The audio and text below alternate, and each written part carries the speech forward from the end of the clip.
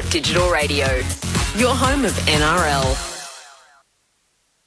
With the ABC Listen app, you can take the footy with you wherever you go. Off to walk the dog? Take the footy! Going camping? Take the footy! Picnic in the park? Take the footy! ABC Sport's expert coverage of the AFL Incredible grab! and the NRL. Every goal, try, mark and tackle, live and commercial free. So whatever you're up to, Take the footy! take the footy with you on the ABC Listen app. ABC Sport. We begin this broadcast by acknowledging the traditional custodians of the land on which this match will be played today and pay our respects to their elders past, present and emerging. We extend that respect to Aboriginal and Torres Strait Islander peoples listening. AFL. What a stage. This game is coming to life. The 2023 AFL Premiership season. The roar will tell you the story. Fans are on their feet.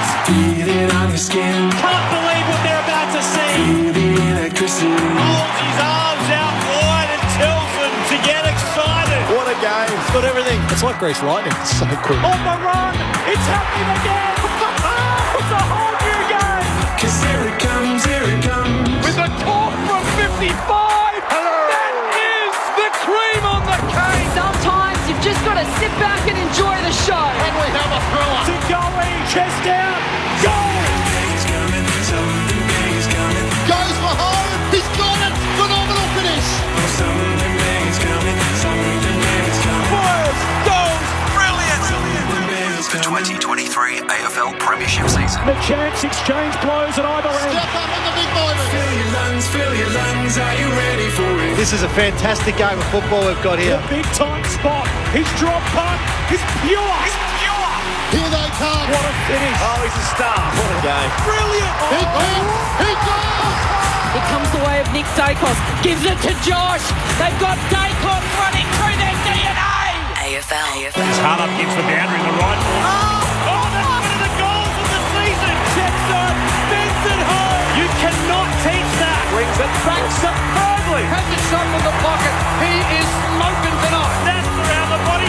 Sensational goal. And that's what brings fans through the game. 40 out. What a superstar. Goes for home. They're red hot. Punches the air in celebration. Outside of the boot from the impossible angle. It's high. It's long. It's straight. Unguarded goal square. He's got it. This is just getting good at the G. Grandstand AFL On ABC Radio Sport Digital. and now streaming every match on the ABC Listen app. Just look for the AFL button. Something big is coming. I know. The 13th annual Easter Monday blockbuster, Geelong versus Hawthorn, the two teams that have shared 8 of the last 15 premierships. But there's interest in this of a different kind. It is now 17th versus 18th on the AFL premiership table. The Hawks are unapologetically in development mode, while for Geelong they are unexpectedly 0-3, the last remaining team with a 0 in the left-hand column on their win record. This is Grandstand AFL. My name's Corbin Middlemass at the Melbourne Cricket Ground. It is overcast. There is limited rain expected during play, which is good news after what has been a pretty wet and cold Easter weekend in Melbourne. The Cats and the Hawks, no late change and no surprises, given both teams had listed their sub at selection. Ollie Henry is going to be the Medi sub for Geelong, and for Hawthorn it'll be Chad Wingard. Matt Clinch is here to call it all with me. Hello, Clinchy. Good afternoon, Corby. Good afternoon to everyone. We've had a bit of wet weather over this Easter long weekend, but we're hopeful of a big crowd at the MCG, probably for the different reasons you touched on. 80,000 is the biggest crowd we've had back in 2014, but it's just about desperate for Geelong if it wasn't already. They haven't started the season 0 wins and 4 losses since 1986, let alone they're the premiers. So Patrick Dangerfield, front of the media, he said it's a confidence issue, not a complacency issue. And yet I don't think Sam Mitchell would have been sitting back thinking, well, is there a little coaching masterclass I can come up with today to expose the Cats' speed and get away with the second win on the trot? I can't wait for this afternoon. I think there's going to be good storylines left, right and centre. Yeah, I think it's a fascinating matchup too. I'm surprised how many were talking it down during the week and saying, do the two teams deserve the date? They obviously played last year. One team won the premiership, the other team finished down the bottom of the table, and yet it was the Hawks that prevailed on this day 12 months ago with a 2-goal victory. In the grandstand, AFL Experts Chair this afternoon is Luke Ball, premiership player from the Pies. Hello, Bally. Corby, I think it's a great rivalry, isn't it? I mean, there's rivalries in the AFL that are steeped in tradition, aren't they? This one seems a little bit more recent, around recent history. I saw a clip earlier around the 1989 grand final. Of course, that's probably the most memorable game these two have played. And I was just down there, Corb, on a timber wooden seat. I was 5. I don't remember much about the game, but I remember the result. I was a Mad Hawk supporter growing up. And, looking back now, what an amazing game that was. But, yeah, I think both teams, will say it, regardless of where they are on the ladder or in their development as a team and their maturity, this game's got a little bit extra to it. And as you said, Clinchy, expecting the same again today, given where both teams sit and how they've started the year. So 9-3 is the head-to-head record in the Easter Monday fixtures, which originated back in 2010. But the interesting talking point, of course, follows the 08 grand final in which Hawthorn won in an upset, upset the Cats that day, obviously, after they dominated the regular season and were the reigning premiers from the year before. So since the 08 grand final, Geelong 19-9 is the head-to-head record during that period.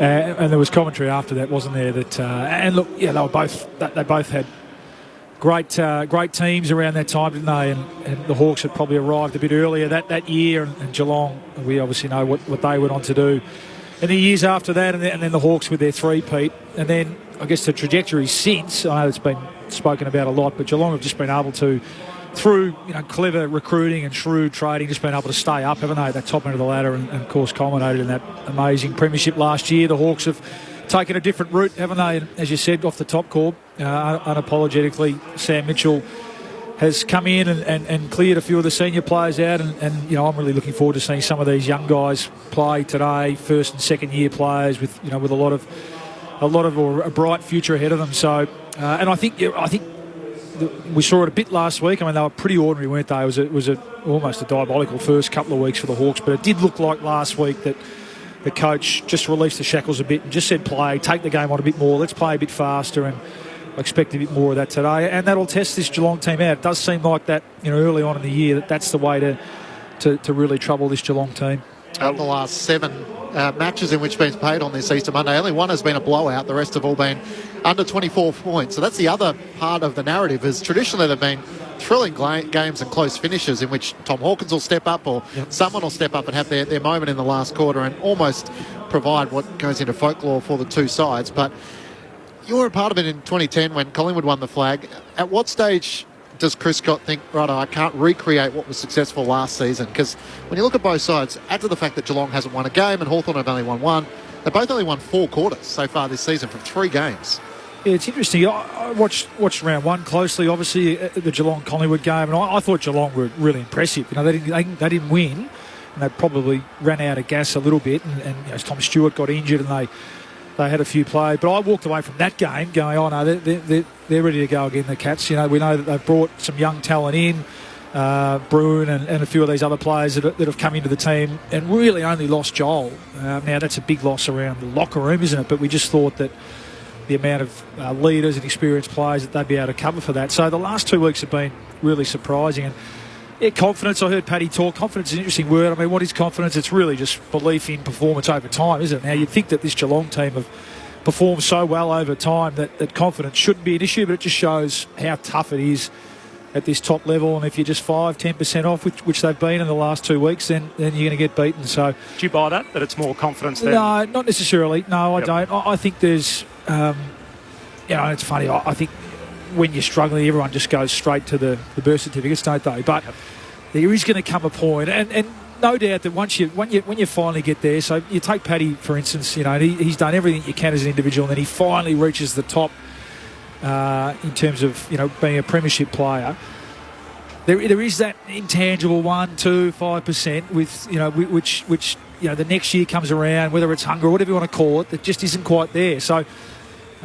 And that's where you rely on the younger guys, potentially the guys that missed out last year, like a Holmes, to provide that spark, to provide that hunger. And they haven't quite done that yet. So I'm not sure it's just confidence yet. I think there's issues around your speed through the middle of the ground, which, again, the Hawks, that should be their go-to today. That's really, looking at the teams on paper, that's going to be their opportunity to test this team, because coming along today, it probably does feel like, okay, tough first 3 weeks. This is the opportunity. This is the easy kill that the Cats need to get their season going again. But knowing Sam Mitchell and how we saw signs of them turning it around last week against the Kangaroos team, which have been pretty hard to beat, they'll have other thoughts about that today. So they have 20 premiership players from last year. They have 11 players, though, over 30. How much of that responsibility will Patrick Dangerfield feel like rests on his shoulders? He's taken over as captain, big stage, Easter Monday. You'd imagine he wants to play an imposing game, but Chris Scott would be sort of reiterating, it's what you've done in the past that we want you to do again, not be the superstar that we need. Yeah, he'd be feeling it, because, again, the obvious or the bow to draw is that, that Joel has gone and he's been such an unbelievable captain, the club for the club and across the competition for so many years that whoever came into the seat after him, it was going to be a challenge, wasn't it? Win, lose or draw. So starting zip 3, obviously and even having the front the media this week and answer those sort of questions. So that's the stuff that whilst you're a leader and a senior player, and Joel himself would say that, no, I've had 6 or 8 captains underneath me, Stewart and Blitzarves and all these guys. Duncan, who comes in today, he's an important in today. And even College Asney's an experienced player as well. But when you're in the chair and things aren't going as well, it is that extra burden to carry. So it'll be interesting to see how he goes about it today. And sometimes, and it showed a little bit last week, sometimes it looks like he's almost trying too hard, Paddy, and not letting the game come to him a bit. So that's the challenge for him, as good a player as he is. Do you buy the hunger aspect? I mean, in 2011, you guys only lost to one team. You lost to them 3 times, but you were the defending premiers. Did that contribute to it at all? On reflection, there were physical injury reasons behind, and you're right, we only lost to one team, and they were a great team as well. So the start of the year we didn't have that issue. We were a younger team though, so not sure. But you do start to look for things, don't you? You start to, once you go zip 3, you start to open yourself up to strong critique. And the other part was Geelong wasn't the best team all season last year. Melbourne and Brisbane were pretty good, but they were the best team by the end when they won 16 on the trot. So that'll be the interesting part. Can they find a rhythm that at least gets them enough wins to get to finals? And on that, they were able to do that, weren't they? Because of their ability to bank early wins, so they could rest Dangerfield, they could rest Joel, and have them cherry ripe at the end of the year. You don't want to go too far behind the ledger because you don't have the luxury to do that then. So it's a really important day, obviously, today for them. Fellow Premiership player Adam Ramanauskas is going to join Luke Ball for the game call. There is no late change. Chad Wingard, the sub for the Hawks, and Ollie Henry is going to start as the sub for the Cats. As both coaches told us during the week, overcast day at the MCG. Corbin Middlemass, Matt Clinch, Luke Ball with you on Grandstand AFL. And Ben Cameron is with us on the boundary this afternoon. Ben, inside the Cats camp with Nigel Lappin. Ben. Nigel, a 0-3 start to the season. What needs to change today to return to the winners list? Well, clearly from the first few weeks is making sure that we compete a bit better in that contested footy, the way that we set up the ground, and then take our opportunities when we're going forward. We haven't been a little bit uncharacteristic really with the way that we're moving the ball forward. We've sort of turned the ball over in some odd spots, so hopefully today we can connect really well going forward and give our forwards a chance. Really interesting comments from Patrick Dangerfield during the week. Do you feel like there's a lack of hunger amongst this group?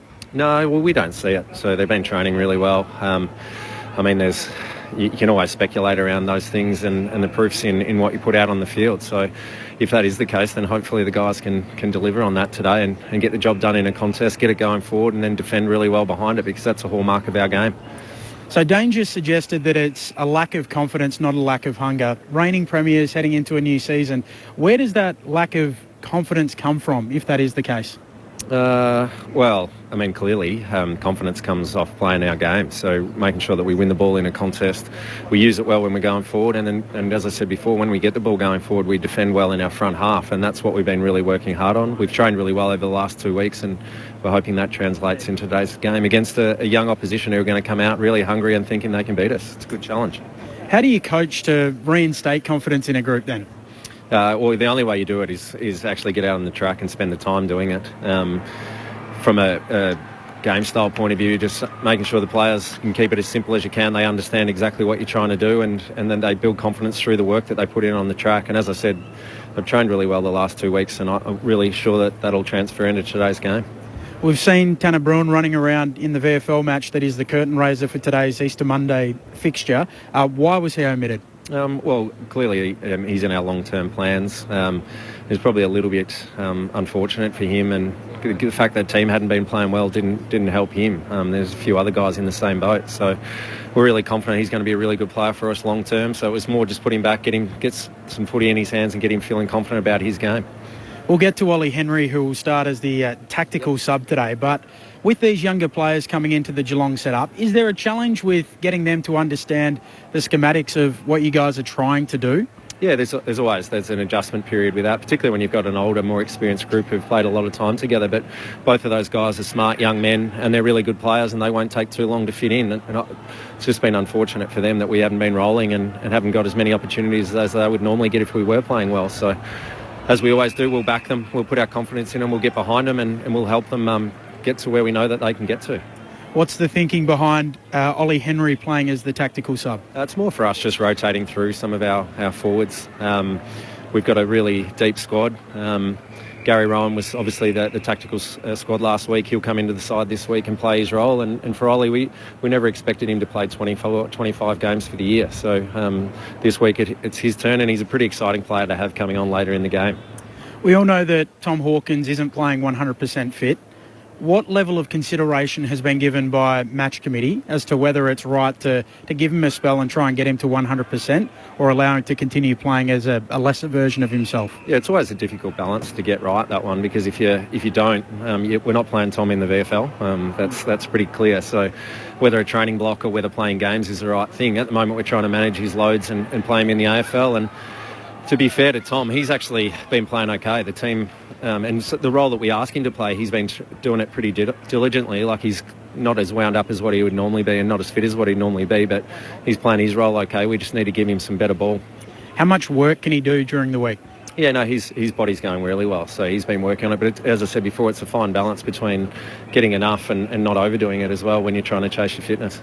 Luke Ball's a part of our team today. He wanted to know, you've been at the Cats since 2009, Nigel. A lot of people that we speak to tell us that you're the fabric of Geelong and you're a big part of the success that they've seen over that period. Where are you at in terms of possible senior coaching aspirations? Is it something you harbour? No, not really at this stage. I'll never say never to those sorts of things, but at the moment I've got a real passion for developing players and working in particular with our youth. So while I love working with all the senior players and I've got great relationships with them, that's really for me what gets me passionate and out of bed every day, going to work and working with the younger players and mentoring them and trying to improve their footy. Want to get the hands dirty rather than managing all of the staff and all of the players. I can understand it. Nigel, best of luck today. Thanks for your time here on Grandstand AFL. Pleasure. Hope it's a good game. Thanks, guys. Thanks to Nigel Lappin and Ben Cameron down on the boundary ahead of Geelong and Hawthorn. Just repeating, there's no late change. The subs, Ollie Henry for Geelong and Chad Wingard for the Hawks, as the coaches forecast during the week.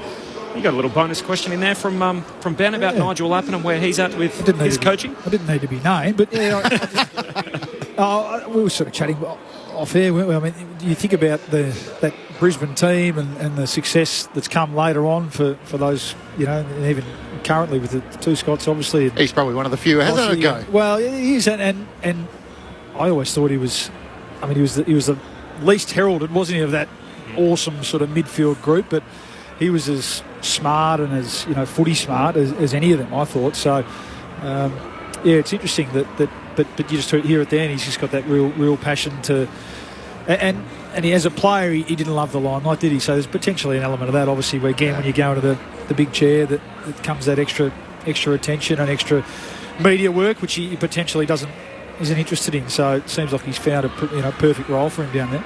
It'd be a good lifestyle down there at Geelong, wouldn't it? You probably have to give up one or two surfs a week, wouldn't you, if you were a senior coach, potentially? Which is kind of what makes this week interesting, because no doubt they're sort of away from Broadway with some of the attention and pressure. They're 0-3, and yet I'm sure a lot of the senior experienced coaches would be going to some of their senior players returning the side and thinking, well, righto, we've given you a few swings now, we've missed. It's now starting to get to the stage where we've got to deliver, otherwise we will have to make changes. Yeah, we do hear, and they're famous for allowing that real autonomy of their playing group, and they're blessed with the senior players that potentially enable them to do that. But yeah, you do wonder whether this week it's instead of that optional session, hey, boys, let's get in, let's do another hour in the club this week instead of doing something away from the club. You wonder whether that's a. I'm guessing not. I'm guessing they wouldn't be jumping at shadows this week, knowing Chris and knowing the experience of the players. But Even Paddy himself admitted that 0-3. Of course, there's extra pressure on every game from here on in. Can I just give you some data numbers quickly? And you can tell me, Bally, as to your wheelhouse. To how easy some of this stuff is able to be turned around. So they've given up 19 goals from the back half, Geelong, which seems like a huge number through the first 3 weeks of the season.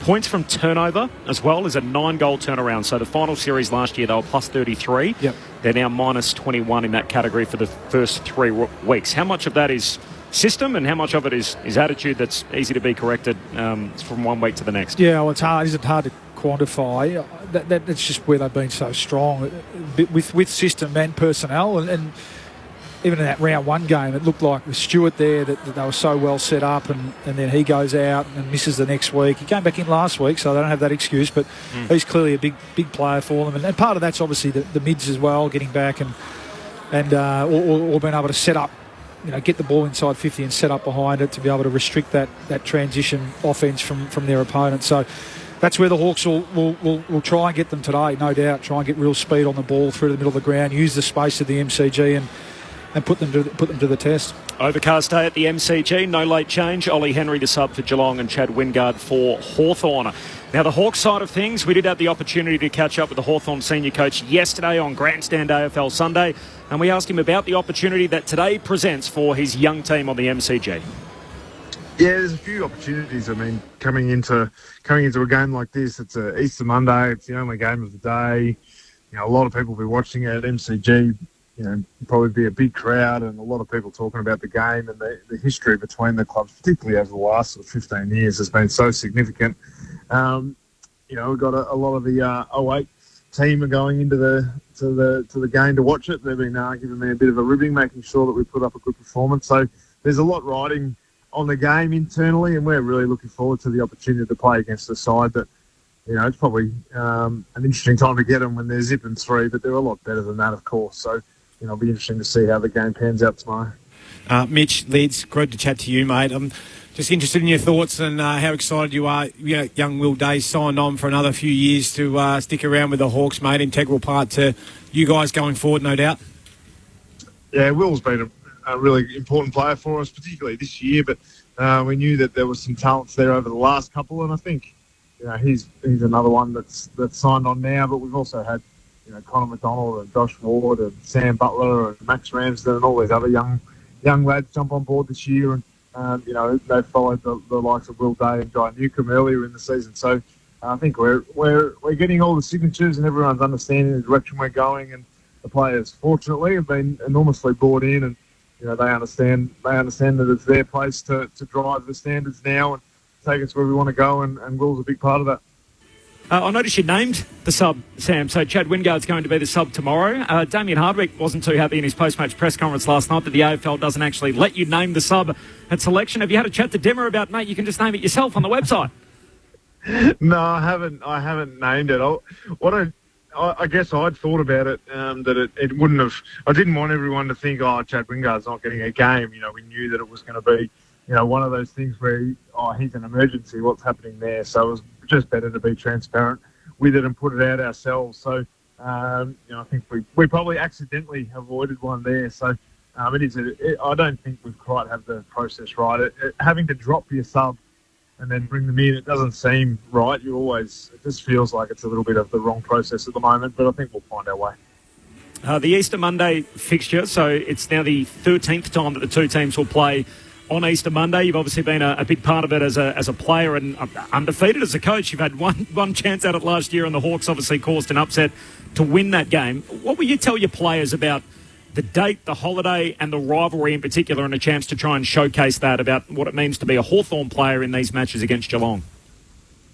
Yeah, there is a little bit of history that goes into it, particularly when it's more recent. I mean, the Hawthorn-Geelong history, obviously, go back to the 89 grand final and one of the greatest games of all time. So I'm sure Jeremy will be talking about that pretty regularly when he gets the chance. But I think with the history, lean on a guy like Luke Bruce fairly significantly. He's played in a lot of these games, and they're such significant, even regardless of where either team is on the ladder. Traditionally, they've been quite close. I think there's been a couple of blowouts, but for the vast majority of those 13 rounds, they've been quite close. So, we sort of talked to the boys today saying if you're expecting this game to be over at quarter time or half time, you're probably going to get a bit of a shock. So make sure you come ready to play a full 4 quarters, because that's what these games usually take. Hawthorn senior coach Sam Mitchell with us yesterday on Grandstand AFL Sunday as we count down to Geelong and Hawthorn. We're about 25 minutes away from the first bounce. There's no late change for either team. So Ollie Henry and, as you heard there, Chad Wingard, the sub for Geelong and Hawthorn. Corbin Middlemass, Matt Clinch, Luke Ball, and alongside him in the experts chair, Essendon Premiership player Adam Ramanauskas. Hello, Rama. Good afternoon. This is my first Easter Monday game. Wow. So I'm looking forward to the experience. When I say to you Geelong Hawthorn, what do you think of? I think the rivalry through from 2008 to probably sort of 2015. I think that's what I think. And the other one, I think of Gary Ablett Senior in 1989. that's how it is. I think so. But it is. It is a traditional rivalry. We want to keep as many rivalries as we can in football, and I think this is a special one. Ben Cameron to join us on the boundary throughout the afternoon. I mentioned there as part of the chat with Sam Mitchell, it feels like it's all of a sudden become a talking point this week, despite the fact we've had the sub back for a number of weeks. And it also feels like it's a very easy fix, Rama, that the naming of the sub. So we had Brad Scott yesterday, pull a selection swifty late where Dyson Heppel became the sub and Phillips started in the 22 to avoid all the speculation during the week about Heppel and his place in the side, so he starts as the sub. Richmond got that and then clarified afterwards through Damien Hardwick, hey, we were never going to drop Cochin, he was just going to be the sub, but they lamented, or Hardwick did lament the fact that they have to drop the sub at selection. And both the coaches here, in Chris Scott and Sam Mitchell, both let their supporter base know that, hey, by the way, Ollie Henry's out of the 22, but he will be the sub. And Hawthorn, the same thing with Chad Wingard. He's back, he's playing, but he won't start as part of the 22. It feels like we're a game that has 23 aside and we're still pretending that it's 22 versus 22. Why don't we just name the sub at selection or name a squad of 23 and you pick the sub on match day? Sounds pretty good to me, Corp. I don't have a reason not to do that other than the traditional the 22. No, it doesn't make any sense. I agree. Did you think of the commentary that we all had around Cochin? And it would have been, I can understand why Brad Scott did it that way, because if they had dropped Dyson Heppel on Thursday night, everyone's talking about Essendon and Heppel and his place in the team. In saying that, the Richmond, if they wanted to, could have said, correct, Trent Cochin is out of the team, but he is our sub. They could have easily said that as well to stop the speculation. You're right, but then the other thing is, like, what happens with when we have to name the teams? 90 minutes out from the game, big storm comes, and that changes your thought process. All of a sudden, they don't want to play Phillips. So just name 23 and make the sub, name the sub 90 minutes out when the team sheet goes in. Yeah, and on grand final day, 23 get a medal, so it's not as if we're 22 versus 22. It feels like an easy fix, but it's come up a bit this weekend, which is surprising given we're 4 weeks into the second season of the sub. In saying that, I think a Chad Wingard type is a perfect sub. Yep. That could be maximum impact if he's injected late into this game. It is the only area that could be problematic is if you name your sub and then conditions change and you chop and change. Yeah, that's my point. So you don't just name 23 and then 90 minutes out, you name your sub. He's the sub. Yep. And if you have to make a late change, make a late change. It just, it's bizarre that we name the 4 emergencies and then it's... When we get here and the team comes out, we learn at that point. There was a curtain raiser. The VFL match was played between Hawthorn and Geelong, so Tanner Bruin had a run around as part of that, having lost his place in the Geelong team. His side was well beaten, so Hawthorn won that by almost, or just over 9 goals, 55 points victory for Hawthorn over Geelong's VFL. The Stall gift, Bally, was on today. I know you were keeping a close eye on what was going on in Stall. Ryan Tarrant won the men's final. Got home by an absolute whisker. We had that on in the box here, Clinchy, to win the 2023 men's race. Wasn't my pick. I was on the pink. Yeah. I thought the stumble on the line got him over. It was and small field in the final. There was only 5 running in the final, which feels like a little low on previous years. And Bella Pasquale won the women's race. Have you done an Easter down in Stall, Clinchy? I think you said yesterday you've been there a couple of times. I haven't, no. Looks good, though. Looks like a good day out, doesn't it? Yeah, it's great fun. Good community atmosphere. We almost didn't get to air the year we went, so there was a bit problematic about it all, and I reckon I slept for the first hour of the drive down there, but it's something you need to do. If you're a fan of that, it's a great experience. This feels like pre-Easter Monday blockbuster days. Pretty much. Yeah. Now, this has been a big part of the AFL schedule, of course, since 2010.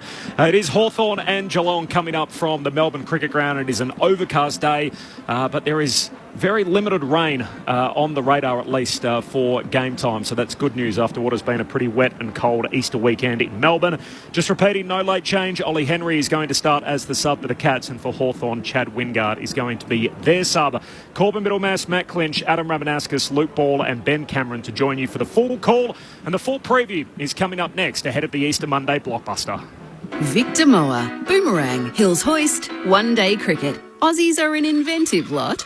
It couldn't have been made anywhere else. Tony Armstrong is rolling open the shed door to explore Aussie creations. They tell us who we are and the times we live in. And in there lies the charm.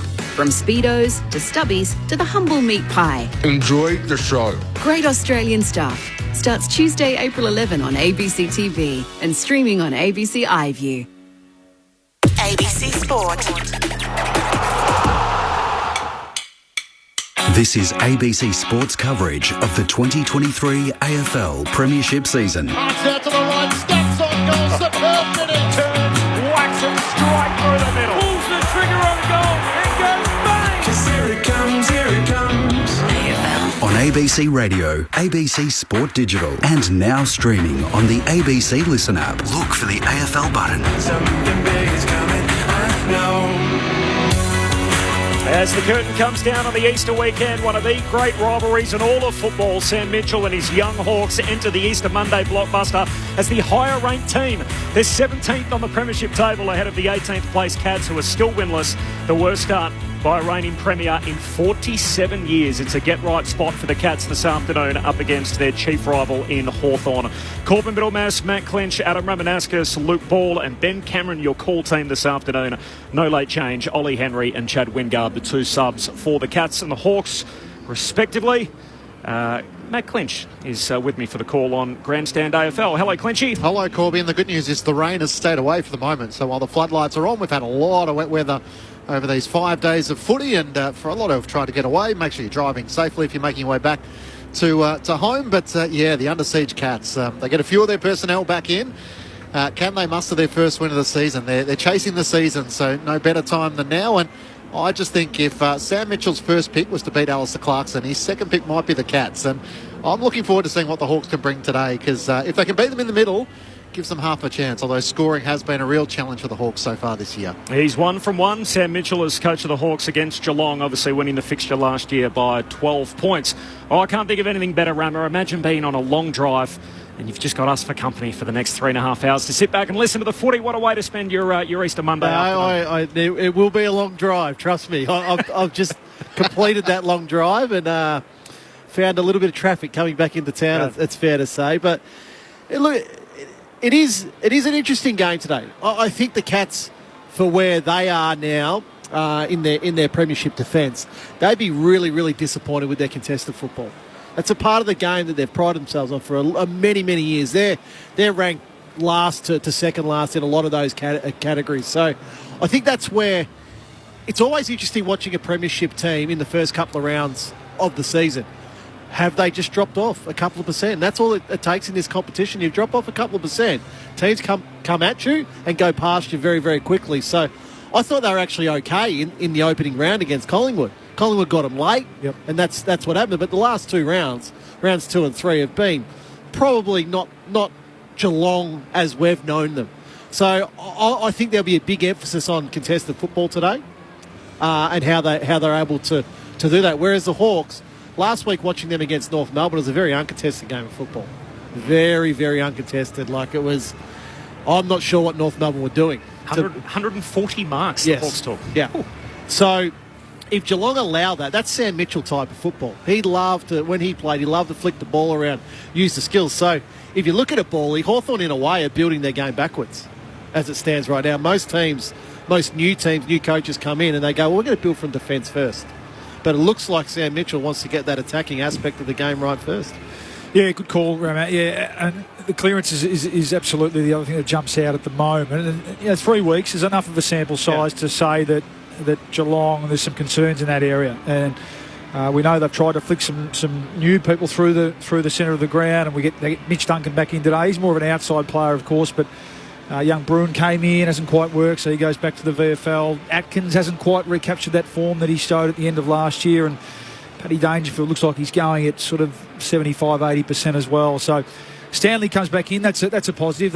He's a crucial part of that midfield mix. But I think it's number 2 centre bounce clearance versus number 17. So even 3 rounds in, we're starting to see a bit of a trend there. And when Sam Mitchell was one of the greatest clearance players of all time. So that's another area that he's clearly focused on. So yeah, it's going to be a fascinating game. As I said, driving in, it does feel like that if you're a Geelong fan, that this is the easy kill that potentially gets our season going. But we know that it's not just going to happen for them, and all eyes are going to be on them to see how they attack today and whether they can turn some of those numbers around, which are starting to become reasonably alarming. I've got a lot to pick up on from everything you just said, but first of all, the obvious narrative and the one that we focus on externally, we've spoken about it a bit already, that the man that's well fed, it's hard to remain hungry. So how does the Premiership team, how much of that is sort of the easy criticism of the reigning premiers, and how much of it is real? Does it live with you? And both of you, after winning premierships, played in a grand final the following year and came up short, albeit against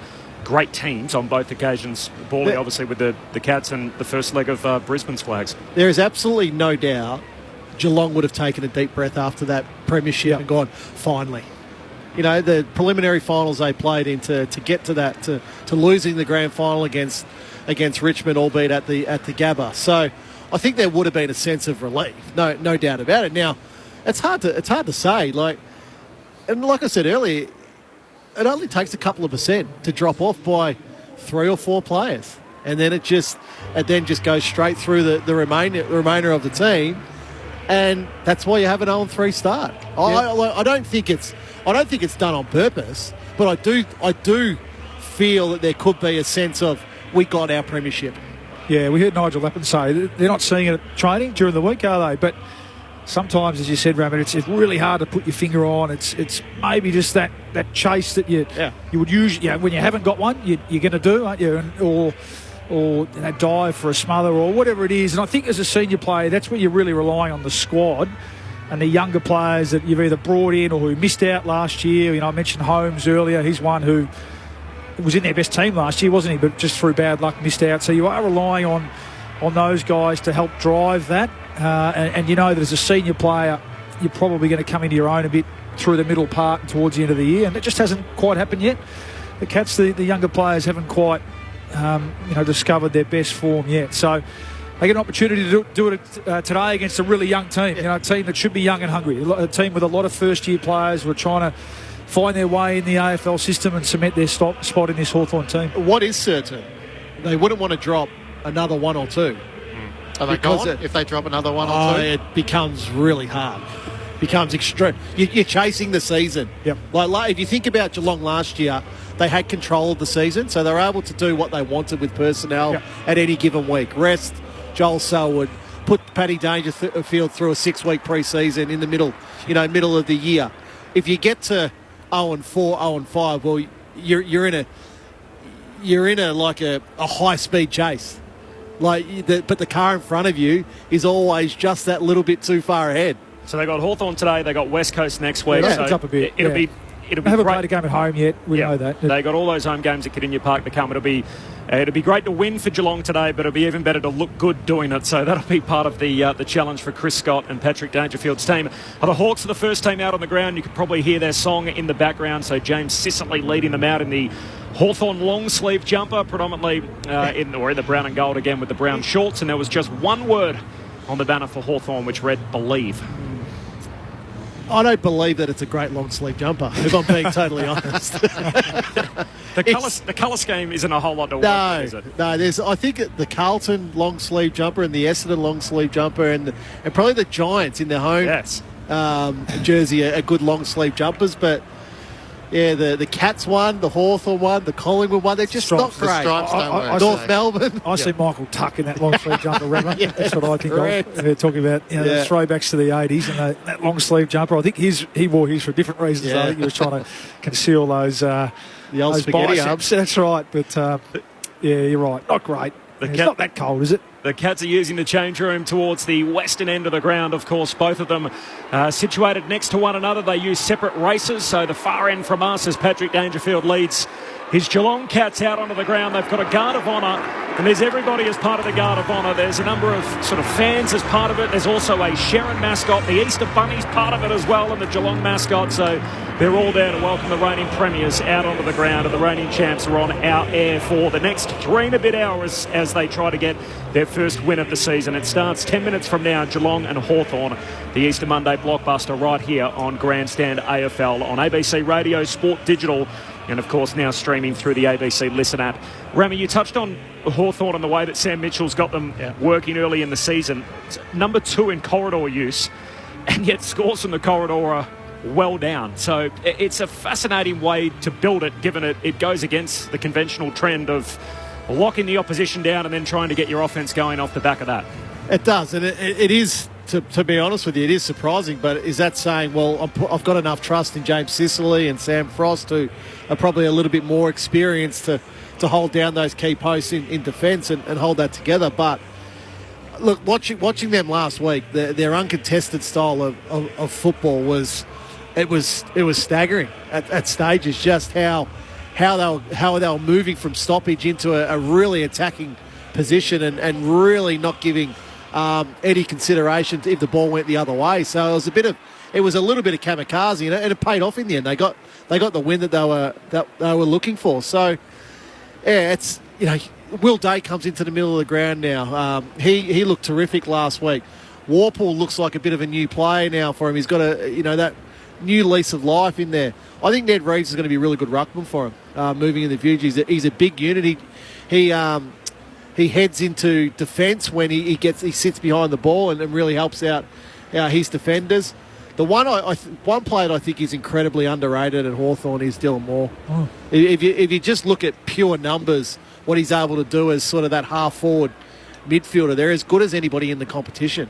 25 disposals, a couple of goals. If he can keep that up, I mean, he probably features in the All-Australian squad, doesn't he? Yeah, no doubt in my mind. So they've got. I think they're building now. A lot of people have spoken about Hawthorn building for the team of Tasmania coming in. They want to be built before that, because we know what happened with the draft compensation previously with Gold Coast and GWS, and how teams towards the tail end of the ladder really struggled through that period of time because of that compensation. Now, Hawthorn believe that whether that's 25 in 2025 or 2026 which is interesting, Tassie came in. You could argue Hawthorn benefited from it in a great way. They were a good team. Yeah. The other sides weren't able to top up. That's right. Period. So they're going, well, let's get these games, let's get these draft picks that we want now.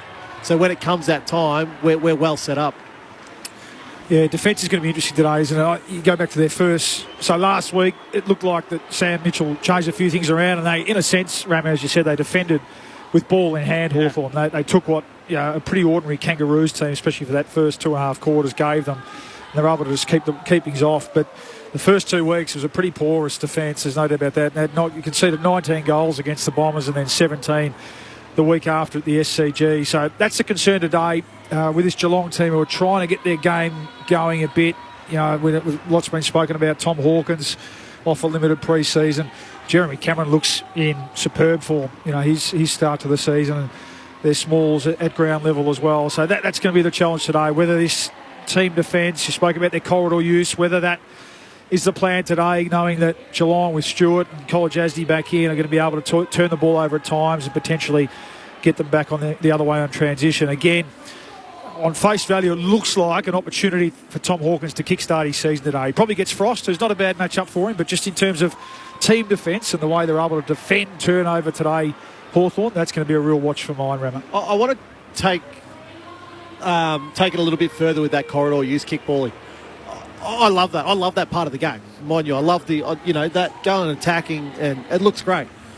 But you can't then be 17th when you're going inside forward 50. Now, you go back, let's go all the way back to Thursday night when you look at Brisbane playing against Collingwood and how they were able to execute Brisbane going inside forward 50. That kick now, we play in a zone defence era.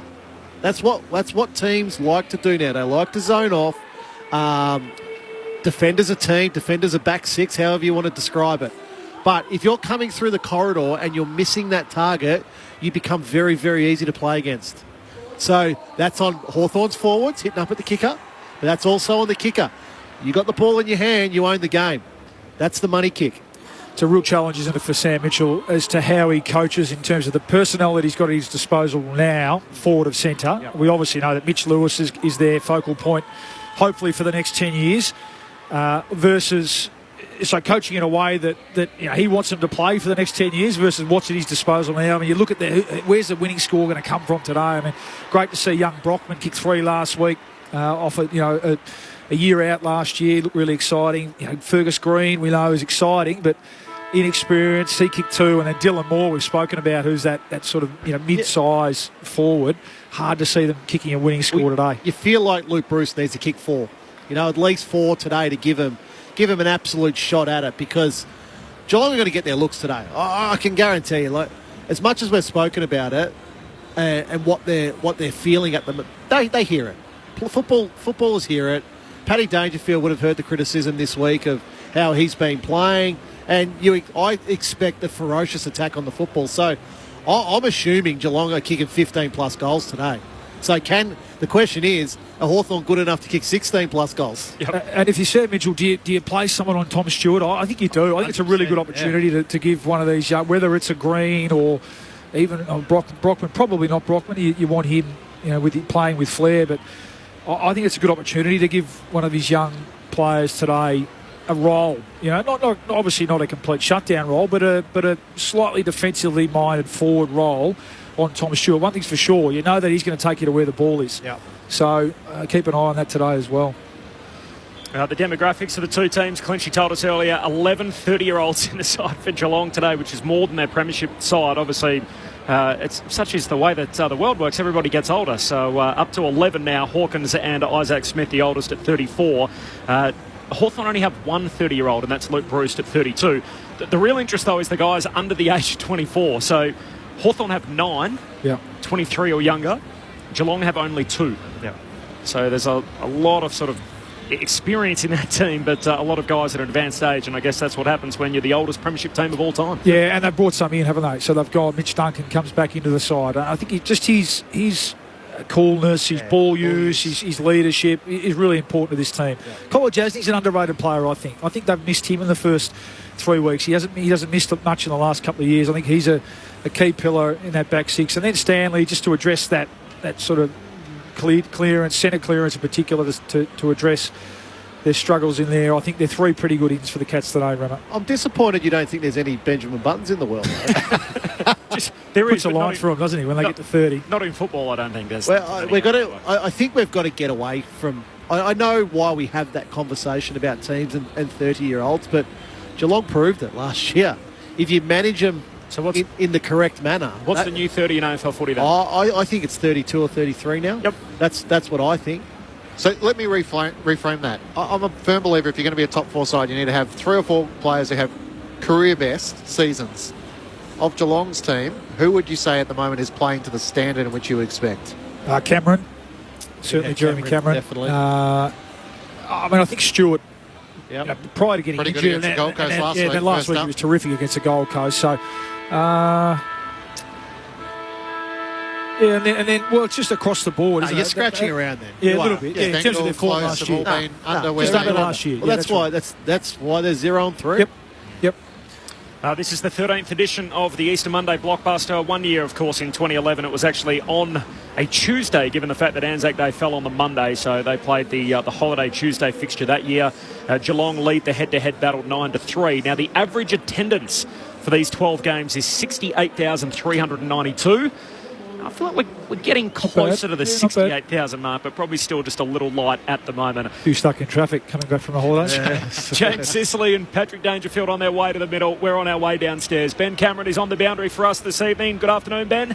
Yeah, good afternoon, Corbin. Patrick Dangerfield has just won the toss and pointed to the city end of the ground. Now, we're told today there's a medium chance of showers becoming less likely as the arvo goes on. It's just spitting at the moment, probably what you'd call mizzle as it stands. Currently 15 degrees, so good footy scarf, hot chips and pies. Weather, a little bit of a late arriving crowd. The subs named during the week, as you mentioned, so for Geelong, Ollie Henry, Chad Wingard as he comes back from that calf injury, and joining them on the bench for whatever it's worth to start for Geelong, Bose, Atkins, Myers and O'Connor, and then for Hawthorn, Ward, McKenzie, McDonald and McGuinness. All set from down here on the boundary. I reckon it'll be a smidgen over 60,000 at the moment, Corb. We'll see how many more file in.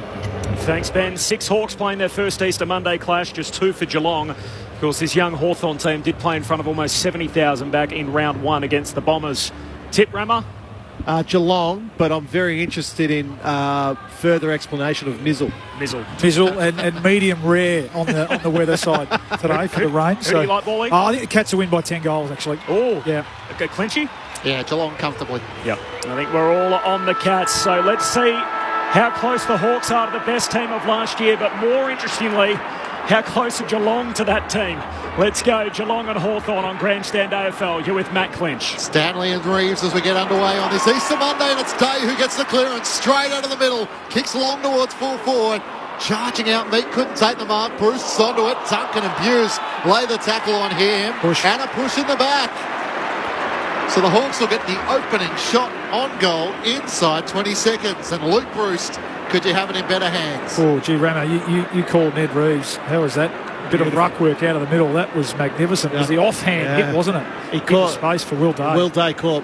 The 32-year-old Luke Bruce steps out, snaps across his body. He's got it. The dream start for the Hawks. Trying to ignite the crowd here at the MCG. The Hawthorn fans are at the city end. They're on the board inside a minute through Luke Bruce. They're 1 straight 6 to Geelong yet to score. Luke Ball and Adam Ramanaskas are with you. Just to expand, so that the bounce favoured the right hand hit, didn't it? And all the players sort of gravitated towards the right hand of the centre circle, but he just flicked it over his head beautifully to Will Day, who didn't break stride. Geez, you love that as a midfielder, don't you? Well, I get a feeling that Ned Reeves hurt his shoulder in this fixture last year, hopefully not to Mozzie, and he was going really well, so that's a great start for him and the Hawks. Geez, I tell you, Will Day caught Paddy Dangerfield so flat-footed in that first contest. He had so much space in the end there, Will Day, to just clear that football with ease. Said Bruce needed to kick 4 if the Hawks were to win. He's got one inside the opening minute. And the yellow Sharon about to be whacked back into the turf at the restart. Crooked bounce. Umpire lets them go at it. Reeves favoured by the bounce and then a late recall. Mark Blitzarves and Connor Nash standing next to each other in the centre square. 6-6-6 resets. Hawks home team in the brown shorts and the brown and gold, and of course Geelong in the white shorts with the customary hoops back in the middle. Blitzarves trying to soccer it away, in danger. Free kick for the Hawks and Warple's going to get it inside the centre circles. Another break coming up for Hawthorn. We kick the first goal in the opening minute. They're going forward again as Warple just kicks to centre half forward. Green's got to go. No mark. Spills down to Bruce. Quick hand pass turnover to Cam Guthrie. Hand pass away to Tui. Gives it to Stewart. Kicks out of the defensive arc. Asking a bit of Hawkins, who lunges forward. Spoils it down to Day of the Hawks. Hand pass to Frost. To Nash. Sicily's worm burner inside 50. Picked up by Morris. Tackled by Stanley. Spills to Brockman. Top of the 50. Was he almost tackled? He wasn't penalised. Hand pass inboard to Moore. Trying to link up with Newcomb. Gives it to Day. Great signature, almost run down. Gets it away to Green, who dribbles through the second. Almost felt like one hand pass too many. But in the end, they got it in the hands of Fergus Green. And he was able to dribble through the Hawks' second. Off to the fast start. 2 straight 12. Geelong yet to score. 2 minutes gone at the MCG. Well, it certainly was one handball too many. Will Day was clear and had an easy, real easy shot directly in front, but he chose to give that next handball to Fergus Green, and that made me awfully nervous. But they were good enough. Dylan Moore involved twice in that passage of play, just with hands, little hands to get his teammates away from trouble, so then Hawthorn can go and possess the ball and end up finishing with a goal there. But all their prime movers involved there. Will Day, Dylan Moore, and Newcomb was involved there. So nice start for the Hawks. A couple of missed tackles too for the Cats. Could have wrapped them up. 2 straight to yet to score. Hawthorn's way. Reeves again to head out. Free kick for a hold as Stanley grabs his shirt on the way up. Advantage applied. Nope. Umpire says bring it back. Fergus Green, what a story. Hadn't played an AFL game in 4 years. He's now played the first 4 of 2023 and he's got a goal in his first Easter Monday fixture. Hawthorn have 2 of them. 2 straight. Geelong yet to score. Reeves takes the ball by hand. A hand pass out to Scrimshaw. He gives it to Hardwick on the wing. Southern side kicks to the hot spot. Meek competes. Spills down towards Days. Tackled straight away. Dispossessed. Morrison grabs it. They swarm to him and the umpire says, I'll have it. A ball up. 50 out from the Hawks' goal, but they've had the only 5 inside 50s to start the game. The ball hasn't been in the front half for the Cats. Just the 4th disposal for Geelong as Dangerfield gathers and banks it as far as he can down the wing. Bouncing in front of Sicily and Cameron. Sicily's happy to knock it over the boundary line for a throw-in. But let's hope that matchup stays with Sicily and Cameron for its entirety, because we know Sicily loves to lay off, intercept mark, and just gather many possessions, but Cameron has been the most dangerous forward in the competition to start this season. Hawkins on Frost and Scrimshaw on Rowan as it's thrown back into play. Blitzhouse follows up his ruck work, lays a tackle, but it's over the shoulder, and another possession coming Hawthorn's way, and Will Day's the player who was taken high. He'll take it at right half back for the Hawks, who lead by 12 points. I think Reece Stanley just dropping right behind the ball, even at that half forward stoppage there for the Cats. He'll be involved here.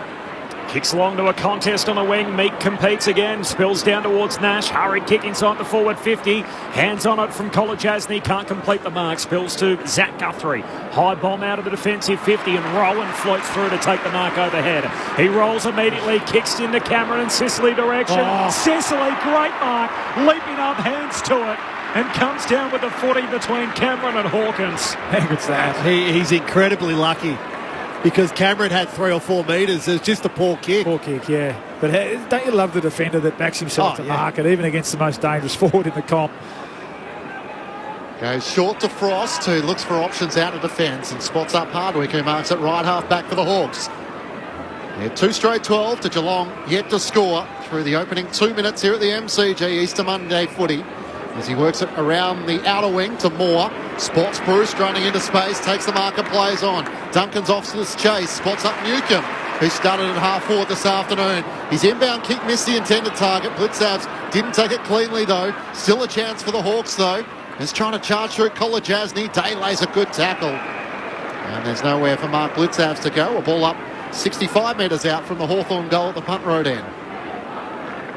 Up it goes. Reeves and Stanley compete. Stanley hooking it down from the back, but straight to Jankov. Jaff hand pass away to Morrison. Tumbles a kick for the Hawks to centre half forward. No clean pick up for Newcomb. He was bowled over illegally.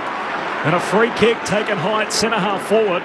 Got the contact from Stewart as Newcomb went down to pick up the footy. And a free kick for the Hawks, number 3 at centre half forward. Yeah, accidental contact, but certainly there. And just rewarded for body lining the ball. And that's what they've been doing, haven't they, for the first 6 minutes of this game, the Hawks. Cats look, as you said, Rammer, Cats look a little flat-footed. Yeah. 2 Brownlow votes the last time they met on Easter Monday last year. And John Newcomb, what a story out of the mid-season draft a couple of years back. He's got to kick it all at 55 metres. His drop punt is offline at the trip, but missed everything out to the left. Out on the full, Hawthorn the first 2 goals. They're 2 straight. Geelong are yet to hit the scoreboard 7 minutes in. No late change. That was their 7th possession in 7 minutes, Geelong. So just have not been able to get their hands on the ball, whereas Hawthorn have had 30 possessions. Adam Ramanaskas with you on ABC Sport. Asava Radagalia to Duncan and now to Stewart. A couple of the old guard back in the lineup today. Up to Zach Guthrie on the wing. Hand pass to Cameron, who accelerates and kicks along towards his buddy Hawkins. Getting back, Scrimshaw couldn't take the mark. Myers tries to knock it on. Scrimshaw races back after it for the Hawks. Hand pass to Jaff. Back to Scrimshaw. Beautiful synergy. They're out of defence through McDonald, who takes the mark. Just lost his footing as he completes the mark. The youngster at half back. Did well, Scrimshaw. Had to go, didn't he? And Hawkins bearing down on him, but didn't flinch, and then affected the rebound 50. Well done. McDonald to McGuinness. Also got a McKenzie in the team. Yeah, a lot of Max. Yeah. It's McGuinness off the back flank, kicks down the wing. Fergus Green works his way to the front, takes the mark. The last goal kicker in the game. On the wing, he looks back into the corridor. Jab the target, backpedaling, takes the mark. Off his knees, hand pass away to Ward. He'll swing a hand pass laterally to Sicily. Has it logo, southern wing, kicks inside the forward 50. Bruce the target, Brewster's got it. Right forward pocket, 25 out. Just stretching the field there, the Hawks. Now Fergus Green takes the mark right in front of us here. Centre wing. And then it's everything getting back into the corridor. Bruce across the body for 2, and the Hawks have 3. What a tone setter at the MCG. Hawthorn the first 3 of the ball game. 9 minutes in, 3 straight 18. Geelong 0-0-0. Yet to score. Yeah, just moving the ball off the line, which, I mean, you have to do against any good defence these days in AFL footy, don't you, Ram? But a little bit of boldness about it. That kick inside to Gearth was just on perfect, wasn't it? But had that overlap run too, which we know if you can get that overlap run forward of centre, the game really opens up for you. And perfect start from the Hawks. They've been able to stretch this Geelong defence, been able to get one-on-ones. And Luke Bruce, well, what a player he's been over the years for this Hawthorn team. And what do you call it? 4? Well, as I said, halfway. 2 halfway through the first. Yep. He's on track for 8. Luke Ball and Adam Ramanauskas with you. The Cats ranked last 4 clearances. It's 1-5 Hawthorn's way and 3 centre-bounce clearances. Ouch. Now that is an awkward one as Blitzavs has caught one and Dangerfield gets the clearance. He drives it long inside 50. Caught behind was Cameron. And Frost takes the mark for the Hawks. Mark Blitzavs is still down on all 4s as he kicks it up to Ward, who marks it left half back for the Hawks. Oh, that hurts. Yeah, I'm hopeful he's just copped one where every male doesn't want to cop one, but he's still down in the middle of the ground. Blitzarves. Ward kicks down the wing off hands of the packet, spills to Holmes. Hand pass to Stewart, retreats back by foot to Colin Jasny at centre half back. The ruckman would say that all the ruckmen out there would have a wry smile on their face, because really it was the big fella Reeves just getting the knee up to protect himself, and sometimes the undersized ruckman who comes across the line to try and nullify that. Sometimes he has to wear one of those, although right in the ribs. Now, who was it a couple of weeks ago that got a week for that? Coney. I think he got off. He got off, did he? Okay. Yep. He's very sore here. That hurts. Yeah. And that's 110 kilo knee right down the middle. Yeah, that could be ribs, that could be all sorts of things. It was Stanley on that occasion. It's Blitzarves here who wears the contact from that raised knee in the middle. The Hawks win the footy back at half-back. Jaff to Sicily, to Nash by hand, retreats back by hand to Sicily, running out of room, squeeze the kick out. Jaff has a fumble. Myers likewise.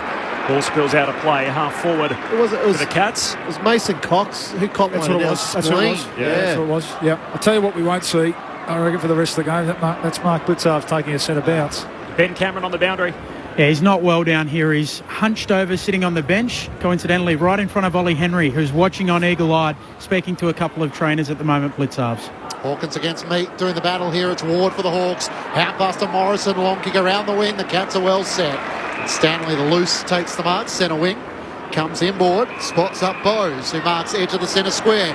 Inside 50, you've never got to Rowan. Jaff created with his boot. Holmes was hand pass inboard. There's nowhere to go for Nash. This is locked up by Rowan. And a ball up. Did you think it was intentional, Lloyd Meek's act? Well, his eyes are on the ball, so it's a really interesting one. What's the duty of care there for a ruckman who's standing under a centre bounce? Ball up centre half forward for the Cats. Atkins knocks it away. Stengel passing through, can't collect. Scrimshaw knocks it on for the Hawks. Now Nash has a tackle, taken to ground. Pack forms around him. Ball up 30 out from the Geelong goal. Ben Cameron. Blitzarves has gone down to the rooms. A couple of trainers in tow, so down to the rooms for Blitzarves. I haven't seen him stand up straight yet either, Blitzarves. Looks like the hunchback of Notre Dame, just bent over at the moment after that contact in the ribs. There's a free kick here for a ruck infringement. It's going the Hawks' way, and now there'll be 50 after a little bit of back chat. So Lloyd Meek is going to dart up to halfway, and he's got the footy for the Hawks. Umpire stops to the right of the 2 centre circles. He's got Sicily on the members' wing. The ruckman spots him and sends it that direction. The Hawthorn captain now looking for options with Geelong, pushing a lot of numbers behind the ball. Drives it long. Stanley, the loose, sets himself in front of Green, who flew, brought it down. It's Newcomb, hand pass to Bruce, bumped off at Ward, and O'Connor comes over the top of Bruce, trying to knock it clear. Hughes emerges for the Cats. Hand pass out to Stewart in the right back pocket. He works it up to Close. He marks it right half back for the Cats. Hawthorn by 18 points. Short kick to O'Connor. The umpire pays it. Standing almost in line with the man on the mark. One of their 20 premiership players out there, Mark O'Connor. This goes long to Rowan in a contest down there with Hardwick. Hardwick and Rowan hit the deck, and Scrimshaw, the last man standing, takes an easy chest mark half back for Hawthorn. 3 straight the Hawks. Geelong yet to score, 14 minutes in, and Blitzarves suspected rib damage after an incident at the centre bounce. He kicks Down the wing, Scrimshaw. Meek takes the mark, moves it on immediately to Nash. Hand pass, one on McDonald. He slips over. McKenzie knocks it out back to McDonald. Still with the Hawks. Hand pass to Ward. Heads inside 50. Flying for a green. No mark. Radically spoils straight down to Bruce. Hand pass sets up Brockman. Oh, he could run into the open goal. He kicked it too soon and misses. Gee, could have walked it into the goal line. And Tyler Brockman leaves one out there and behind for Hawthorn. 3-1. Geelong yet to score. 14 minutes in. A let-off for the Cats. Shot in the box immediately goes to Sam Mitchell. They've got the Cats on the canvas at the moment. Zach Guthrie brings Geelong back into play. Kicks in for Stanley. He and Meek complete. It's brought down underneath and Close trying to shovel out a hand pass to Holmes, who kicks end over end. Frost leads Hawkins to the footy, taps it down to Impey. He jams it onto the boot. High ball towards half forward. Warple underneath and juggles the mark. In front of Hughes, they're winning quite a few of the one-on-ones, the Hawks at the moment. Not afraid to go central, are they, to that centre-half forward position, the Hawks with the long kick. Get numbers to the fall of the ball. It's nice and predictable at the moment. Right on the edge of the centre square. Chips it looking for Dylan Moore, one of the smallest players on the ground. It clears him. And Zach Guthrie lunging forward takes the mark for the Cats. 30 metres out from his defensive goal. Hawthorn by 19 points. More than twice as many disposals, twice as many marks, twice as many ground ball gets, twice as many inside 50s. Well, clearances 7-2. They're dominating every category in this game at the moment, the Hawks. Hawks the only 19 points in the game as Duncan goes short to Stanley. Gee, lucky not to be in a protected zone there was Carl Amon. The umpire lets them roll. The kick goes into the middle of the ground. Dangerfield, the target, spills down to Smith. The former Hawk drives it deep inside 50. Oh, Cameron pulled out, left it for Stengel. Tries the Dacos effort from the pocket and a goal-saving lunge from Frost. Knocks it through for a minor score. It's the first one Geelong have. They're one behind. Hawthorn 3-1-19. I reckon it was going through too. You're right. Goal-saving touch. Quickly brought in toward for the Hawks, who kicks out to right half back. Sicily has options out on the wing. They are off. Bruce takes the mark, works it forward to Moore. He wants to play on. Players streaming forward in the middle of the ground for the Hawks. He goes more direct than that. Long driving kick looking for Fergus Green. He takes the mark, having lost Radicale, looking for body contact, but a hold. And a free kick going the Cats' way, rather fortunately, to Zach Guthrie. Very fortunate against Warple there. Not much in it. Waste no time to Duncan, who chips it to O'Connor. Around the back to Mitch Duncan once more. First senior game of 2023 as he spots up Tom Hawkins in the middle of the MCG. He's in the back half and just about every player on the ground's in front of him, so Hawkins chips it just over halfway. Rolling the target, couldn't complete the mark. McKenzie steals it from him, shares it with Bruce. Hand pass to Reeves, kicks up over halfway, but straight to Radicale of the Cats. Ben Cameron on the boundary. Mark Blitzarves is back. He's just run back out onto the ground. Corby, you'll be pleased to know he's upright, no longer the hunchback of Notre Dame. You'll get the footy here. Here he is, receives the mark from Radicale. Broadcast wing can put Geelong deep inside the forward 50. They come from all directions. Hand on it from Scrimshaw, no mark. Spills out the back to Hawkins. He wanted to keep it alive and does to Bose. Look away hand pass to Close, slick hands. The 1-2, Myers got it, gives it to Cameron, gets it back, kick smothered. Cameron has a go, jams it on the boot and pops it through. It wasn't pretty, but Geelong had their first. 18 minutes into the opening quarter, Geelong 1-1-7, Hawthorn 3-1-19. And it comes through their leading star, Jeremy Cameron, with Geelong's opener 17 and a half minutes in. You know what there, Bully? They worked extremely hard for this goal. Now, we'll get the replay here. You tell me if they're excited after kicking this goal. There's very, very little enthusiasm. And it's a little, I know it's a little thing, and I might be looking too much into it, but to create energy, they're going to be around, they're going to be jumping all over Jeremy Cameron there. There was 6 or 7 players involved in that piece of play there that kept the ball alive. It was Hawkins to start with, then Close, then it eventually gets to Cameron, he kicks the goal, but just energy. I just want to see a bit more energy from the Cats. Adam Ramanaskas with you on ABC Sport. Into the middle, Blitzhouse is tackled by Newcomb and holding the footy, trying to follow up his ruck work. John Newcomb to take the free kick for the Hawks, chips forward to the centre circles. Good effort to get back out there, isn't it, Mark Blitzhouse? Into the centre bounce, as I said, I don't think he'll be queuing up for too many ruck contests, though. Newcomb's kick inside 50, spoiled down by Duncan. O'Connor tucked in a tackle by Day, and the umpire will ball it up 40 metres out from the Hawks' goal. Inside 50's Hawthorn to a 13-7. As Reeves wins down the tap for the Hawks. Blitzavs is after it. Gathers. Tackled by McKenzie. Flat on his back as he tries to knock the footy clear. He's still 45 metres out from the Hawks' goal at the punt road end. They lead by 12 points. Only the 6 tackles each team at the moment, so it's been a pretty open, free-flowing game. Stanley wins the hit out down to Dangerfield. Quick hands to Cam Guthrie. Spun around in the tackle, but got it out to Kolajasny. Back flank. Kicks Geelong down the wing. Jaff underneath it. Takes a good mark. Never took his eye off it. And the intercept mark for Hawthorn. Broadcast wing. Northern side of the G in front of the members. As Jaff just kicks a high bomb back to centre half forward. Radicalier flies it, spills down to Hawthorn's way. McKenzie onto it, kicks to the unguarded goal square. Didn't get the bounce he needed. And a behind for the young Hawthorn star. Picked 7 in last year's draft, Cam McKenzie. A behind, Hawthorn 3-2. They should have had the first 4. Geelong are 1-1. It's Hawthorn by 13 as we tick into time on in this opening quarter. Isaac Smith got the blues before the game in the warm-up when his number came up and face on the big screen. Short to Stewart, up to Dangerfield, who ran underneath the footy. It clears him. Impey behind, gathers in front of Radicalier. Lost his footing. Hand pass to McKenzie of the Hawks. Chips it inboard, and Newcomb takes the mark. Adjacent with the centre circle. Switches out to the southern side. Morrison takes the mark. Opens up the angles inside 50. Kicks looking for McConnor. Getting in front. It's worked out by O'Connor of Geelong. Gets the hand pass away to Kolajasny. He goes backwards. And Isaac Smith takes the mark in the left back pocket for Geelong. I know it helps Bally and Rama that they've had a lot of the footy, but they look well organised for Hawks as well. Moving it well. 15 inside, 50 to 7. So probably haven't quite capitalised on that field dominance yet. Smith to Radicalier, centre half back, flares it to the back flank for Dangerfield. He marks and plays on the skipper, heads down the wing. Duncan trying to take a one-hander, can't. Falls through to Frost. Hand pass to Impey for the Hawks. Kicks back to half forward and Radicalier intercepts. He's very lucky there, Dangerfield. Very, very lucky. Just had to use his numbers, didn't he? He had plenty. He could have kicked it straight to Stanley. Yeah. It's a simple kick. Get away with one. But then he turns it over, and then Brockman's going back the other way, and he doesn't want to chase him. He's very lucky Radicalier got there. Geelong down the line for Radicalier. Stanley drops a mark he should have taken. Spills to Frost under pressure. Got boot to ball. His direct opponent Hawkins wins it though for Geelong. Hand pass to Duncan.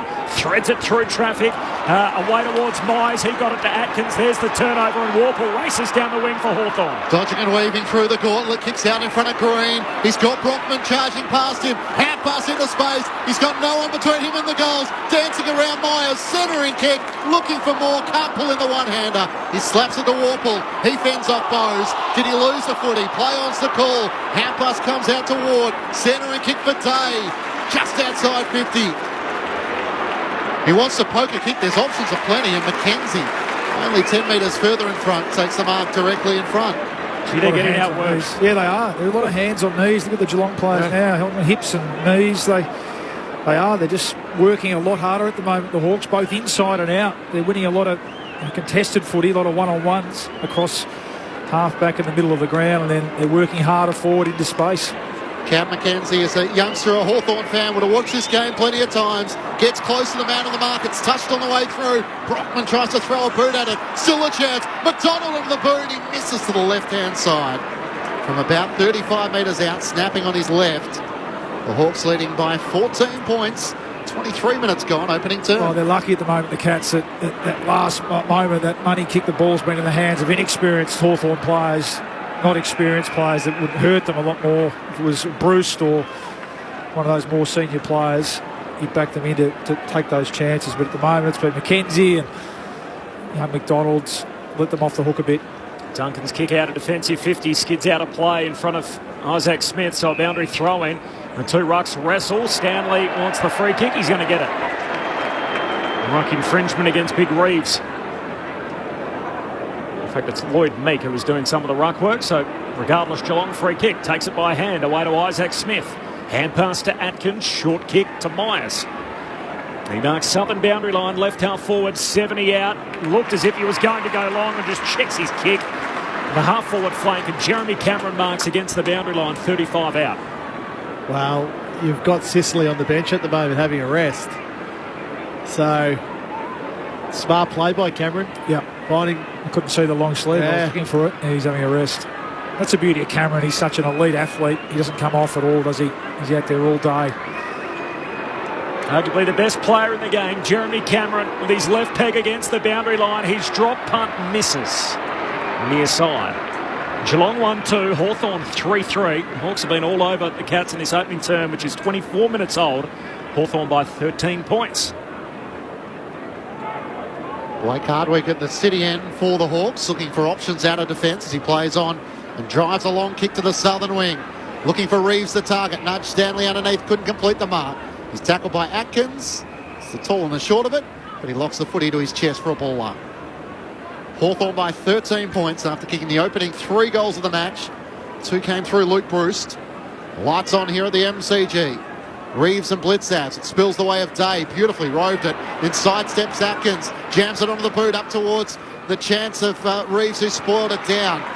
Running onto it, Kolajasny. Hand pass looking for Myers. Jaff just got a touch onto it and spoils it out of play for a boundary throw-in.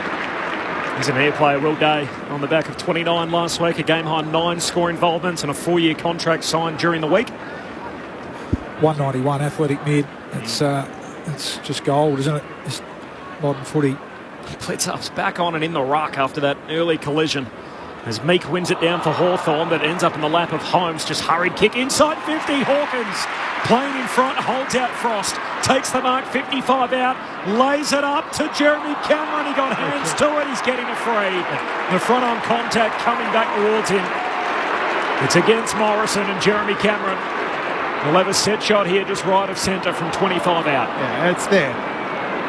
Well, you can understand what Morrison was trying to do to try and get there. But you don't see enough players turn their body in mid-air.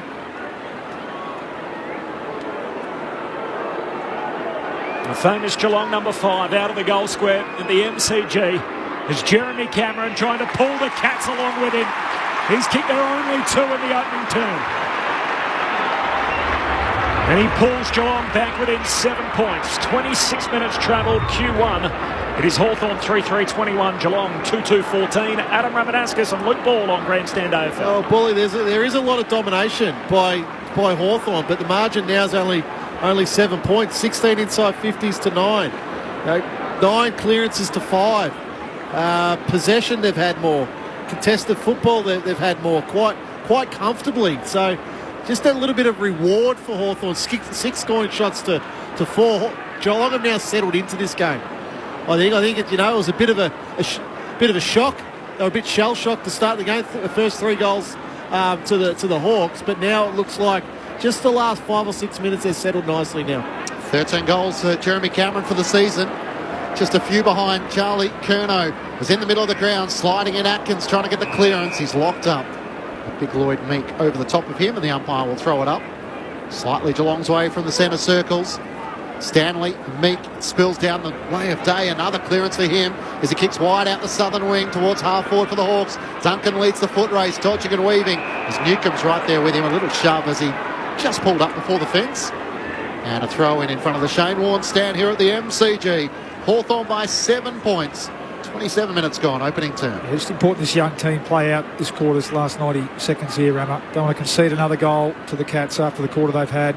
Stanley wins the head out down to Blitzarps, tackled by Ward. Good strong tackle. The second-year Hawk takes him to ground. Overcast, cool day in Melbourne. No rain at the moment, which is good news.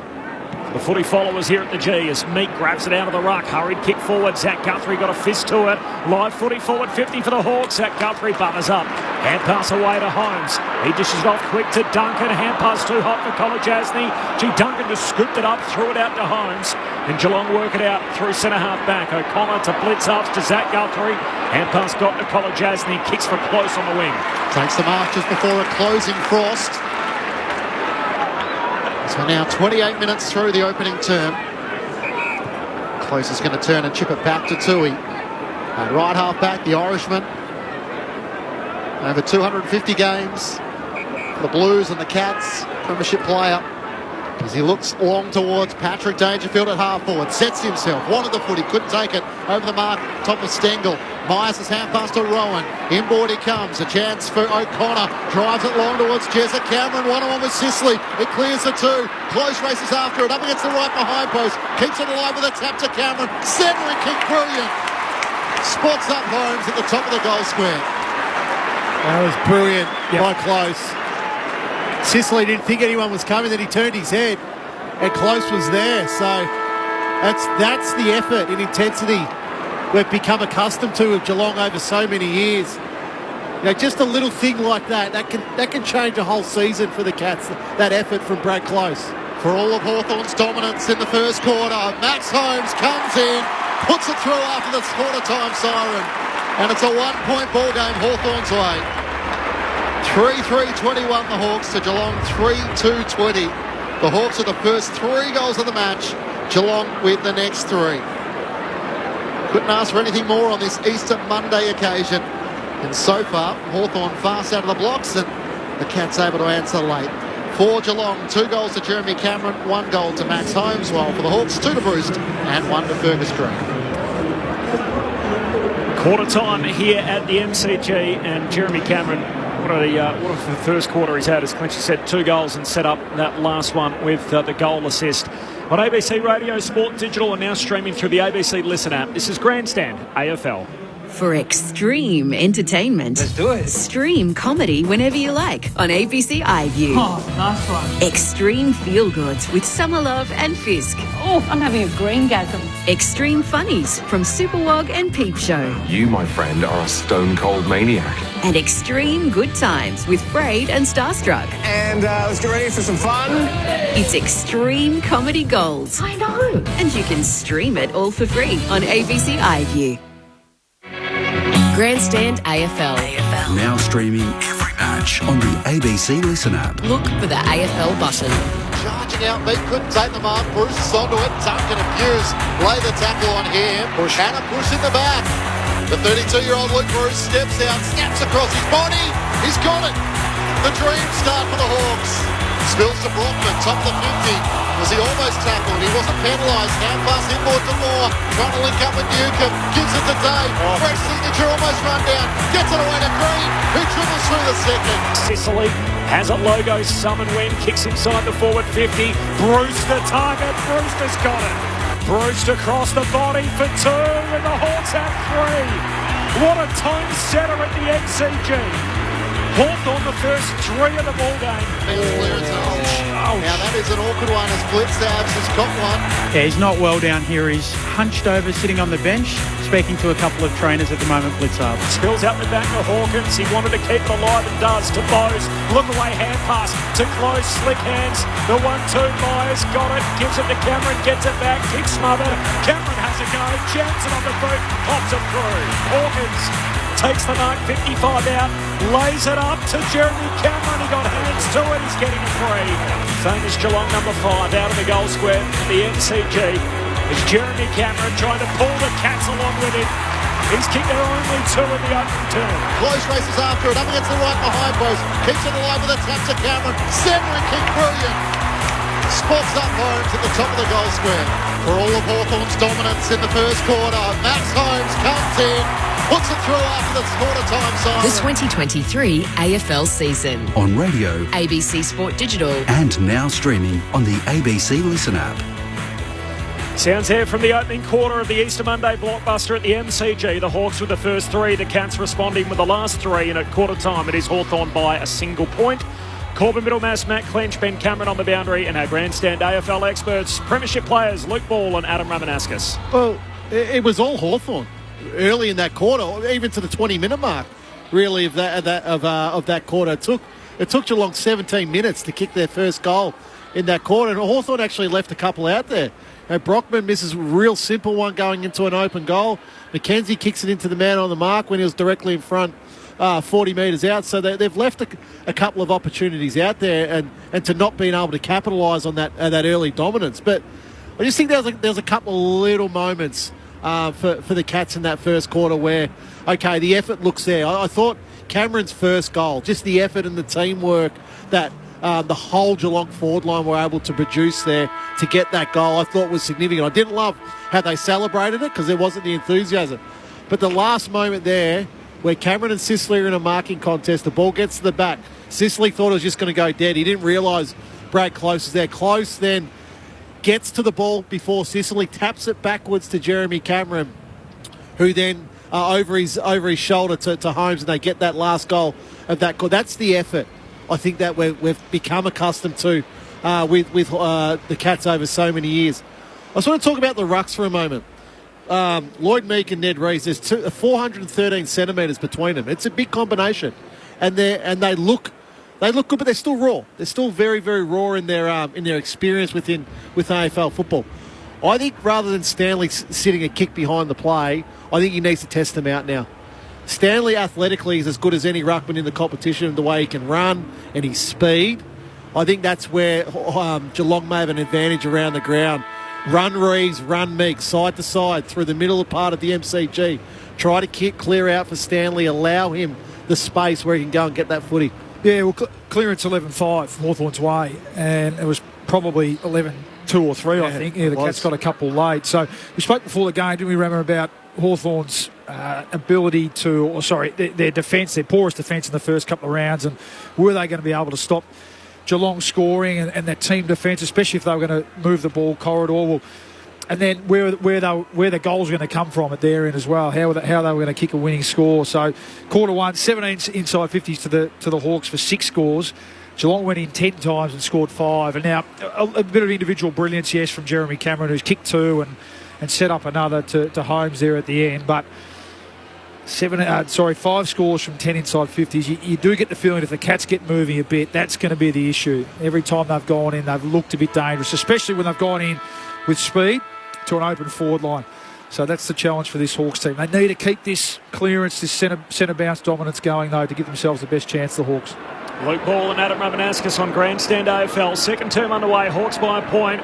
Reeves wins the head out, but straight to Dangerfield. Hand pass to Cam Guthrie, gives it to Duncan, coming off the back edge of the square. Ugly kick forward. Morrison intercept for Hawthorn, can just pump it back to centre half forward. The city end of the ground, Colin Jasny had hands to it, he got a shove. He'll get the free at centre half back. He comes wide with the kick. Out to Duncan, who marks broadcast wing, lifts a hand pass over to Cam Guthrie. Works it further still, too wide for Close. Can't hang on to the mark as he's just over the line. And what's interesting with Hawthorn's defenders is you've got Giaff, Impey and Morrison. They love getting up the field. So just the space and the responsibility that leaves for Sicily, Frost and Hardwick may be all too much as the game wears on. Adam Ramanauskas with you on ABC Sport. Tap down to Newcombe. There's nowhere to go as Cam Guthrie has him in a ferocious tackle. He's got the hair shaved as well. Ben Cameron on the boundary. I don't want to make too much of it because I can't be absolutely sure, but it looked like Chris Scott was looking out towards the Hawthorn team meeting there at quarter time, and then again as he ran off the ground. I just wonder whether he was unhappy with that knee from Reeves on Blitzarves. Towards kick forward, picked off by Stanley for the Cats. Centres it to Asava Radagalia. It's a high ball into the middle of the ground. Rowan has a fly at it on the back of Jaff. Day trying to spin out of a tackle from Blitzarves. Jaff with the hand pass out wide for Amon. Works it around the southern wing. Still Moore takes the mark between wing and half forward. Spots Lloyd Meek free. He marks 55 metres out from home. He's got Fergus Green deep, called to play on as he stepped off his line. Hand pass to Amon. Pokes it over the top. McKenzie just can't juggle the mark. Pressured by Buse. Hand pass forward to McDonald. Back to Moore. Back to Amon. 60 metres out. Centering kick. Fergus Green leads out and takes the mark. Good patience in the end from the Hawks just to find the right avenue forward. Yeah, good clean hands too. Just to flick it around and find the free player. And nice use there for Carl Amon. Lowering his eyes and finding that mark inside 50. And he's looked pretty lively, hasn't he, Fergus Green?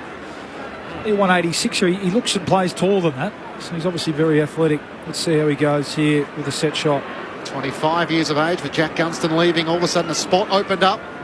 Having played with Box Hill. Another one from the pathway system.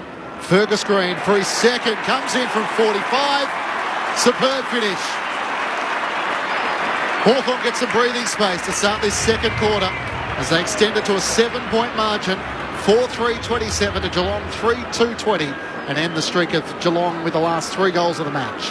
What's interesting with Fergus Green, Bally, is that he's keeping a player like Kaczynski out of the team at the moment. We know Mitch Lewis, when he comes back, he'll slot straight back in, but I would have expected Kaczynski to play a lot more football with Mitch Lewis out, but they've been happy to go with Fergus Green and then one of the ruckmen in Meek and Reeves as their key forward. So I congratulate Fergus Green, because he's taken his opportunity in these opening rounds of the season where he's probably created himself some level of an AFL career now. 4-3 to 3-2, 7-point lead for the Hawks early second term. As the bounce favours Stanley, wins the hit out on his way back down, and Blitzarves and Nash both scrap for it. The umpire calls for it. Looks like Blitzarves is trying to go to Will Day, isn't it? Here's Reeves, wins the hit out. Down towards Newcomb, hand pass out to Dade. He's drilled in a Dangerfield tackle immediately. Danger won the footy, got it out to Duncan under pressure. Hand pass to Blitzarves to Smith, to Zach Guthrie. Hands it forward to his brother Cam, who can just chip down that southern wing. He's miskicked it, put it out on the full. It's twice for Cam Guthrie. Just a little bit about it. He's starting to get rolling, isn't he? He's getting his hands on the footy, but just a couple of unforced errors there. It's the next evolution of Will Day.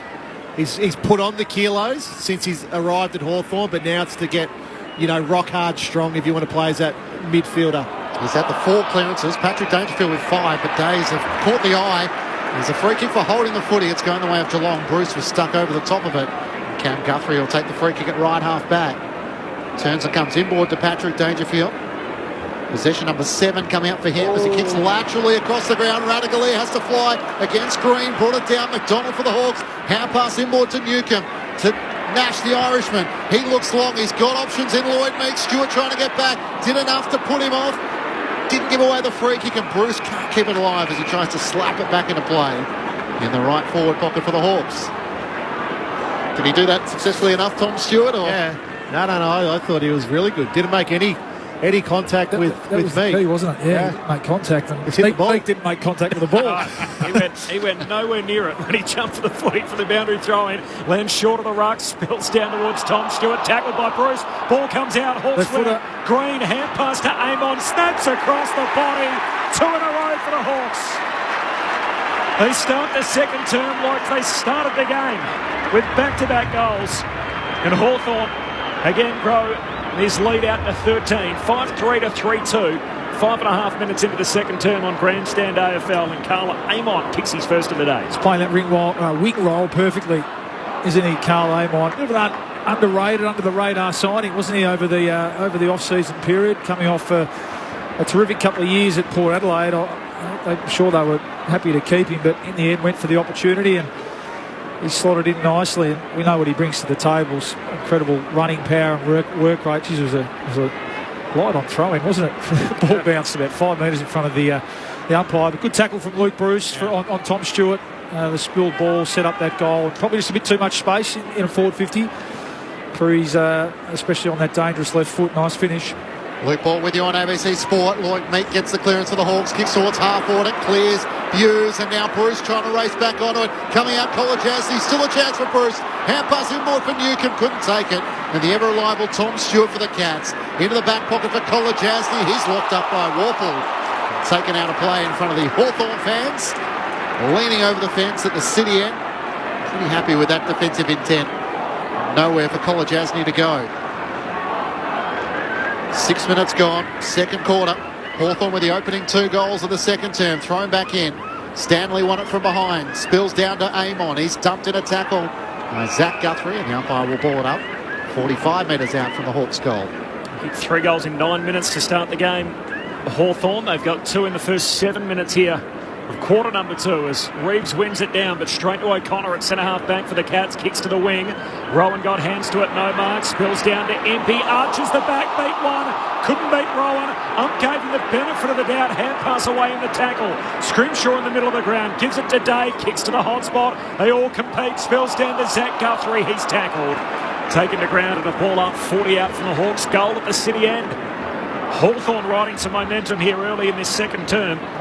They led the game by as many as 19. The Cats got within a point, and now it's Hawthorn again by 13. Double the inside 50s as Stanley wins it down. Warple can't get a clear kick away. Racing after it, Moore and Isaac Smith. Isaac Smith onto it. Hand pass towards Stewart. Coming the other direction was Moore. He's bumped off it. Stewart taken over the boundary line for a throw-in. Left forward pocket for the Hawks. 35 metres around from their goal. Good pressure. That's what they have to bring this relatively smaller and inexperienced Hawthorn forward line. Got to bring that heat inside 50. Thrown back in. Stanley from behind. It's probably Reeves who wins down the tap. Days onto it. Nowhere to go as Holmes lays the tackle. Spills to Warple. He's pressured by Atkins. Little knock-off from Holmes. Back to Atkins against the boundary. Back to Holmes. Just got away from a lunging Dylan Moore. Runs the southern wing. Hand pass to Myers. Looking for options further afield. Hawkins leads up. And marks on his chest. So forward of the wing for Geelong. He's just going to poke it past down the boundary line to Myers. Myers steps around the man on the mark, able to get past Meek and then drive it deep into the forward pocket. Hardwick gets across and punches it out of play. He had scored his own teammate Morrison, who was camped there trying to take the mark, and will have a boundary throw in forward pocket for the Cats. Good, reliable, consistent player now, Hardwick, isn't he? Blake Hardwick. Sixth Easter Monday game for him, game 128 in total. From the boundary throw-in, Hawkins grabs it out of the ruck. Bus ends up with Frost. He and McGuinness both trying to scrap for it, two teammates. Frost turns and kicks out of a defensive 50. Zach Guthrie, fair piece of it, no mark. Spills down to Bose of the Cats, hand pass to Holmes. Got it out to Isaac Smith. Just pops it up in the Hawkins direction. They all miss it. Bounces through to Rowan. Forward pocket, pressured by Impey, tackled out of play. And the ump says, spin that in.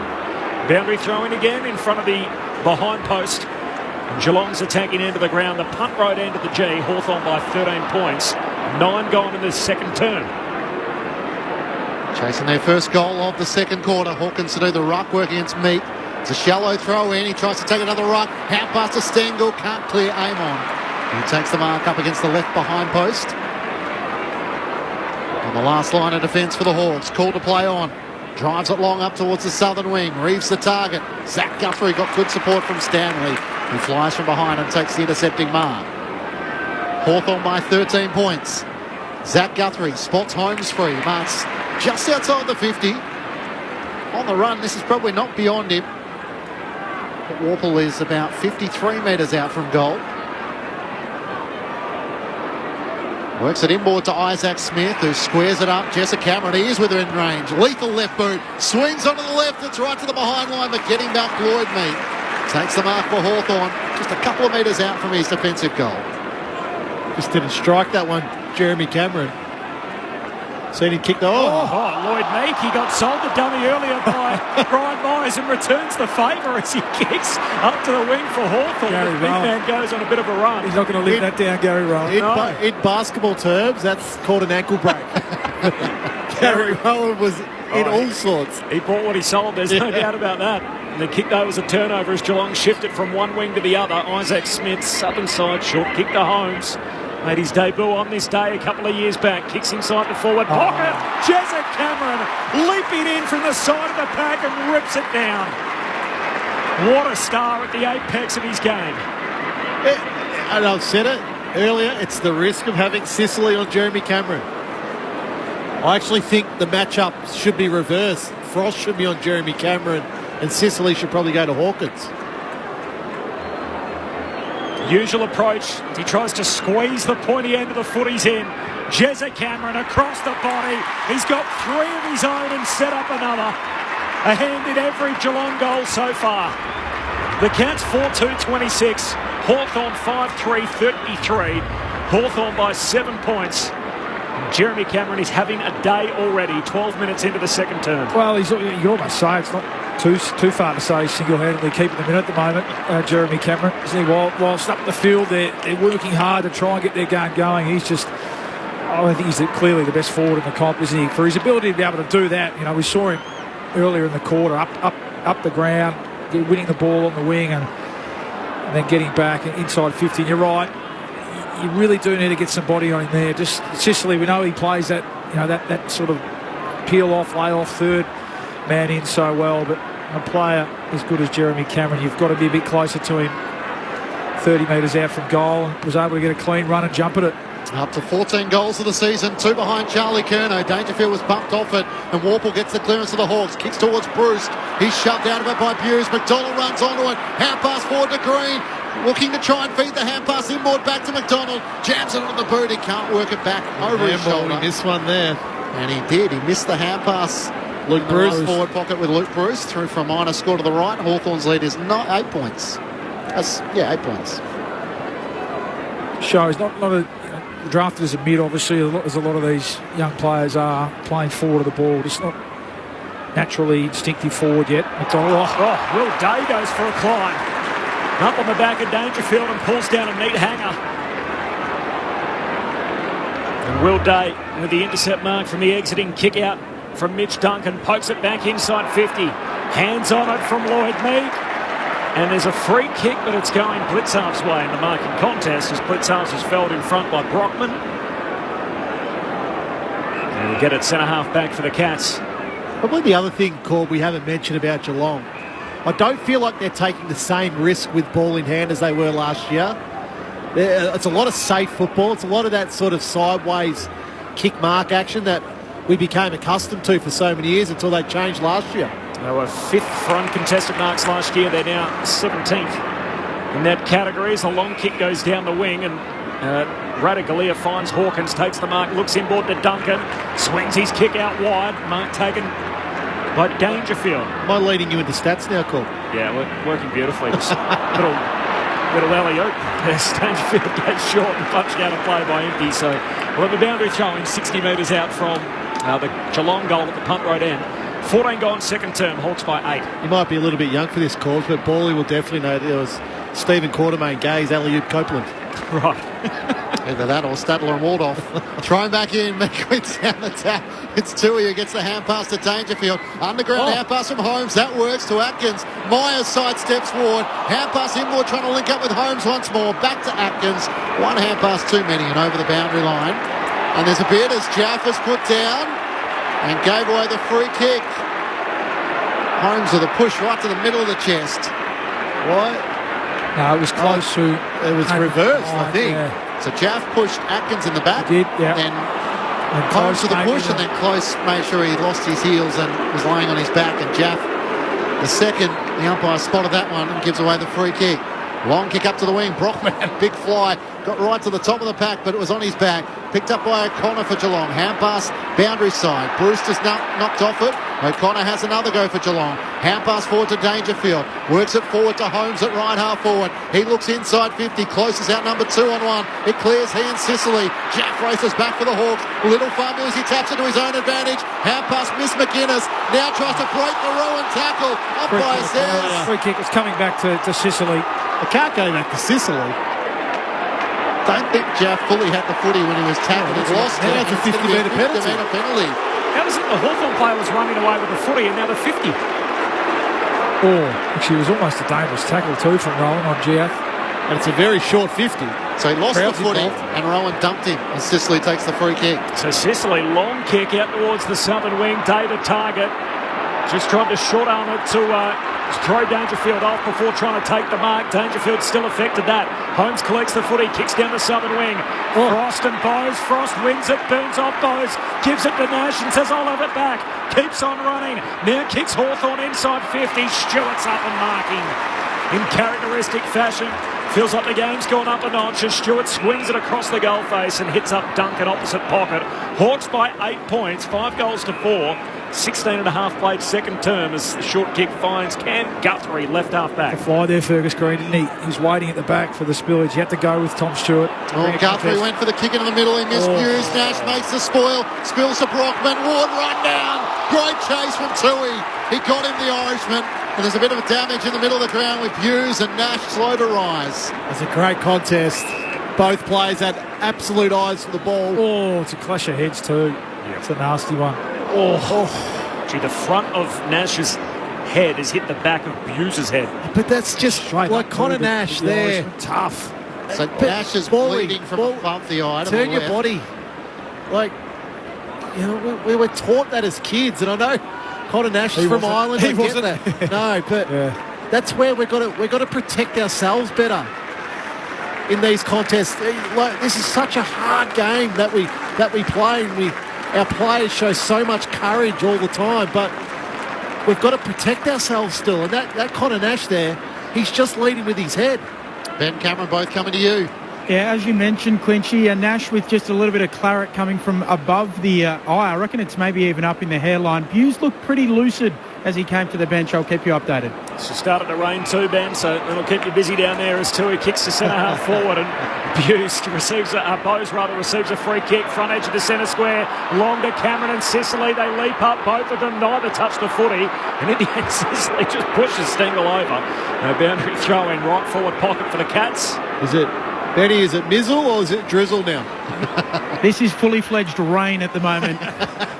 You don't get this in Perth. 18 and a half minutes into the second term. Yeah, welcome to Melbourne. Hawthorn by 8 points, 5-4 to 4-2. Thrown back in, Hawkins doing the ruck work, palms it down, Scrimshaw couldn't take it, little topo from Cam Guthrie, comes away of Sicily, hand pass to Carl Amon, around the body, it's partially smothered, spills to Ward though, kicks up towards half back, Stanley spoils it down, Zach Guthrie blind turn, got it to Duncan, chip kick inside 50, Myers had it knocked away by Amon, Jaff racing through, got it to Amon, hand pass to Ward, going backwards by hand, to Amon who's off balance, it kicks straight to Duncan, 50 out to the right, hand pass to Dangerfield, steps around Jaff, centre and kick looking for Bowes, he's lunging to it, knocks it down, it's Meek who had it for a moment, O'Connor to Hawkins, standing start, Sicily on the goal line denies him.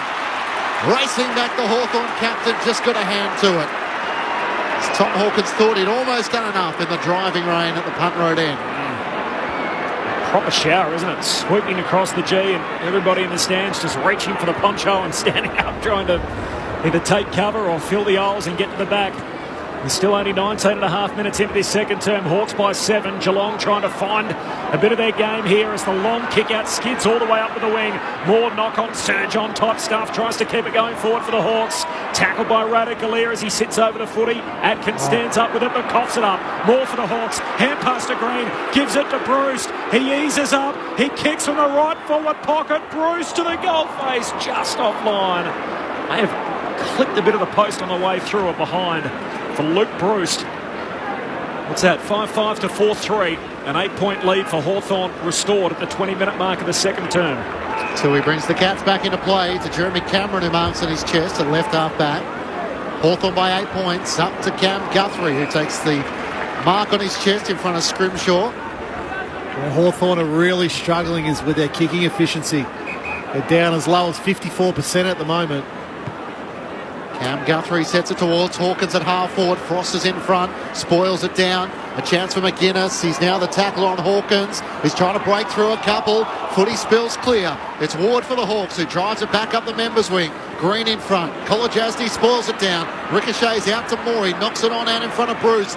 Duncan tried to slide in. Bruce knocks it forward. It's O'Connor's challenge now for the Cats. He's over it. Then tackles Bruce to knocks the footy clear. And it goes out of play for a boundary throw-in. Yeah, adjust to the conditions. Surge the ball forward. It's not going to be pretty for the next 6 or so minutes. Just kick it off the ground, knock it forward, gain territory, put the defence under pressure.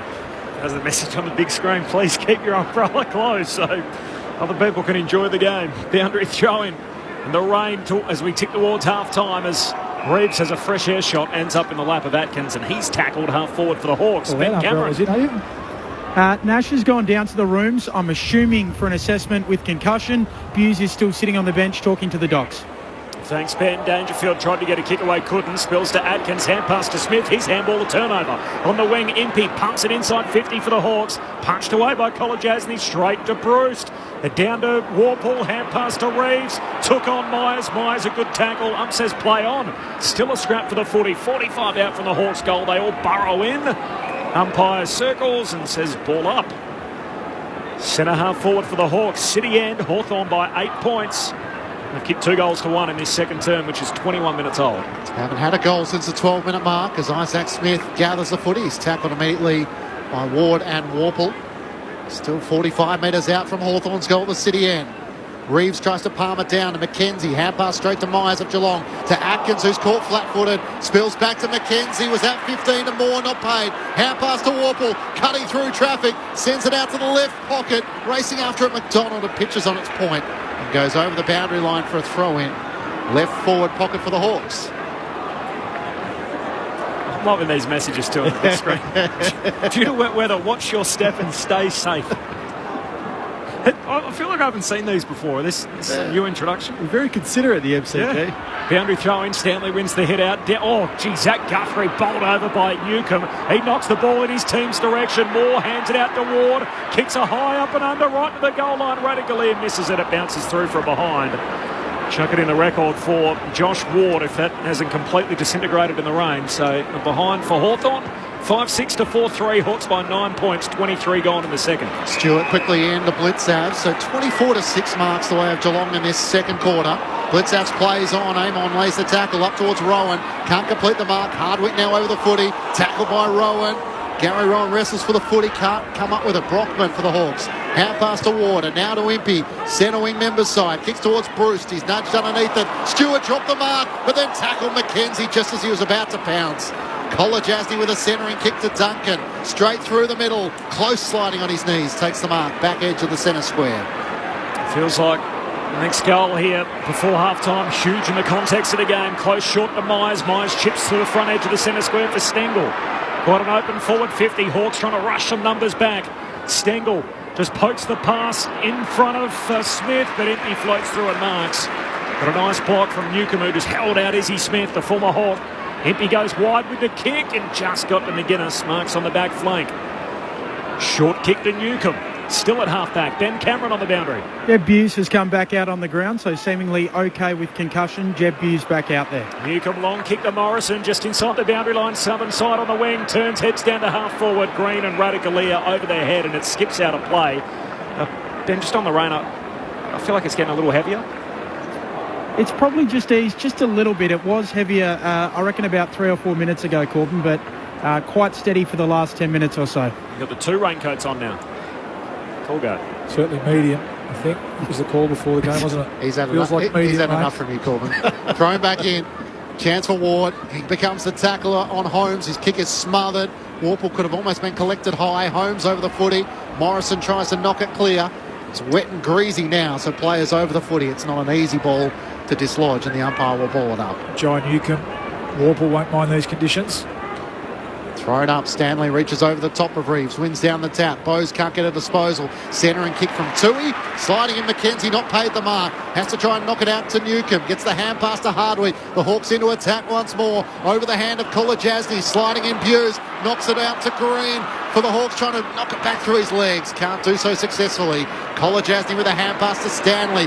Clearing kick. Hawthorn have the numbers. Up goes Jaff against Myers. Couldn't take the mark. Little toe poke from Myers. Picked off by Scrimshaw. Sidesteps Myers. Hand pass to Ward for the Hawks. He can kick laterally. And Morrison takes the mark. Morrison plays on immediately. Still 70 out at half forward. Just lays it up into a crowded forward 50. Bounced straight off the bouncer. Kolajasny comes down towards O'Connor. He's tackled.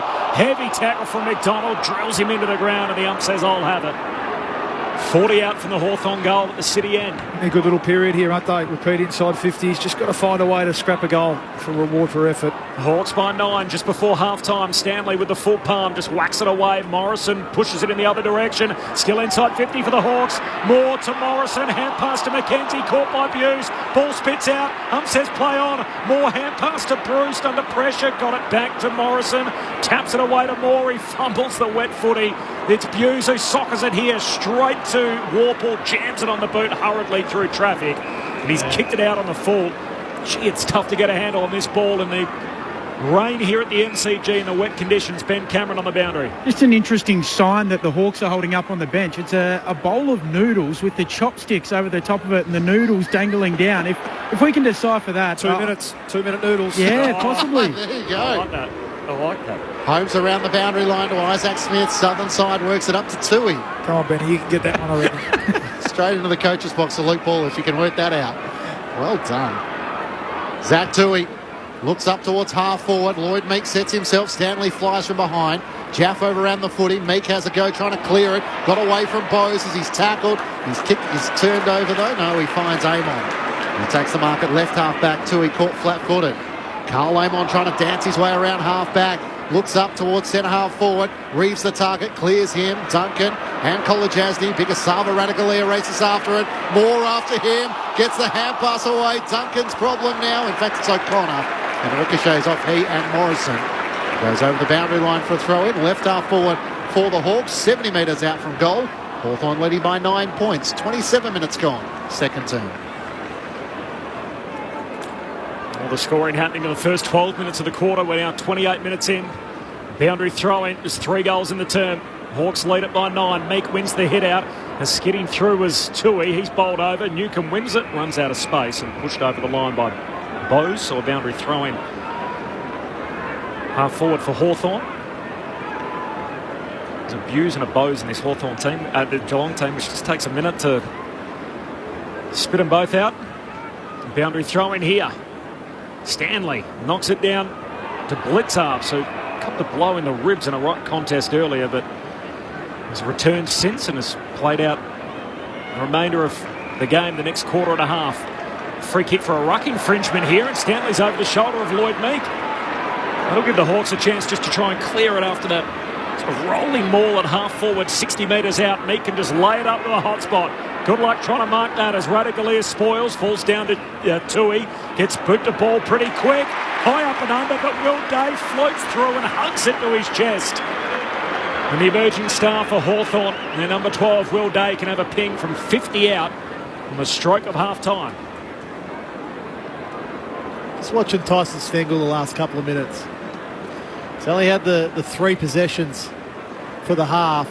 That contest, he could have went, he could have jumped into Will Day, tried to create some level of contest, chose not to. In he comes, he kicks from about 55 metres out and he's going to land about 5 metres short as Radicalier knocks it down to Zach Guthrie, live footy, high bomb back to half back for the Cats. Scrimshaw had a go at it, couldn't take the mark. Stengel here onto it at right half back, just his 4th disposal of the game, up towards the wing. Close was outmanoeuvred by Jaff, but Close was back onto it, hand pass to Myers, tries to work it to Cameron, who sockets it forward. A chance still for Rowan, over the footy, Hardwick and he battling for it. Good contest, Impey slides in, tries to knock it clear, and Hardwick sockets it off the ground as the siren sounds for half-time. Another good quarter for the Hawks. Before the rain arrived, they kicked the opening 2 goals of the quarter. The Cats, through Jezza Cameron's 3rd, were able to answer back.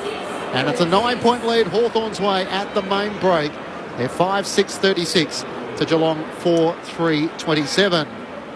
For the Hawks, a couple of goals to Fergus Green and to Luke Bruce. Individual for Carl Amon. Meanwhile, for the Cats, 3 goals to Jeremy Cameron and Max Holmes as the other goal scorer. Mentioned pre-game, Clinchy, both teams had only won 4 quarters leading into the season. Interestingly, 3 of those 4 were first half quarters. So Geelong and Hawthorn both 0 and 3 in third terms and both 1 and 2 in the final quarter. So it's all ahead of us, and you think one of those teams are going to have to convert here. Unless they draw. 5-6 to 4-3. It is a 9-point lead. The real stat Nuffy territory now. For Hawthorn at half-time. Off the SMS, Grant here in wet, cold Hobart, where it's 8 degrees inside, listening to the best call of the AFL. I think the Hawkers are going to win. This was actually earlier in the game, to Grant's credit. Go the Blues next week. And also off the SMS, the Traralgon Tiger. G'day, fellas. Great to hear the great man providing special comments today. Rama not bad either. Shots fired from the Traralgon Tiger. The SMS number, if you want to get involved, let us know what you're up to. Perhaps you're listening to the game, driving back from various places in the country on this Easter Monday. 0437 774 774 is the SMS number. It's half-time. We're on ABC Radio, Sport Digital, and also through the ABC Listen app for the first time in 2023. At half-time, the Hawks by 9 points. Showers in the back end of that second quarter made it a bit of wetter footy. Adam Ramanauskas and Luke Ball with their take on that opening half. Well, credit to Hawthorn, because I thought when the rain came, they were able to lock that ball into their forward line, albeit they didn't score. But they were still able to lock the ball in their forward line through surging, through little taps, through their forward line pressure. And it didn't allow Geelong to score. It felt like through the middle part of that court, just before the rain came, Geelong was starting to get on top. They were starting to win a lot of contested football. But the one area where Hawthorn have been able to dominate is clearances. 24-10 in their favour in that half of football. The problem for Geelong, 5 of Geelong's 10 clearances have come from Paddy Dangerfield alone. So they've just got nobody else around the contest at the moment that can seemingly win a clearance. Where if you flip it around to Hawthorn, you know, there's 12 guys that have had a clearance. Will Day's had 4, Warple's had 4, Lloyd Meeks had had the 4. Look at Meek. Yeah. He's showing a bit. Yeah, it's a real combination. It's a real problem for Geelong, and it's a strength at the moment. And as the game goes on, if these conditions set in, the big guys.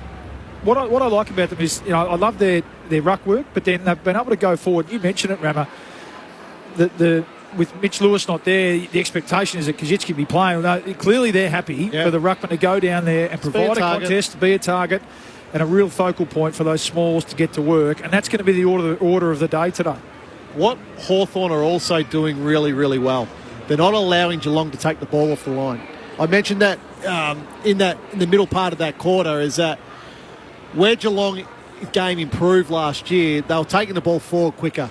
They weren't allowing opposition defences to be set, whereas today Hawthorn are making them just kick up and down the line. That's suiting Frost. That's allowing Meek or Reese to get a kick behind the play. Blake Hardwick's been really good in his matchup. Jarman Impey, who you're pointing to, Bally, has had a really, really strong first half. So I was getting concerned because of Morrison and Impey and Jaff, how high they get up the field. But they held up well. Their defence held up really well that quarter. I think Geelong got to take more risks with the ball. It was wet for the second part of that second quarter, but there's a lot of safety in their possession at the moment. They've tried to come back through the middle of the ground a couple of times, but there's no real aggression. There's no aggressive movement. There's no overlap handball. There's no surge mentality. Jeremy Cameron's dominating this game when the ball's in his area. He's kicked 3 goals, 1, and he's really got Sicily's measure when it's in a one-on-one contest or if the ball's in the air. Sicily can't go with him, but I just don't think Geelong are giving Jeremy Cameron enough looks. They've only had the 20 inside 50s for that half ball. Yeah, and with this clearance differential, I mean, that really is a hiding. In this weather too, having to start your forward or your attack from the back 50 is going to be a real challenge for the Cats as well. And as you said, the Hawks, because Geelong's small forwards love getting up the ground. So as you said, the Hawks' high defenders are getting up with them, and the MO is to get the team on the way back with Holmes and Myers and who was that other small forward? Close and Stengel. So get up the ground and try and lose them on the way back. Well, that in a way that suits the way the Hawks set up behind the ball. So if they don't address that clearance issue, the Hawks, and rely on attacking from the back half, that's going to be a real problem. Because as you said, every time they've got it forward into a one-on-one, certainly in the first half of that quarter, they looked really dangerous. They're able to get some repeat inside 50s and get Cameron into some space looking dangerous. Hawkins is still struggling a little bit. You can tell when the ball's out in space with Frost. He's we know that he's still trying to find his best form. So the game's very much on the Hawks' terms at the moment. It's a real challenge, isn't it, for the reigning premiers? Well, it's usually Cam Guthrie that comes through the middle of the ground, is able to get 4 or 5 clearances. But again, I've felt that Cam Guthrie's been used more across half-back. Yeah, it feels like they've got a lot of holes. They can't afford to take Cam Guthrie. They've played him across half-back, trying to create that run and a good ball user. Mitch Duncan's the highest disposal getter on the ground for the Cats, but they're really relying on Isaac Smith and Max Holmes to be that outside run. Yep. Can they get a bit more out of Tui and O'Connor, some of those guys who traditionally have been more reliable across half-back? I'm looking more inside. I mean, Mark Blitzarves is playing as an inside mid. I'm not sure that's where he's... Unless he's having a real run with role, I'm not sure that's... For me, he's spending too much time in the middle of the ground. We know Dangerfield, what he's going to bring.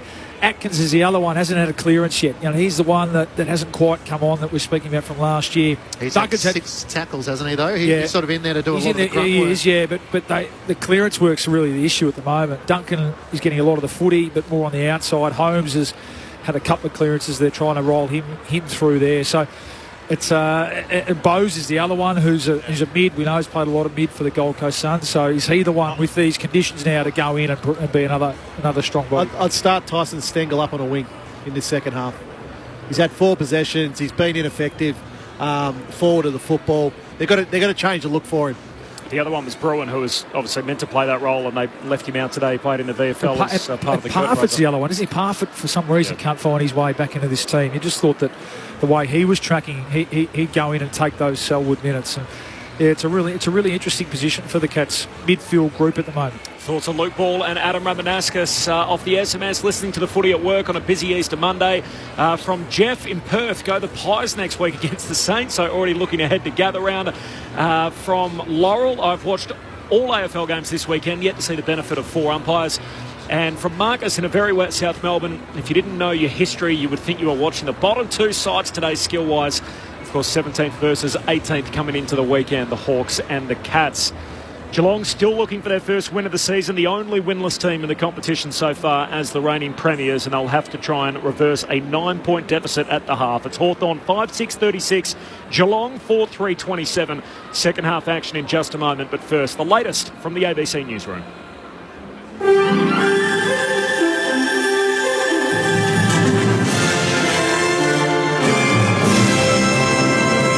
ABC News with Satyam Weinstein. The Pentagon says government agencies are working to assess the impact leaked documents could have on America's allies. The documents appear to show a batch of classified papers that indicate the US has been spying, not just on Russia, but also Ukraine.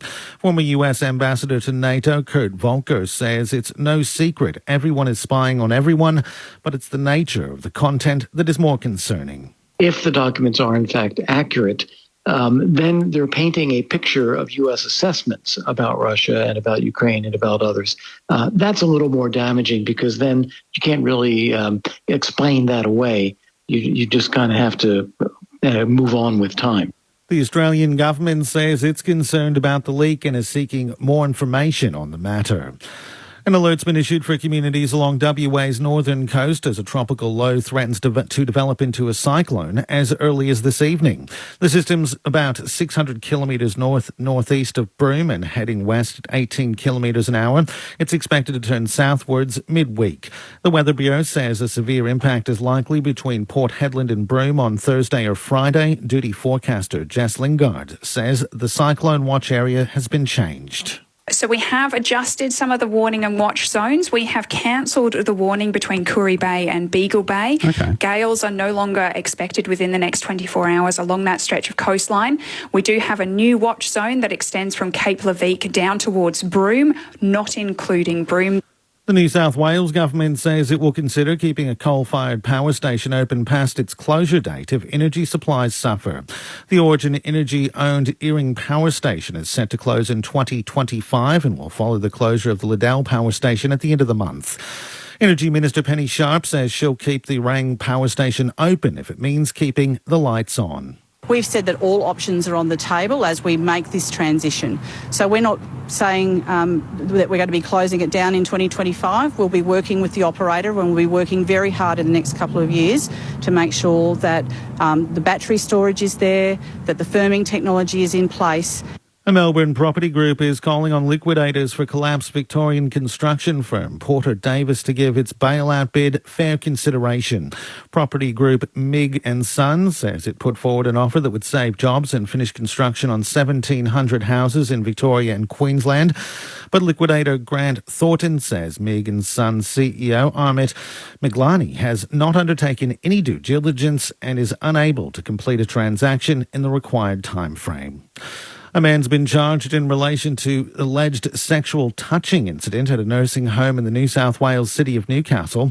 Kylie Cook with the details. In a letter to residents and family members, Baptist Care says a staff member witnessed a visitor at its Warrabrook Centre allegedly performing a sexual act on a resident late last month. Management immediately called police and the matter was also reported to the Aged Care Quality and Safety Commission. Following an investigation, Newcastle City Police arrested an 80-year-old man at Raymond Terrace. He's been charged with aggravated sexually touch another person. He's been given conditional bail to face court later this month.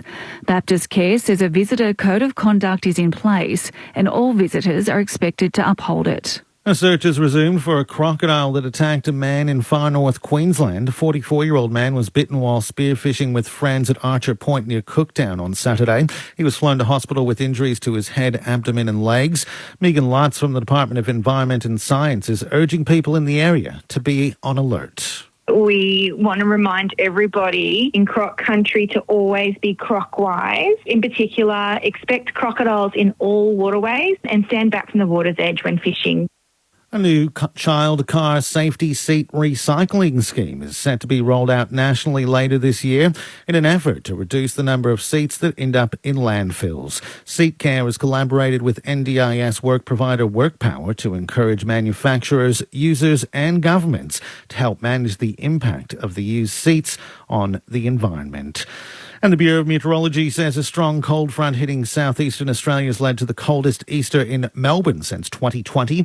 The change in weather began on Good Friday, creating severe thunderstorms in Queensland, New South Wales and eastern Victoria. There's been cold and gusty winds spreading across southern Australia, including Victoria. ABC News. You can get more news at any time.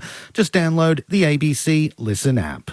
For extreme entertainment. Let's do it. Stream comedy whenever you like on ABC iView. Oh, nice one. Extreme feel-goods with Summer Love and Fisk. Oh, I'm having a greengasm. Extreme funnies from Superwog and Peep Show. You, my friend, are a stone-cold maniac. And extreme good times with Braid and Starstruck. And let's get ready for some fun.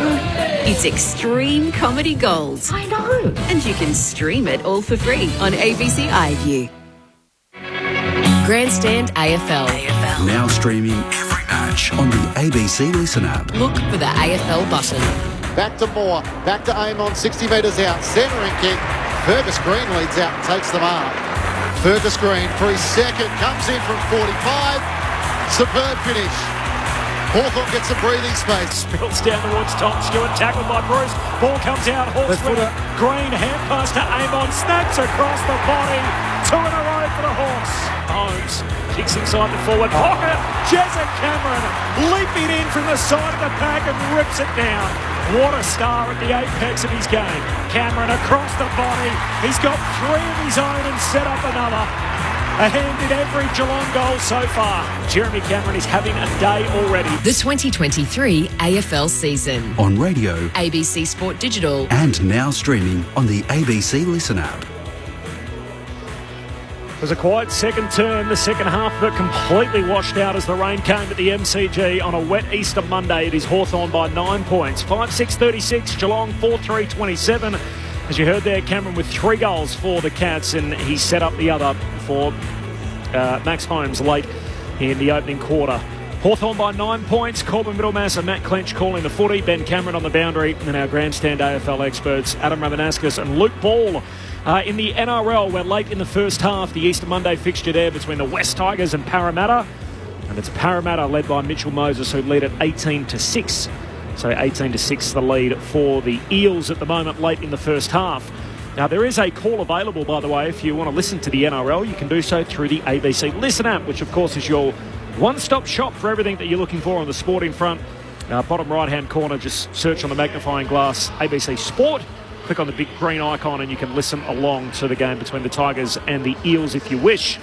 In the stall gift earlier today, which of course is an annual thing every Easter Monday, Ryan Tarrant was able to win the men's 100-metre sprint and Bella Pasquale won the women's race. Meanwhile, there was a curtain raiser here earlier between Hawthorn and Geelong in the VFL, and it was a Hawthorn victory by 55 points in that game.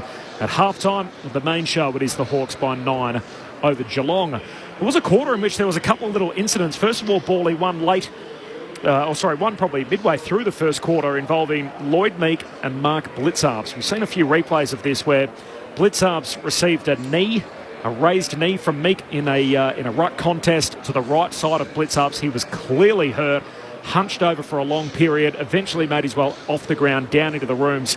He's since returned. They actually had a little bit of push and shove in which a few other players got involved in at the end of that second quarter, but I'm sure that's one that'll be looked at after a similar incident a few weeks ago between Tom De Koning and Reece Stanley. So it's the second time that Geelong have been on the receiving end. Chris Scott wasn't happy about it at the time, and now he's got another big man hurt in a similar fashion. Remind me, Tom De Koning got cited. Got cited and got off. He got off, not even a fine. And then Reece Stanley didn't play the next week against the Gold Coast Suns. John Segler came in. Yeah, and thank goodness Blitzarves is okay. So he's obviously missed the ribs and just got him in that sort of dive, just knocked the wind completely out of him. It's a really interesting one, isn't it? Because it's more of a timing thing. So when you say knee to the chest, it's more the timing. So it wasn't a traditional ruckman both jump up at the ball and the knee slips through and gets him in the chest. On one hand, Rammer, the ruck purist would say, well, hang on, this is a undersized ruckman trying to take out the advantage of the traditional ruckman by coming across the line and stopping him from jumping. So Meek, in that situation, should be able to go into his usual motion of putting the knee up and contesting the ball. Meek's eyes were on the ball, but it really was just the fact that he didn't jump really, did he? So it was almost like it's an awkward one. I'm not sure what the rules say about it. So clearly it was just a rough contact, or is it unreasonable in the circumstances? Yeah, so he's charged with kneeing was the charge. Okay. The incident, though, comes back as careless medium impact, even though he missed the game. And because it's to the body, it was a $3,000 fine, downgraded to a $2,000 fine with an early play. So what stage is it kneeing versus competing for a ruck contest? Or if it was a marking contest, competing in a marking contest using your knee? It's a bit of a grey area. I think you've got to jump off the ground. That's probably right. I think it's more the timing. If you're jumping and putting your knee up, competing like good ruckman would do, then that's okay. But I think it's more the fact that he's on the ground, he sticks the knee out as the barrier. So you can stick your arm bar out. Correct. I think that's considered okay. So it's not reasonable in the circumstances. So Lloyd Meek, is he in trouble? I think it'll get cited. And they're declining the precedent. So was it... But the other part, what was it deemed? Was it deemed medium? Medium, yeah. Medium impact. But so he did get shot. He did get fined. Yeah, he got fined. Sorry, I thought you said he got off. No, sorry. Well, then I think that's what will happen with Meek as well. Yep. It's clearly not a good look for the game. So that's what the AFL's mindful of. And yet, see it, do Tom Lynch and Alex Keith, you'd make the point if Lynch had to put his knee up, maybe he's not making the contact with the arm to Keith. So it's going to be a really interesting watch over the next couple of weeks, because especially when you're in the air, you're so vulnerable. The other one that will be looked at was the Gary Rowan tackle. You called it at the time. Yep. Bally, so on Chankwath Jath. Jath was able to get up and continue the game, but as we know, that they don't like those slam tackles, and there was certainly that second driving motion as part of it. Yeah, it was. And Rowan's got a bit of a track record with that too. It's such a big part of his game, and he's so explosive. To me, the play had stopped as well, so I think you'll possibly have something to answer to there as well. Just some other breaking news as well. Toby Nankervis set to miss a stint on the sideline. He's going to have ankle surgery. So Tom Lynch and Toby Nankervis both out. We've got the Swans on Friday night. Get us going here, Clinchy. Second half underway. The Hawks by 9. It's Stanley doing the ruck work up against Reeves, and it comes down the way of the Hawks, and it's Day with another clearance. Hand pass looking for Nash. Atkins got a hand in there, and Nash becomes the tackler on him. And we'll ball it up still inside the centre square. It's down to Ben Cameron in a few moments. The rain seems to have eased, so hopefully we see a few more goals than what we saw late in that second quarter. Atkins from the stoppage is tackled by Newcomb and Reeves, and we'll do it all once more. Plenty of numbers around this stoppage with the floodlights on at the MCG. Clouds overhead. Stanley wins down the tap to Atkins, taken over the shoulder this time, so the Cats will get a clearance. He turns and looks towards Duncan, who's pushed forward. He marks right on 50. He can kick it with a barrel and just about every other kick from about this distance, and now he might be thinking that that's his spot, isn't it? He's the best option to send them home. That's his barrel spot, isn't it? Yeah. Kicked it at Cardinia Park. Cats don't feature there for a while, so he's loading up here, and he has shanked it. I think he went for the barrel and he missed it. And Gary Rowan up against the right behind post, tried to take the mark out on the full. Impey to take the free kick. Ben Cameron on the boundary. I'm fairly sure I can see Ollie Henry out there on the ground. So the Cats have activated their sub at half-time. It does look like Brian Myers just has the jacket on. Just trying to get confirmation on that. Might be Jed Hughes, if you just keep an eye on him. Obviously was involved in that collision with Connor Nash. That's our champion data laptop's read on the whole incident. He was involved in a clash of heads just before half-time. So certainly out there, Henry. Can't miss the long sleeves, Rammer. Yes. We'll get back to Ben for confirmation on all of that. Boundary throw-in. Reeves palms it down to Nash. Hand pass back into dispute, picked up by Henry. There's his first involvement. Jams it on the boot, bouncing footy towards the behind line, and through it goes. Minor score for the Cats. Hawks now by 8 points, 2 minutes into the third. Ben Cameron. Yeah, I think you're right, Corbin. Interesting to note, though, did come back out on the ground before half-time. I know there can be delayed concussion, but even still, whether or not they should is another question. Sicily long into Meek, it's spoiled down, comes to Ollie Henry, to Cam Guthrie, short ball to Dangerfield, who finds Hawkins. Just a short lead in front of Frost and a good kick from Dangerfield, who's had his issues with his efficiency, getting a lot of contested footy. Pure luck.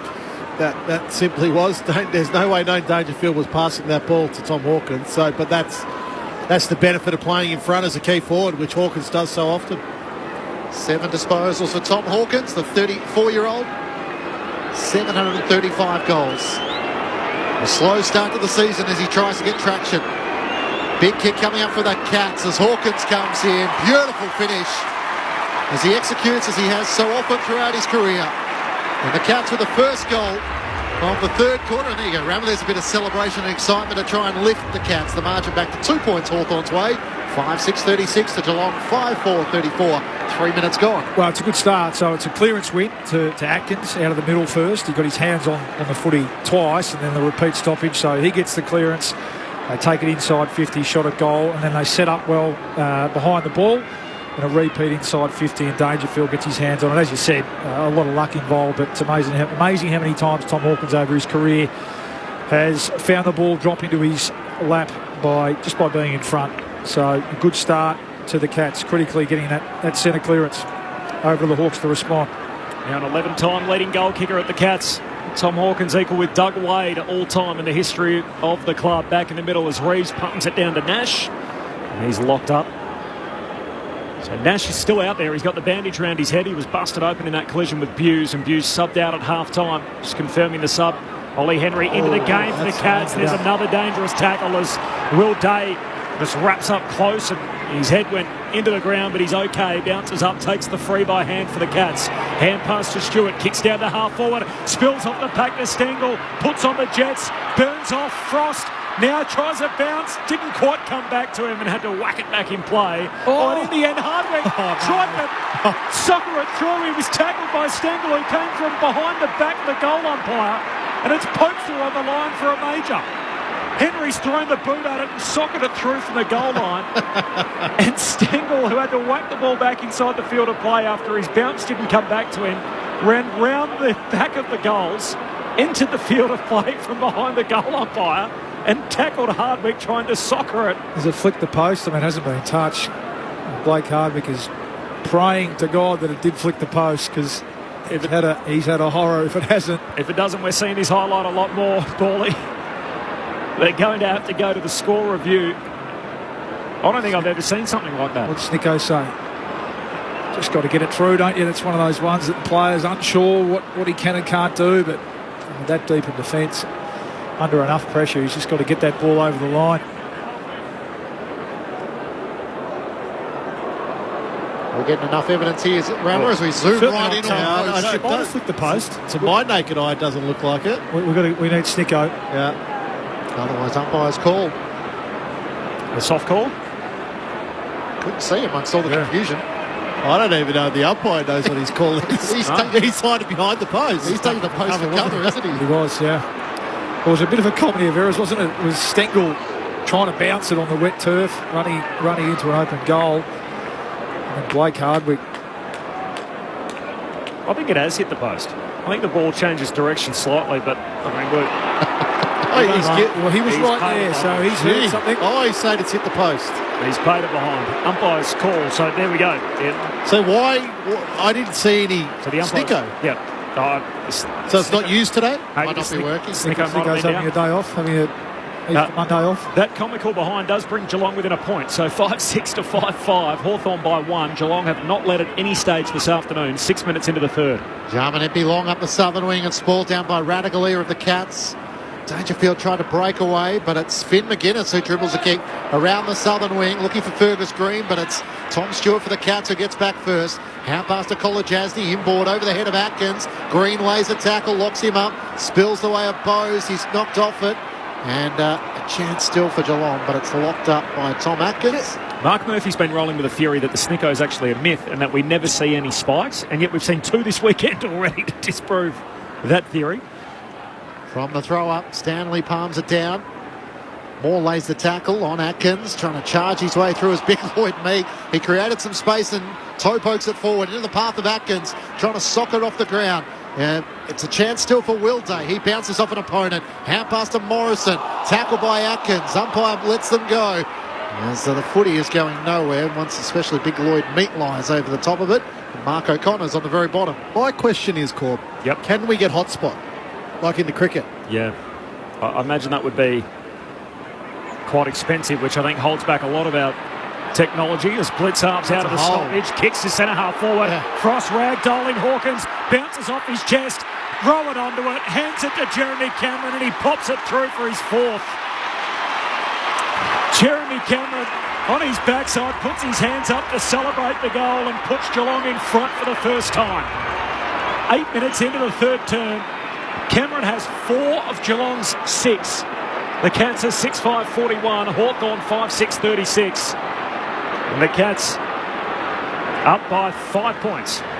Space, wasn't there? Just you wonder whether, and it was a stoppage on Hawthorn's hard forward line. We're used to seeing most teams have a 1+1 back behind the ball, but Geelong won the clearance, and as you're pointing out there, Raymond, that's 4 clearances to zip for the quarter. But it's what's more it's 4 different players. Yeah, and I dare say that number would have been up on the board at half time for Chris Scott. So they've dialed it up there around the stoppage. But the amount of space that Hawkins had to work in, and then Rowan spitting back to goal is pretty hard to stop, as is Jeremy Cameron. Ben Cameron on the boundary. A Hawthorn sub, so Chad Wingard into the game. Brockman is sitting at the back of the bench. He's been subbed out. Lloyd Meek tries to get the clearance. It's Jarman Impey on the back edge of the centre square. Kicks out to the southern wing. Tui for the Cats is able to pick it up. Hand pass to Bose. Works it to half forward, and Myers has paid the mark. Jarman Impey came over the top of him and took a while to get back up. So Myers quickly with a hand pass to Tui. Kicks around the boundary line to Hawkins. He has it still 75 metres out from goal. Heading to the city end in this third quarter. Steps out and plays on. Tries to sidestep around Frost and then shins it off his ankle on the left, inside 50. Rowan picks it up, hand pass to Tui to Bose. He jams it on the boot. It's Goldwood, it might get there. Lunging Ward got a fingertip to it. In front of Isaac Smith, through for a minor score. Geelong lead by 6 points, having a good run at it in this third quarter, which is now 10 minutes old. All the momentum with the Cats at the moment, last 3 of the game, either side of half-time. Wingard standing up waiting for a sub with the long sleeves on in his first involvement, as Ben said, coming on as the sub. Long kick-outs coming back. A drop kick almost from Bose inside the forward 50. Close compete, spills to Myers, kicks for Henry. And Ollie Henry leaps up and marks 15 out, dead in front. He just got away with one. He just dropped it. Didn't he? Was it Bose? Bose, yeah. Umpires are giving a bit more lenience in these conditions, but Hawks probably a little bit stiff there not to get a hold of the ball across half forward. But it's what he can do. It's a perfect impact player, isn't he? Ollie Henry, 2 shots to go for goal already. Probably a little bit stiff not to have one on the board. Should go back and kick this. Geelong's X Factor to mark his spot here. He threads it. Cats have the last 4. And Geelong with all the momentum at the G. They move out to 7-6-48. Hawthorn 5-6-36 to 12-point advantage for the Cats. 11-minute mark, third term. Well, they need to start thinking about slowing this game down a little bit, the Hawks, just for a couple of minutes. Geelong are double the amount of possessions now in this quarter. Hawthorn's kicking efficiency is only going at 40%, so they're giving the ball back to Hawthorn quite easily. The uncontested possession for Geelong is dominating 16-3. In this quarter, 7 inside 50s now to 0. So really dominating this quarter and getting full effect on the scoreboard, the Hawks. The Cats. Adam Ramanaskas with you on ABC Sport. Hawthorn kicked the first 3 goals of the match, got out by 19 points. Geelong taking back the lead in this third quarter. Blitzhouse wins down the tap. Another clearance for the Cats. Holmes takes a bounce. It gets back to him. Kicks over the head of Ollie Henry. It clears he and Scrimshaw, and out of play in the right forward pocket for the Cats. It's at 5-1 clearances in this third quarter Geelong's way. 8 inside 50 to none. It's all one-way traffic at the moment to the city end.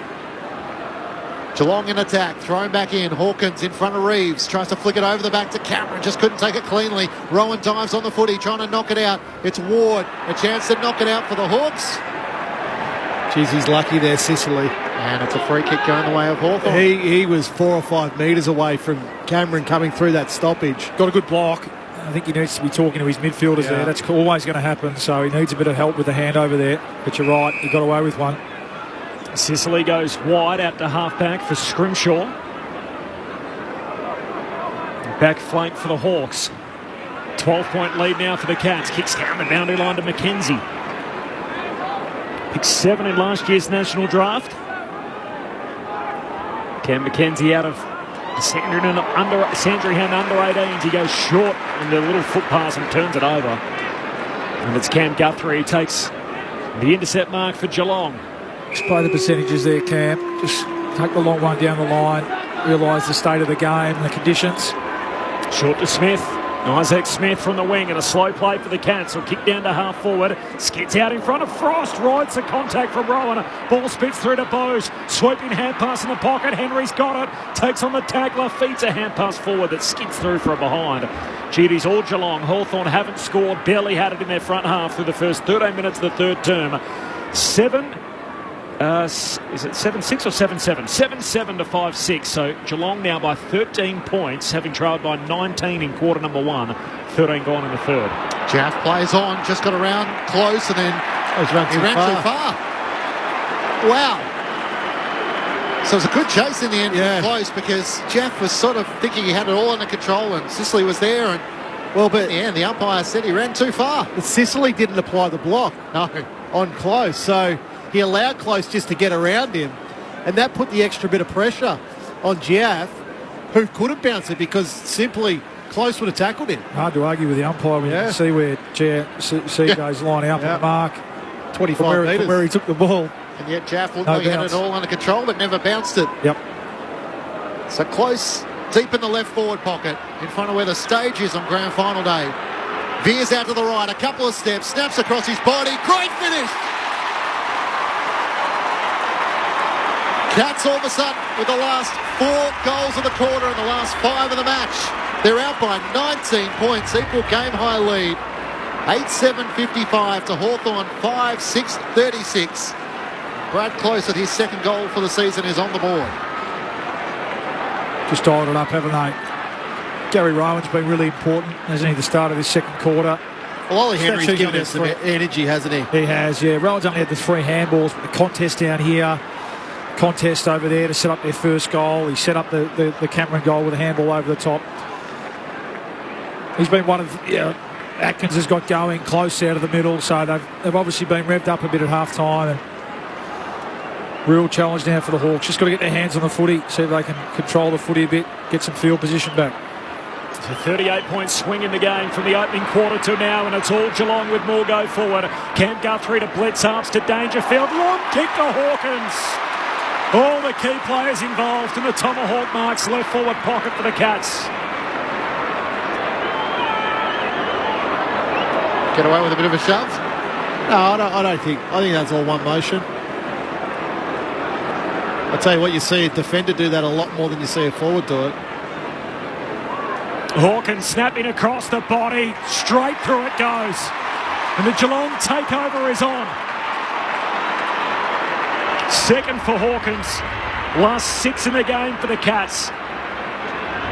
9-7-61. Hawthorn 5-6-36. 16 gone, third term at a gloomy MCG. Luke Ball and Adam Ramanauskas. Where the disappointment there, Bally, for Hawthorn will be is this Dangerfield straight out the front of the contest into centre bound. So once he's got a head of steam up, nobody's going to catch him.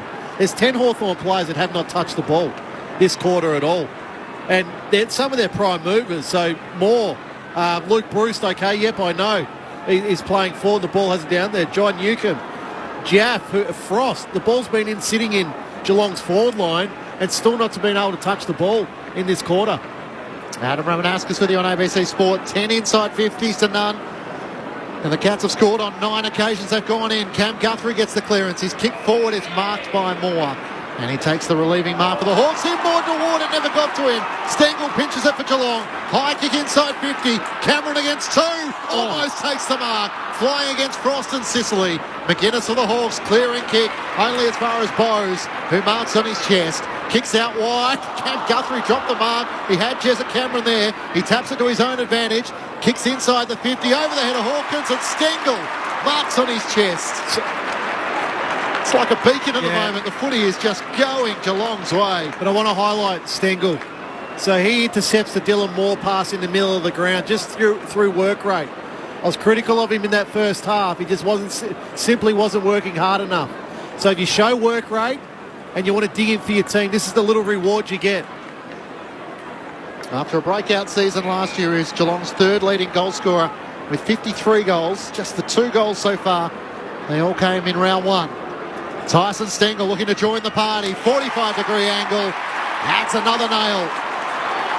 And Geelong are rolling in this third term. All of a sudden, the last 7 goals of the match. And they're out by 31 points. 10-7-67 to Hawthorn 5-6-36. 18 minutes gone, third term on ABC Sport. Oh, it's an avalanche, isn't it? 7 in a row now. That's right, yeah. This is where, traditionally you're looking for your leaders to step up, to go into the middle of the ground if they have to, win a clearance. Just the problem with the Hawks is you look around and there's not a heap of experience out there. Luke Bruce, we know, is the most experienced player. Perhaps he needs to go into the centre bounce and just try and do something to rest the momentum back. I mean, Dylan Moore, strange decision to try and chip it back inside to really a 50-50. Again, have got to read the stage of the game and realise that we have to get the ball forward because it's all one way at the moment, all one-way traffic. 7 in a row for the Cats. Back in the middle, socket through to Tui off the wing, just pumps it off the ground onto the chest at close. More go forward for Geelong. He's looking for Hawkins and CJ drops in the hole. Takes the intercept mark for Hawthorn. There's Jaff, short kick to McGuinness. Third generation Hawk off the back flank. He goes short to Frost. Not a single score in the quarter for Hawthorn. They'd have to have an inside 50 to do that. They're 13 zip that category in the term Geelong's way. Up to Bruce. Couldn't come up with it. Smith, hand pass back underneath Tui. Pack forms around him. Dangerfield tries to hand it out to Zach Guthrie. And inadvertently soccers it out of play, so a throw in right on halfway. Hawthorn led this game by 19 points halfway through the first term. They actually had the first 19 scores of the game. It was 3-1 to zip. And Geelong now starting to take over either side of half-time with the last 7 goals. Thrown back in. Stanley wins down the tap. Wardray off it. Atkins trying to dodge the tackle from Meek. Lost the footy. It spills to Duncan. He's locked up by McKenzie and a ball up on the members' wing. Geelong by 31 points. As it's thrown in the air, the 2 rucks tangle. It spills down the way of Warple and Atkins. Out to Isaac Smith. His hand pass just a tad wide for Duncan, who's tackled by McKenzie, but over the shoulder. And Geelong with another chance to go forward. Mitch Duncan chips it inboard to Bowes, getting a bit more of the footy in this third quarter. His 6th disposal of the quarter as he looks up towards Stanley on the members' wing. And takes the mark in a mismatch up against Ward. Very good quarter, Stanley. And right on top. Jeremy Cameron wants it deep to the pocket. He goes shorter than that to a lunging Duncan. Got a hand to it. Not all that glamorous as he tried to knock it forward. Nash with a hand pass to Warple. Here's Hawthorn's best chance. Out to McDonald at left half forward. He looks up inside 50. Green the target over his head and Bruce. And he gets spotted out Radagalia and Geelong are away. He was going to Luke Bruce, which is the right option. It was just poor execution. Kick from Radagalia out wide for Holmes, running the southern wing. Kicks down it to Hawkins. It's virtually on halfway. Just pokes the pass to Isaac Smith, who keeps on running as he always does.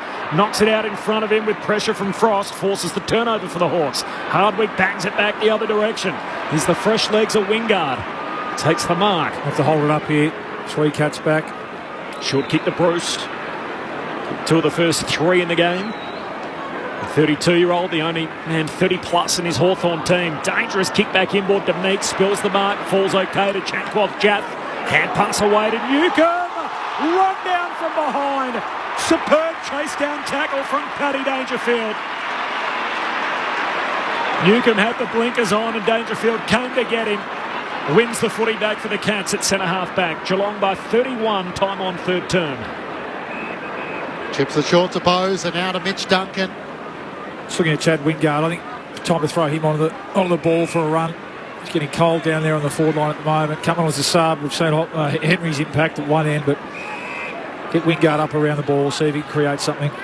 Duncan to Zach Guthrie, who's going to give it back to Mitch Duncan. The Cats very much in their kick mark rhythm at the moment. All the way back inside the defensive 50 to Radagalia. He's got 20 metres from Fergus Green. drives it up to the southern wing. Looking for Hawkins. It's spoiled away by Hardwick. Into the middle of the ground for Newcomb. Little push by Bowes. Worked him underneath and then wins the footy for Geelong. Kicks a spiralling ball towards the top of the 50. Jaff comes out. Bounces off Scrimshaw. Jaff has another go for Hawthorn. Can't gather. Picked up by Ollie Henry. Hand pass to Atkins. Through traffic. Works it forward to Close, who spots up Jessica Cameron. Straight down the middle of the ground. I was watching Cameron and Sicily there. Sicily wanted to stay at the contest. Cameron just ducked out the back there. Then before Sicily realised it was simply too late. He'd given Jeremy Cameron enough space. Jeremy Cameron shooting for his 5th goal of the match. And to join Charlie Cameron, Jezza comes in and slams it through for his 5th goal of the match. And the Cats are in perfect rhythm. 8 goals so far on the run for Geelong, and they are now pulling ahead of the Hawks to lead by 37 points. 11-7-73 to Hawthorn 5-6-36. Jeremy Cameron with his 5th goal joins Charlie Curnow leading the Coleman with 16 goals. Yeah, just looking at the stat sheet, it's looking pretty ugly, isn't it? 15 it's been around the contest. Inside. Yeah, it has. But it started around the contest, so plus 14 for the quarter for contested footy. They're just winning those one-on-ones. Bowes won a really good one-on-one. Cross half back and didn't muck around, did he? Just belted the ball forward. Contest 1.5 forward here that's set up close, and just too much space for Jeremy Cameron. He's going to fill the boots here if they're not careful, Sicily. One-way traffic in this third quarter, back in the middle. Reeves wins it down, but Dangerfield caught as soon as he's got it for Geelong, so a ball up again. We're 24 minutes into this quarter, and Hawthorn have only had 31 possessions. Amazing. As Blitzarves grabs it out of the ruck, kicks it out to the wing. As Stewart just clean hip and shoulder on Amon, gets rid of him off his knees. Atkins extracts it. Hand pass to Close to Stewart. To Smith, now to Bowes, all by hand. Bowes a short kick to Stewart, awkward half volley pick up. Smith decides to soccer it forward, but straight to Moore. His hand pass knocked down by Stewart, now to play. On the southern wing, Ben Cameron's on the boundary. Ben.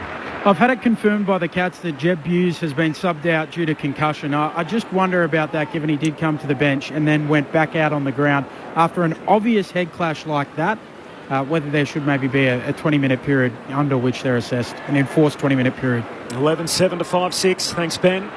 On the boundary throw-in, Geelong starting to take hold of this game as Smith grabs it from the stoppage, kicks it down to half forward for the Cats. Blitzarves competes, spills down though to Moore of the Hawks. Hand pass to Amon, to Jaff, back to Amon. Centre half back, he kicks out to the opposite back flank.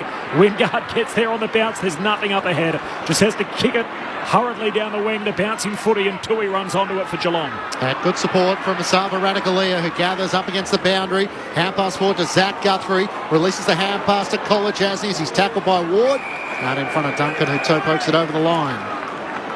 Boundary throw in just to the right of the Geelong bench. The Cats leading by 37 points after 7 unanswered goals in this third quarter, which is almost 25 minutes old. Been a good return from Mitch Duncan, isn't it?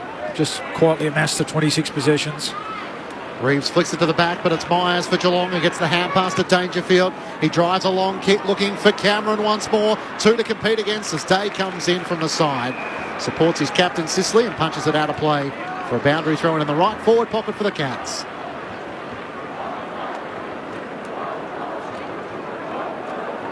Zero 437 774 774 the SMS number. Boundary throw-in. Blitzarves wins the head out, but down to McGuinness. Hand pass to Ward. Kicks Hawthorn out of the defensive arc. Clean bowls Warple and Bowes. Out to Stanley. Picks it up high half forward for Geelong. Hand pass to Dangerfield. Gives it to Jeremy Cameron. Just puts the Jets on. Darts out of traffic and hits up Izzy Smith. How's that for some delivery? Yeah. Look, the hands from Dangerfield were absolutely terrific. But then Cameron, just with his speed. It would be fascinating to see him as a midfielder. Although I know we saw glimpses of it last year where he came up the ground, but for a month period, just how much of the football he could actually get and how damaging he could be. Isaac Smith, his 11th Easter Monday clash, his 3rd as a Cat, he misses. Out to the right. It's been all Geelong, a scoreless quarter for the Hawks. In fact, they've only had one inside 50 in the whole term. So 16-1 that category Geelong's way. They led it by 38 points time on in the third. Well, you'll see a more dominant quarter. And the Skippers led the way right from the first bounce of this quarter. 8 possessions, Dangerfield. At 100%, that's been the key. Impey in the right back pocket goes short. McGuinness marks. They're hemmed in the defensive half. It's called a play on, so he has to just jam it as far as he can up the southern wing. Blitz out, spoils it down out in front of Isaac Smith and Day. Day, good gather as he was off balance. Picks it up and kicks around the corner. Up towards Meek and Radaglia. Radaglia had first hands to it. Couldn't take the mark. Blitzavs kicks inside. 50, looking for Close, who leads to the pocket and marks on his chest deep in the left forward pocket. I think that's where Sam Mitchell will be a little bit disappointed with his defenders this quarter. They've all been led to the football. You know, again, that's close. You can remember Hawkins, Ollie Henry. Now, it's probably 3 or 4 occasions where the defender's just simply been caught behind. Just needs to repeat what he did earlier in the quarter for his second. Brad Close races out, opens up the angle, snaps across his body, copy-paste. Another one for the Cats. And an 8th goal for the quarter. And a 9th on the trot. Geelong lead by 44 points. Having trailed by 9 points at halftime, it's been a dominant quarter. 12-8-80 to Hawthorn 5-6-36. 28 minutes gone, third term. Yeah, it's a good call, Ramo. It is that, and it's a mindset thing, isn't it? It's a concentration thing. It's not necessarily, you know, they should be reasonably fresh because, as you said, there were worrying signs from early on in the quarter, and it's just got worse and worse. And there's an experience element to that as well. Again, we highlight the fact that, or the lack of experience across the ground. I mean, Sicily's down there. He's the one that really should be rallying the troops, but it's just been an avalanche, hasn't it, really, from the Cats. It's been pretty impressive, really. If you're wondering if the reigning premiers still had a bit of life in them, what a statement this has been in this third quarter. One-way traffic, more go forward again. Cam Guthrie from the centre break, kicks out to half forward, slips through the hands of Stengel, collected at the back by Rowan. Hand pass away to Isaac Smith, hooks it in the Cameron direction. Can't mark, follows up, grabs the footy, gets a hand pass out off the deck. Comes the way of McGuinness for the Hawks. Hand pass to Sicily. To surge kick out of the defensive 50. O'Connor chops it off centre half forward. Looks at the big sticks and pumps her another one. A Geelong avalanche in this third term.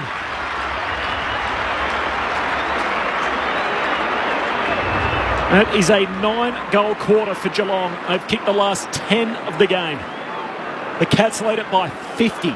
Half-hour mark, third quarter, 13-8-86 to Hawthorn 5-6-36. Grandstand AFL, Corbin Middlemass, Matt Clinch, Ben Cameron on the boundary, and our Grandstand AFL experts, Luke Ball and Adam Ramanauskas. Well, that inside 50 count now is 20-1 in Geelong's favour. So absolute full value. They've kicked 9 goals, 5 for this quarter. So that's 14 scoring shots from 20 entries. Under 10 stuff. That's just inside 50s to 1. It's an extraordinary turnaround, given the clearance. I think it was 14-5 in the first half. 24-10 it was in the first half. 24 that's right. Incredible. Sam Mitchell might be channeling Terry to try and park the bus. Well, as a coach, you've got 3 or 4 good sprays in you a year. Yeah. Now, where they have a fair, I think now's the perfect time. One's coming. Yeah, it's got to be. Will Day's just gone back behind the ball, but the damage is done. Second stoppage in the middle of the ground. Hawthorn trying to nudge it forward through Lloyd Meek. He's tackled. He's got to centre half forward. Chance to go inside 50 for just the second time in the quarter as we tick past 31 minutes. Geelong will put on 9 goals. 9 goals, 5 at the other end. 2 rucks tangle. Neither got a hand to it. Shepherding and a Geelong free kick. And Reece Stanley's going to take it. Hard to pick between the 2 ruck who are trying to block each other out. Works it forward to Zach Guthrie through the middle of the ground, and Myers up with one arm, can't take the mark. Warple gets it to Impey, kicks out to the wing.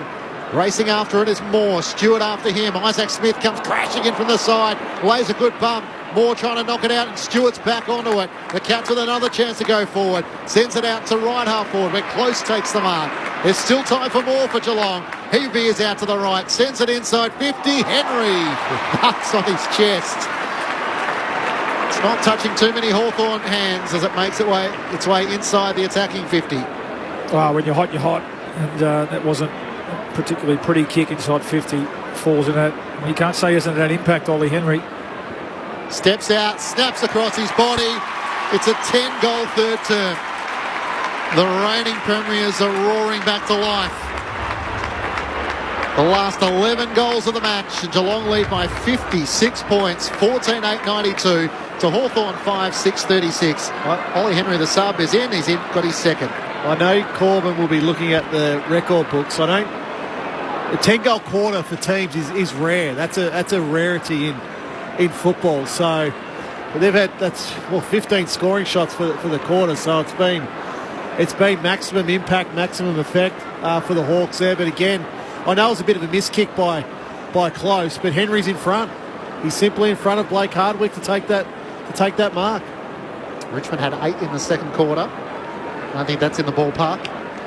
Amazing quarter of footy in the context of their season. The Cats looking for their first win, and they've completely flushed it out in this quarter. Socked forward by the Hawks. Here's Warple, who picks it up front edge of the centre square. Hand pass out towards the half-forward flank. Stewart puts his head over. He's taken high. She was about to cheer for an inside 50 there, but no, not quite. 21-1 the inside 50 count in this quarter. As Stewart kicks the centre half back for Zach Guthrie. Hands it off to Kolajasny. Takes a bounce on the wet surface. Able to regather as it slips away from him. Shares it with Tui. Kicks long inside 50. Gary Rowan is all alone. Marks uncontested right half forward against the boundary line. 45 out.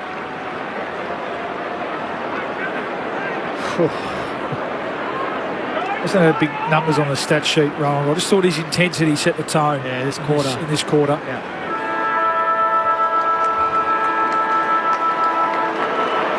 And the way things have gone, you're just about back in to go back and slot this for the 11th. What a quarter it's been already. Gary Rowan yet to kick one so far today. He's miskicked this. He's put it out on the full, but that is a destructive quarter from Geelong. If you were wondering whether they were still capable or not, having trailed by 9 points at halftime, the Cats had kicked 10 goals to zip in a third quarter demolition. Geelong 22-1 the inside 50 count. The possession count doubled. All Geelong in quarter number 3. 14-8-92, Hawthorn 5-6-36. The Cats, after trailing by 9 at halftime, lead it by 56 at three-quarter time to completely kill off the contest. Just watching Sam Mitchell, he's the first one out on the ground as he's basically looking at the players closest to the goal at the city end and saying, hey, let's bring it in here straight away. And he's going to address the team before anyone else gets a chance to chat to his team. Amazing stuff. 5 goals for Jeremy Cameron, 2 for Hawkins, Ollie Henry, the sub, and for Brad Close, and then singles for Holmes, Stengel and O'Connor. Meanwhile for Hawthorn, 2 for Bruce, 2 for Fergus Green, 1 for Carl Amon. A 10-goal quarter for the reigning premiers who look like they're about to get on the board in season 2023. Luke Ball and Adam Romanascus to make sense of it in just a moment on ABC Radio, Sport Digital, and now streaming through the ABC Listen app. This is Grandstand AFL. ABC Listen. Rampaging Royce Laven and HG Nelson. I note that some people don't use logbooks anymore. What? Yeah. They don't know cos, sine, cosine, cosine, cotan. They're all great. Bludging on the blind side. Why don't they do it? I don't know. Royal Commission. What happened to the logbook? I loved it. I used to open to love it. Could we get Blandis to drag the logbook kicking and screaming back into our universities? Podcast available now on the ABC Listen app. Grandstand AFL. Now streaming every match on the ABC Listen app. Look for the AFL button. Blitz arms out of the stoppage, kicks to centre half forward. Frost ragdolling Hawkins, bounces off his chest, throw it onto it, hands it to Jeremy Cameron, and he pops it through for his 4th. Jeremy Cameron on his backside puts his hands up to celebrate the goal and puts Geelong in front for the first time. A drop kick almost from Bowes inside the forward 50. Close competes, spills to Boyes, kicks for Henry. And Ollie Henry leaps up and marks 15 out, dead in front. Geelong's X-Factor to mark his spot here. He threads it. Cats have the last 4. And Geelong with all the momentum at the G. Jaff plays on, just got around Close and then he ran too far. So Close deep in the left forward pocket. Veers out to the right, a couple of steps, snaps across his body. Great finish! Cats all of a sudden with the last 4 goals of the quarter and the last 5 of the match. Cam Guthrie to Blitz halves to Dangerfield. Long kick to Hawkins. Hawkins snapping across the body. Straight through it goes. And the Geelong takeover is on. Blitzouts kicks inside 50, looking for Close, who leads to the pocket and marks on his chest. Opens up the angle, snaps across his body. Copy-paste. Another one for the Cats. And an 8th goal for the quarter. Just surge kick out of the defensive 50. O'Connor chops it off centre half forward. Looks at the big sticks and pumps through another one. A Geelong avalanche in this third term. The 2023 AFL season. On radio, ABC Sport Digital. and now streaming on the ABC Listen app.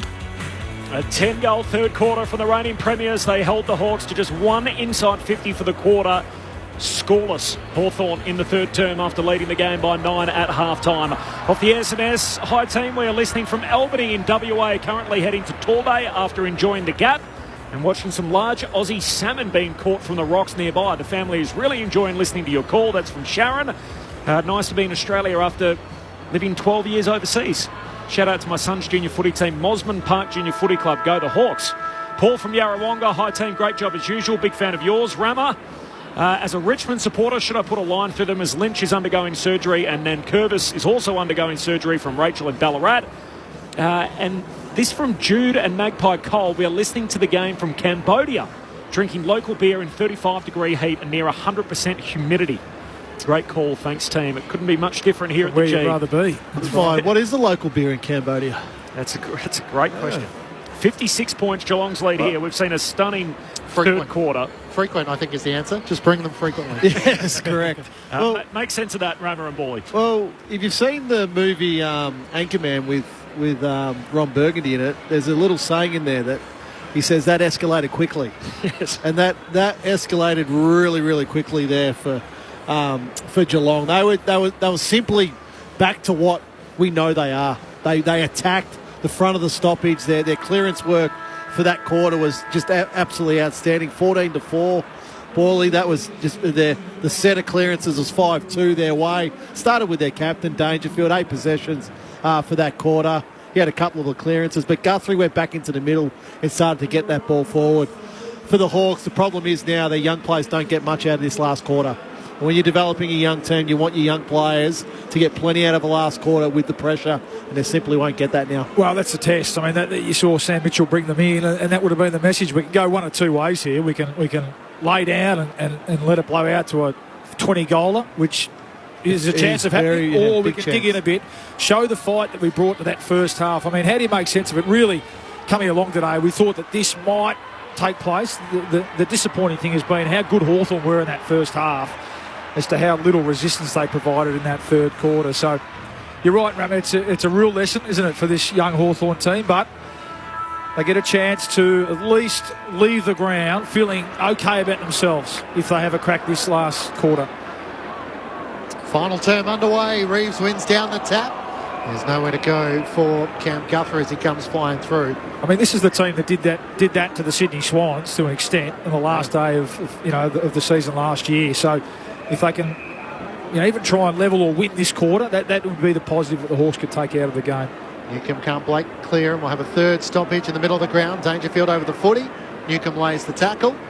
Umpire waits. He's going to penalise him holding the footy. And it's going to be a Hawthorn free kick. I'm not sure Patrick Dangerfield had the footy by the end. And maybe this is a chance for the Hawks to go forward inside 50 to start this final term. Just once in the third term, drives it as long as he can, inside 50, meet the target, clears him. Bruce tries a lunge on the footy, it spills to O'Connor, his hand pass pinched by Wingard, he's ragdolled. Saba Radagalia clearing kick in the middle of the ground. Rowan flies up, almost juggled the mark, it bounces to Stengel.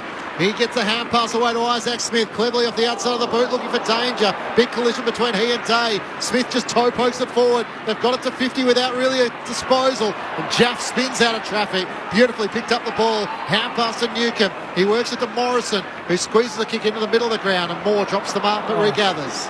Gives a hand pass off to Ward. He too fumbles the wet, greasy footy. Back to Moore. Just has to whack it out wide for Amon. In the end, a soccer from Cameron to the advantage of Holmes. Hand pass to Close. Gives it back to Jezza. He kicks it into Sicily and it ricochets out of bounds. 70 out from the Geelong goal at the punt road end. Ben Cameron on the boundary. One change that Sam Mitchell has made at three-quarter time, he's decided to coach from the bench, so wants the immediate interaction to try and steady his young side from the bench.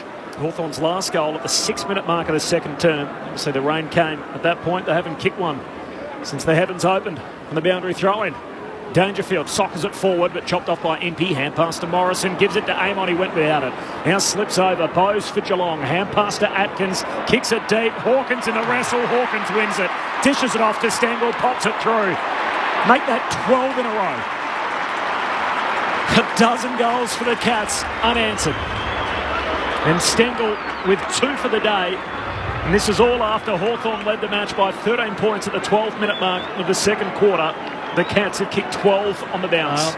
Paulie, you fumble, that's the result. So, Amon fumbles there. That's poor. I mean, that's not... Yeah, you expect more from... Talk about the lack of experience out there. He's one guy that's played a lot of footy. And they were out there in the Hawks. And it's just taking your eye off the footy, especially in these conditions. You've got to spend some more time over it. Attention to detail, that's really disappointing. I love that from Tom Hawkins. Like he's 20 metres out directly in front, could kick the goal, but he knows his little mate in Stengel's not in great form at the moment. Give him a handball, he gets his second goal, makes him feel good about himself. Adam Ramanauskas with you on ABC Sport. Reeves knocks it down to Newcombe, sockers it off the deck, but it's gathered by Bowes of the Cats, back edge of the centre square, into the middle of the ground for Cam Guthrie, kicks out wide to Isaac Smith, sweeping hand pass to Stengel, trying to get around Frost, gets the hand pass to Hawkins, his hand pass inboard, looking for Myers, but it's Morrison for the Hawks in front, who kicks back up towards half-back. O'Connor almost juggled the mark, it was touched in the eyes of the umpire, not paid. And Connor McDonald tries to knock it out for the Hawks to Ward, to Nash, who threw it. Umpire this time does blow his whistle. It'll be a Geelong free kick at right half forward. This is looking like a 100-point game the way they're scoring. And Hawthorn led by 9 at half-time. Cats by 62. Heads inside the forward 50. Morrison knocks it down to Day in the defensive half of the Hawks. Hand pass to Impey, hand pass to Morrison. Kicks out of the defensive arc, turns it over. Stewart for the Cats. Short kick out wide to Holmes. Marks 60 out at half forward. He looks inside 50, wanted Henry. Impey spoils into the lap of Amon. Gives it back to Impey, peeling off the back flank. He looks inboard. And McDonald takes the mark defensive side of the wing. Goes long to Wingard. 3 Cats converge on him. Wingard, the footy just got to him in time. Takes the mark, wants to move it on to Bruce. Not a great option. Skids out of play, right forward pocket at the city end. What do you stop for? Chad Wingard, sometimes we know how brilliant he is. Sometimes he outthinks himself. He had Bruce charging to an open goal and hesitated, didn't he?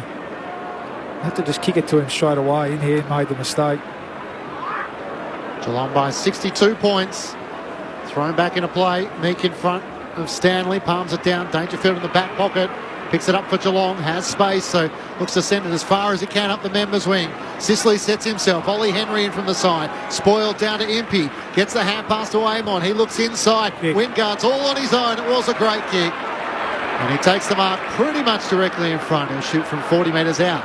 Well done, Jarman Impey. I think he's been one of the Hawks' best all day. And he's just really trying hard in this second half. But Carl Amon there perhaps making up for the fumble earlier that cost him a goal. And let's see if Chad Wingard can kick the Hawks' first goal in this half.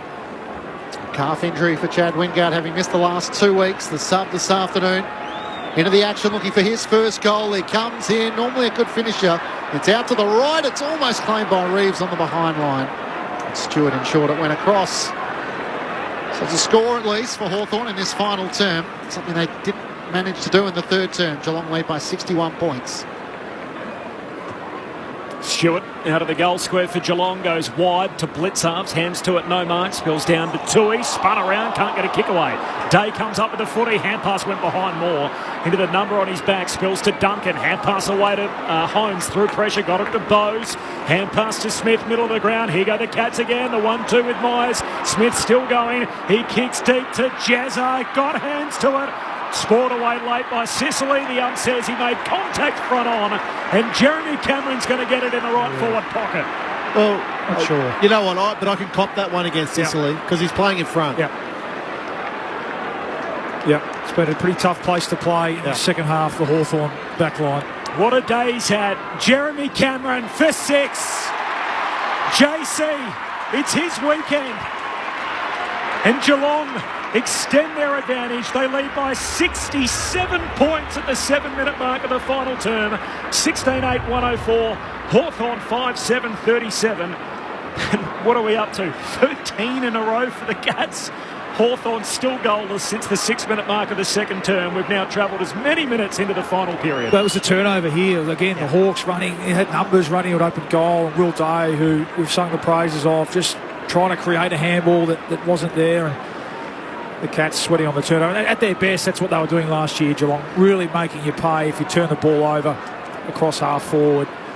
And they just streamed through the middle of the ground. Isaac Smith, beautiful long kick, wasn't it? Not much Sicily could do there. I thought it was a little bit soft, but probably just got a hand to the chest of Cameron.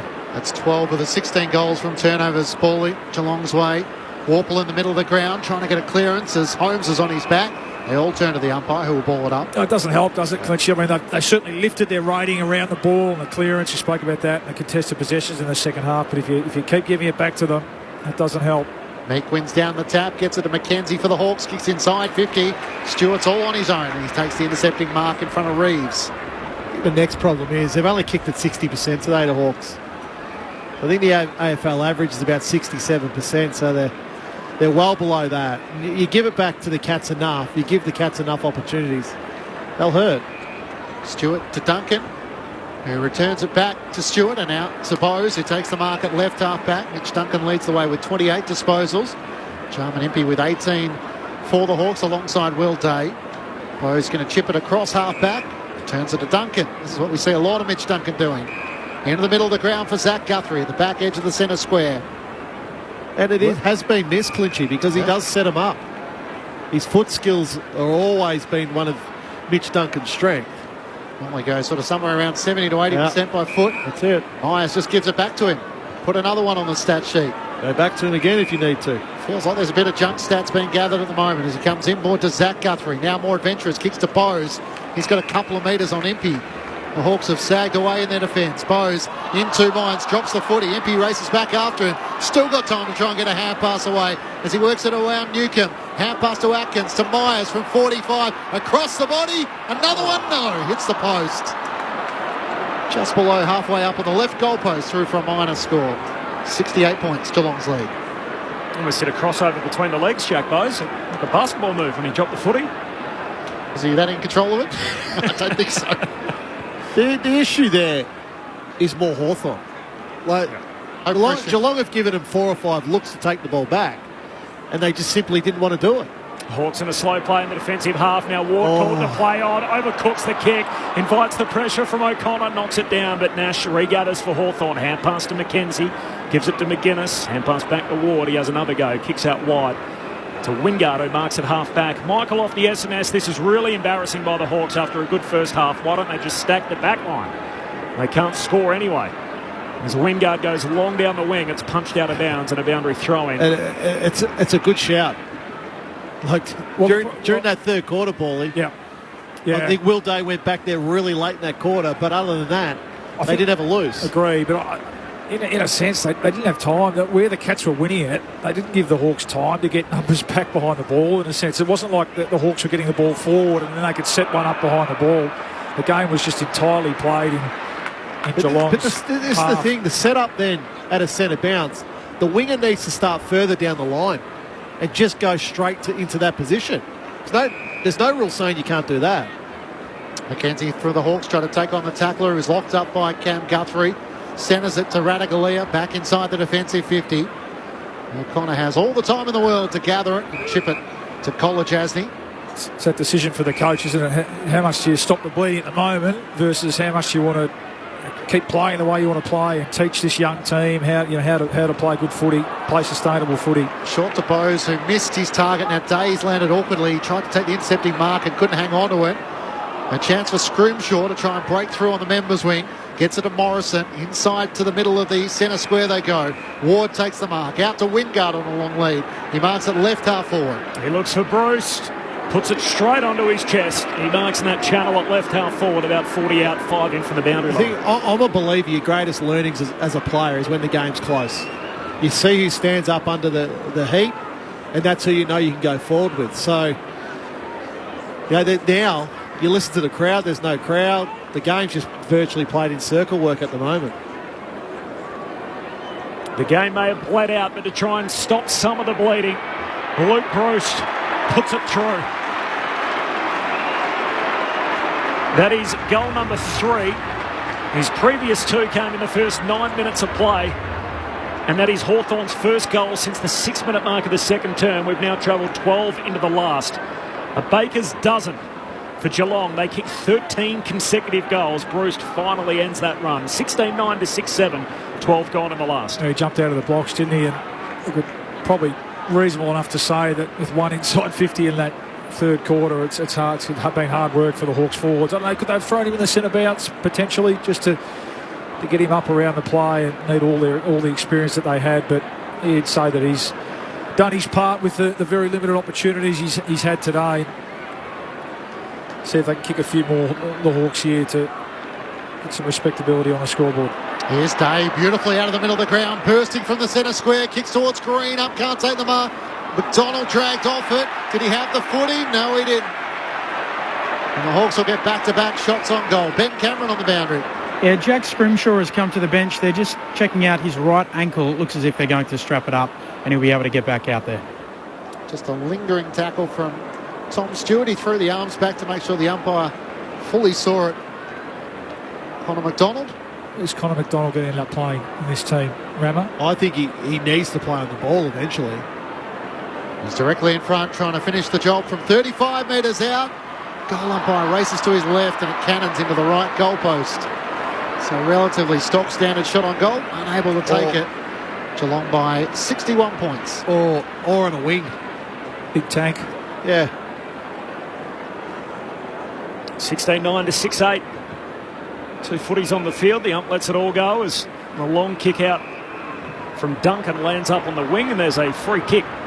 It's going Brian Myers' way. Hasn't kicked a goal since the prelim, where he got a couple and was almost best on ground in that victory over Brisbane. Hand pass to Bose, chips it down the wing to Hawkins, flares a hand pass out to Max Holmes. He backs in his speed, kicks it to the top of the goal square. Zach Guthrie climbs, slips straight through his hands. Amon just sockers it to half back. He's Bruce at the other end of the ground, can't pick it up clean. Burrowing in there is Smith, tries to knock it out to Dangerfield. He has to tackle as he holds up Dylan Moore, and a ball up 45 out from the Cats' goal. Also off the SMS from Cliffo. Hi guys, shed fire is lit here in chilly Ballarat.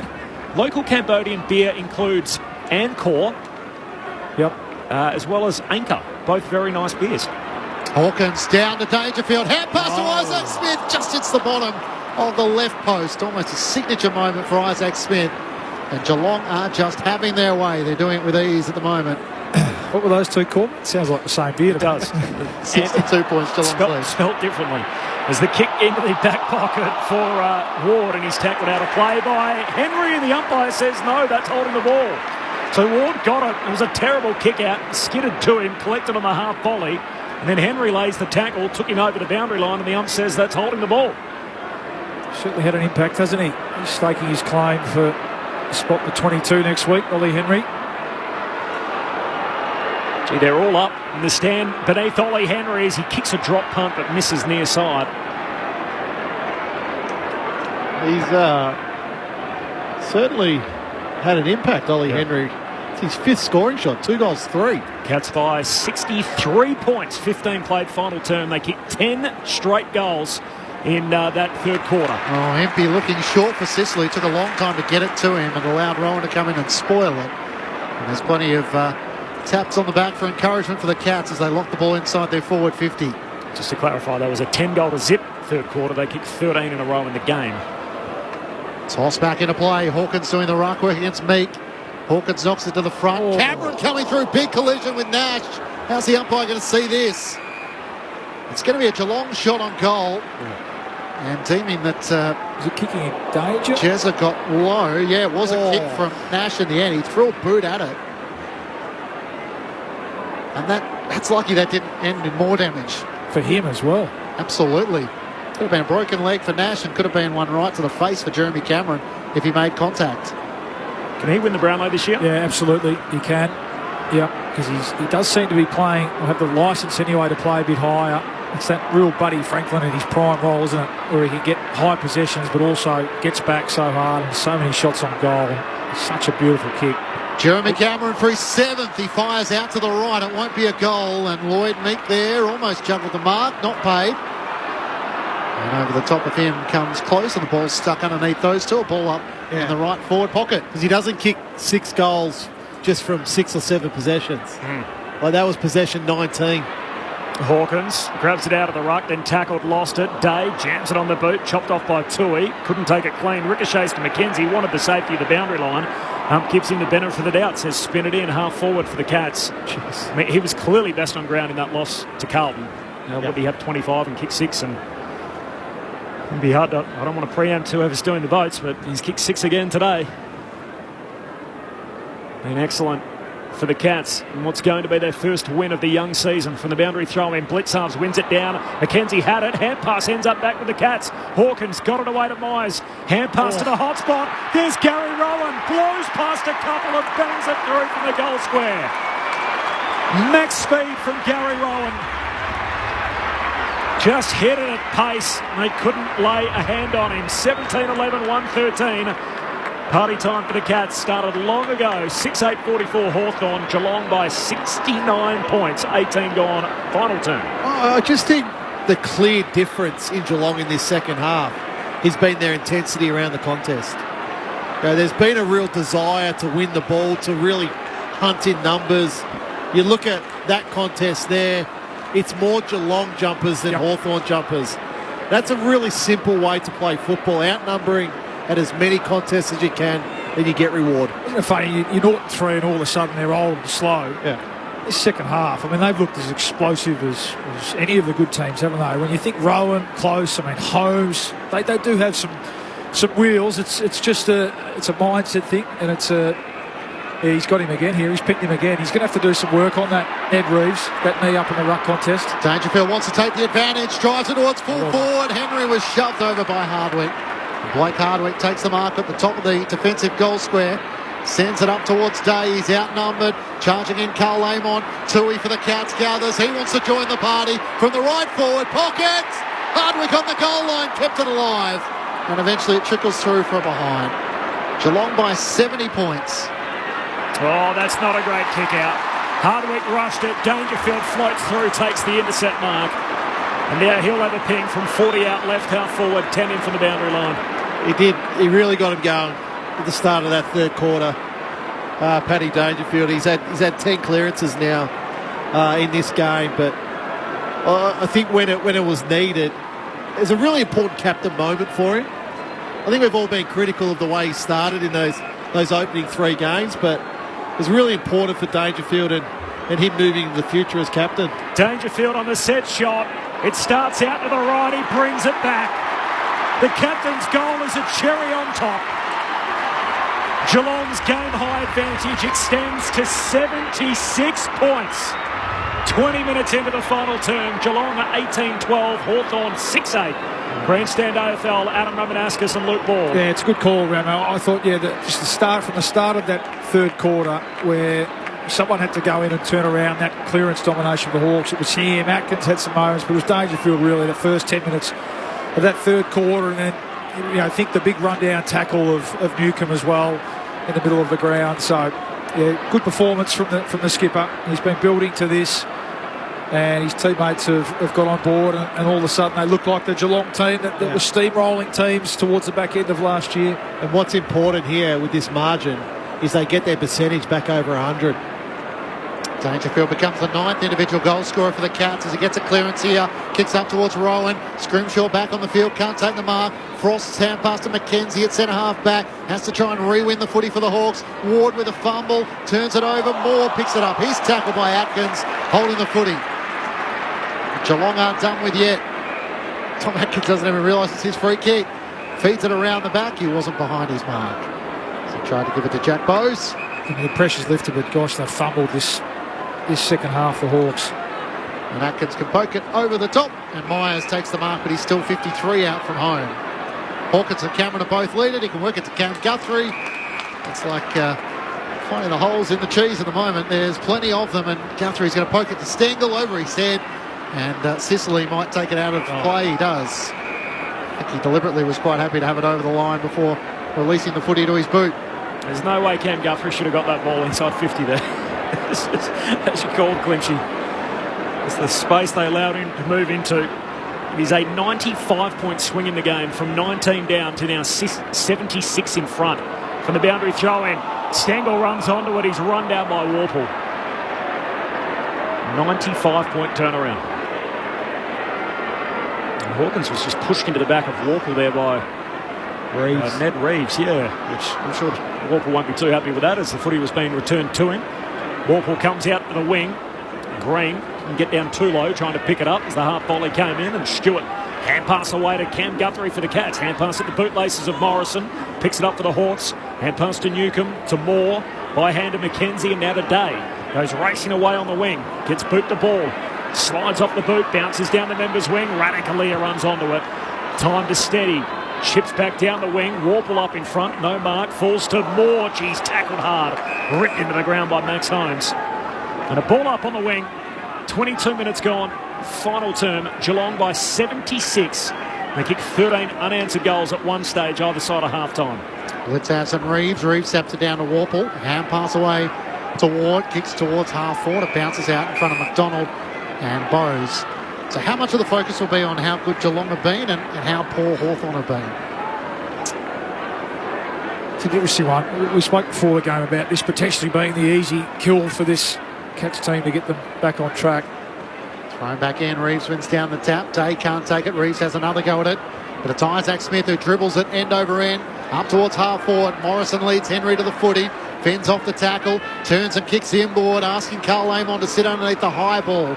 And he takes it in front of Tui. And chip it to Day, who marks in the middle of the MCG. Hand pass to Ward. Straight through the middle.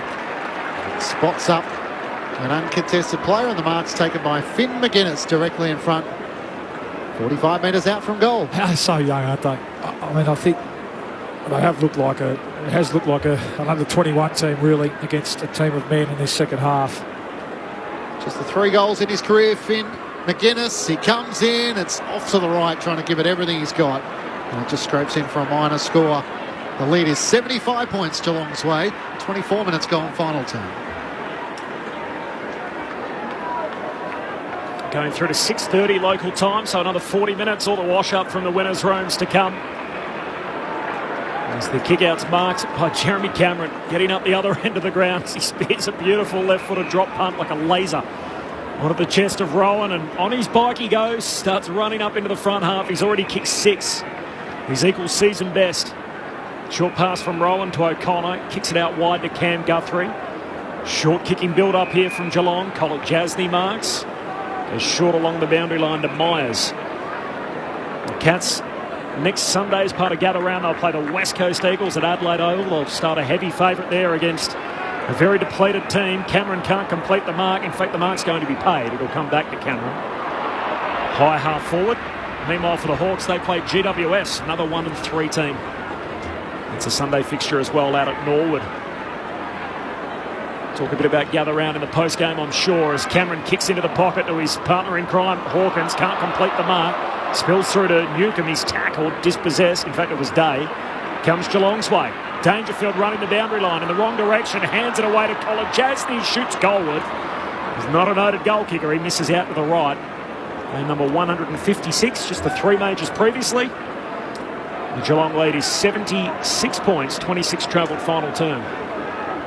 So Swamp Thing on Twitter says the highest quarter-time scores versus a side that didn't score in VFL AFL games. 10 goals. We're going back to 1934. Wow. The last time it took place. It's an indication as to the historical impact as to how dominant Geelong were. Warple in the middle of the ground for the Hawks, trying to soccer it forward. Get it to the advantage of Nash, who can't knock it on to McDonald. Bowes picks it up for the Cats. A chance to send them inside 50 once more. Henry on a long lead. He marks just outside 50. He's got Rowan and Hawkins. Sends it towards Rowan. He sets himself in from the side. Morrison brings it down, back onto it first. Knocks it out to Warple. Hand pass missed McDonald. It ricochets off Myers and out to Impey. Hand pass around the back to Moore. He kicks up towards Fergus Green. There might have been a bump as he got his kick away, and it'll be a downfield free kick the way of the Hawks. Short kick to Finn McGuinness. McGuinness spears the kick along the line to Bruce. There was an incident in the first quarter, a clash of heads between Nash and Buse, and Nash has got the tape around his bonds. He was able to continue, but Jed Buse, his day was over at half-time after a delayed concussion, so subbed out. One of the concerns for the Cats coming out in what's going to be a big win. Buse retreats back with the kick. Missed his intended target, Impey, but Stengel lays a high tackle, so Impey free kick centre-half back. Swings it across the half-back line to Jaff. Brockman was subbed out of the game for Hawthorn. That was a tactical sub. It's a turnover in the middle. Bowes hand pass away towards close. Running downhill. Collected by Cameron. He's got 7. And then runs straight into the umpire. As he was turning to celebrate with the Geelong cheer spot at full speed. Turned around and had the umpire in his palm. And he hugs him and picks him up off the turf. He's knocked the wit out of him too. Oh, Jeremy Cameron's down on his haunches. It's a boundary up. It's a 7-goal feast. That boundary up's come off better than Jeremy Cameron. 19-13, 127. Hawthorn 6-9-45. The crowd getting a look at the replay. Geelong by 82 points. 28 gone final turn. There'll be a good photo in that for that boundary umpire. Good stuff. There hasn't been too many who have been able to stop Jezza Cameron this afternoon. The boundary umpire was one. He's coming to the bench. Last player to win the... Lucky they didn't clash heads. Yes, absolutely. Anyway. Last player to win the Coleman and the Brownlow. T. Lockett? No? Well done. Is it? I think so, yeah. Hasn't happened too often. Jeremy Cameron now leads the Coleman medal. Take the lead from Charlie Curnow. 6-6-6 against Geelong. Back in the middle. Meek and Stanley. Stanley tries to hack it out of the air and gain some ground. Cam Guthrie onto it. Half pass to Dangerfield. The Cats captain leading from the front. Out to Stengel. Takes the mark. Sliding on his knees. Never looked like he really had it under control until the very last moment. Tyson Stengel with a chance to try and kick his third. Out to the left. He'll kick on a 45-degree angle from just inside 50. Only had the 2 goals coming in to this afternoon's match. Third leading goal scorer last year for Geelong behind Jeremy Cameron and Tom Hawkins. Tyson Stengel starts his approach. Veers out to the right. It's not the best kick. It's towards Rowan, who has it spoiled away by Meek. Knocked back by Carl Amon. Gets it to Hardwick. Driving kick out of defence. Nash is the only real target. Spoils it away from Stewart and Holmes. And it goes out of play for a boundary throw-in. 55 metres out from Geelong's goal. They lead by 82 points. 65,355 is the crowd, so near enough to 68,000 on average for the previous 12 editions of the game. From the boundary throw-in comes down to McKenzie of the Hawks.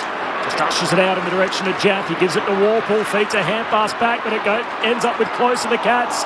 Hand pass to Stengel. He's mowed down. The ump says holding the ball. And a free kick for the Hawks and young Josh Ward to take it at centre-half back. Dangerously across the half-back line. Just got through to Carl Amon, who takes the mark on the back flank. Heads down the southern wing. No mark for Wingard. Spills down to Holmes. Sockers it forward. Picked up by Myers. Hand pass away to Close. Close just chips his kick into the pocket. Jaff caught in a tangle with Stengel. Ball to the top of the goal square. Hardwick. Hand pass away to Jaff. He'll go short. And Jarman Impey can take the mark. Immediately move it on and just got it to Newcomb. Newcomb will turn and swing his kick out to Ward, and that'll just about do us. Hand pass away to Newcomb. And after 3 losses, the reigning premiers rise again. An 82-point demolition of the Hawks. Geelong, winners for the first time in 2022. We are Geelong, the greatest team of all. We are Geelong, we're always on the ball. We play the game as it should be played, at home or far away. Our banners fly high from dawn to dark, now at Gardenia Park. 7 from Jeremy Cameron, arguably the best player in footy at the moment. An imposing third quarter from the Cats. If you're wondering if they were still a player in the season, they flexed big time in that third quarter. They kept Hawthorn to just one inside 50. A scoreless turn from the Hawks after leading the game by 9 at half-time. The Cats kicking 13 unanswered goals at one stage. They win wide on Easter Monday. We are Geelong, we're always on the ball. We play the game as it should be played, at home or far away. Our banners fly high from dawn to dark, down the Cardinia Park. Hawks by 19 early, so in the end it was a 101-point turnaround. Hawthorn by a point at quarter time, by 9 at the half. Geelong by 56 at three-quarter time and by 82 in the finish. Both teams 1 and 3. The Cats a date with the West Coast Eagles next Sunday in Adelaide, while out at Norwood, Hawthorn will find themselves against the Giants. Both teams looking for their second win of the young season. Adam Ramanaskas and Luke Ball, a dramatic second half. The Cats powering away to win by 82. Well, yeah, did what they needed to do really in the end of the second half. It was an avalanche really, and we'll talk about the Cats first. Ramo, first half would be an interesting review, I think, for Chris Scott. I think early they still looked a bit flat-footed, and we spoke about their lack of dare with their ball movement, and now we still yet to see any of that flair and run and overlap from their back half in particular, like we saw last year. And let's face it, they were having to defend a fair bit. They were smashed around the clearances around the ball in that first half. And as a result, we're having to do a lot of their attacking from the back half. But gosh, I don't know what Chris Scott said to them at half time. And look, I think certainly their captain and their senior players rolled their sleeves up and got to work in the second half. And in the end, made mincemeat out of a very young Hawthorn team, who I think it'd be interesting to hear Sam Mitchell's take on that and how hard they review that second half. I mean, really, it was boys against men in that second half. It was a couple of callers texted in. It was pretty embarrassing for Hawthorn supporters. And for me, not the scoreboard, but just the lack of effort and work rate. They became fumbly. Geelong certainly dialed it up, and when the pressure came, they completely wilted the Hawks. And look, again, they're a young team, so how much of an excuse? I know the coach won't want to make that, won't want to give them too many outs, but really in the end they got completely demolished by a team who started to recapture that run and starting at the contest first and foremost, but then on the outside that run and drive and dynamic footy that we saw towards the end of last year. So saw Chris Scott at the end there. He'll absolutely temper the celebrations after today, and we know that the tests will come, and in the end they just had to get on the board, didn't they, for 2023. So from the Hawks' point of view, really, really good sides, encouraging sides in that first half, but disappointed with the way they wilted in that. So, I mean, they've had 7 inside 50s for 8. Was it 8 inside 50s for half a footy? So, there's things you can't control, and for mine, they fell down in both areas, and it was a really one-sided half a footy that second half. Well, Geelong have gained 26% on the ladder for that game. They started at 83 and they've ended up at 109.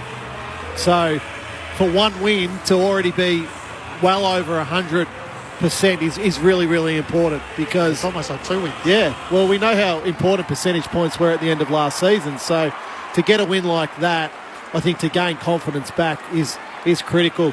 Second half clearances, and Bally and I were absolutely critical of Geelong in that first half. It was 25-11 in that clearance count in the second half, and that was led by Dangerfield and it was led by Cam Guthrie. We asked for more from Cam Guthrie because he was non-existent through that contest in the first half, and I thought he really delivered. He's ended up with 5 clearances all in that second half.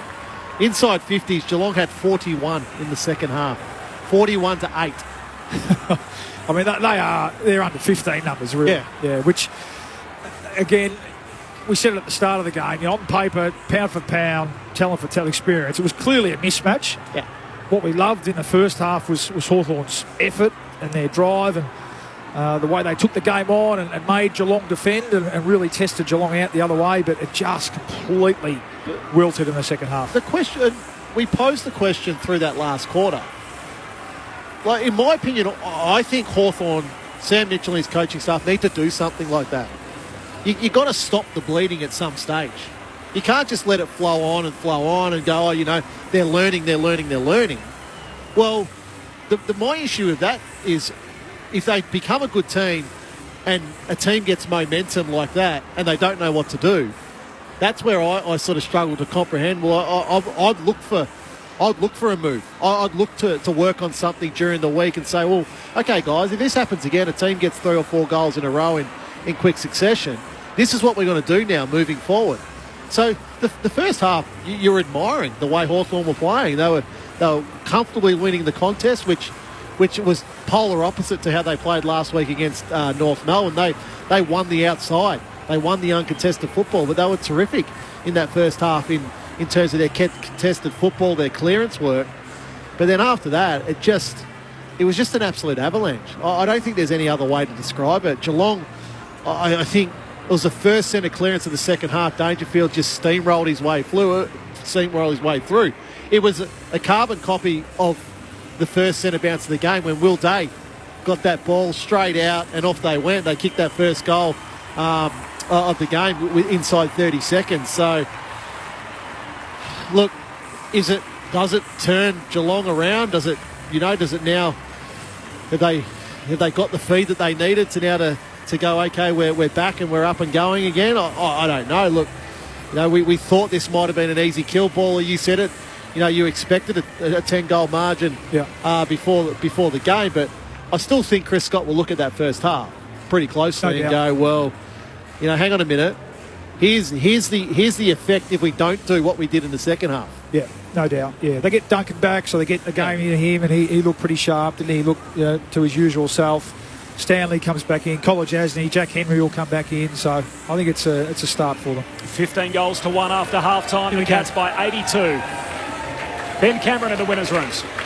Oh, gee, I almost didn't hear their call, but so loud as the Cats just enter the room. So led in by their captain, Patrick Dangerfield. A lot of their friends and family, as is customary, just giving a few high fives on their way in. But they're a pretty happy group, given their zip 3 start to the season. They're just about to bunch up and sing their song. So a little bit of ee-hawing going on as they all get set. Ollie Henry and Jack Bowes in the middle. Their first win for the Cats.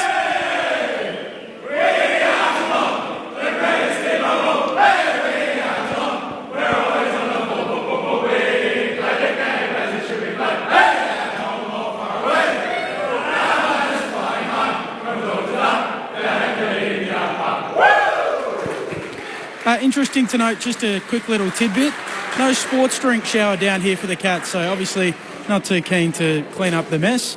They went without as part of that song. A couple of lads obviously enjoying their first victory for the club. Obviously Jack Bowes making the trip across in the off-season, and Ollie Henry, another one of course coming from Collingwood, both playing in their first win today for Geelong. It's Patrick Dangerfield's first win, of course, as the full-time captain, taking over from Joel Selwood. So the Cats now 1-3. That huge percentage boosting victory, 19-13, 127 over Hawthorn, 6-9-45, in front of 65,335, the official attendance. Just try and keep an eye out and see if Jed Buse is down there as well. No, I think he already left. I saw that concussion knock. There was images in that third quarter. His family were down there, and I think he was already making his way home or maybe to hospital. I'm not sure. We'll get an update from Ben, I'm sure. We can get back to him now, though. Some reaction from the winners' rooms. Ben Cameron. Yeah, thank you for that, Corby. I can report as well, my understanding, Jeb Buse did leave during that third quarter after that concussion that he suffered late in the first half. I do have Isaac Smith with me down here in the rooms as well. I think we can sub out the Norm Smith in the middle of his name after the grand final last year. Isaac, what were your impressions on that match? Well, it depends if you ask me the first half or the second half. But I thought we grinded in the first half, but Hawthorn certainly had the field position, which was making it difficult. We were trying to tack through their numbers, which is always difficult. But I thought we got centre bounce ascendancy in the second half, and we were able to play the game of football we wanted to play, and it turned, and I think it showed how powerful our forwards are when we can get it to them. What was the message from Chris Scott at halftime? If you don't pull your finger out, there'll be few retiring after this one. No. Maybe that's just what I was thinking. But no, he was actually very calm, and he just wants us to execute what we've been trying to execute the last 3 weeks. And we probably did it against Collingwood. They were probably just a bit more up and about than us. Carlton, we probably did it for 3 quarters.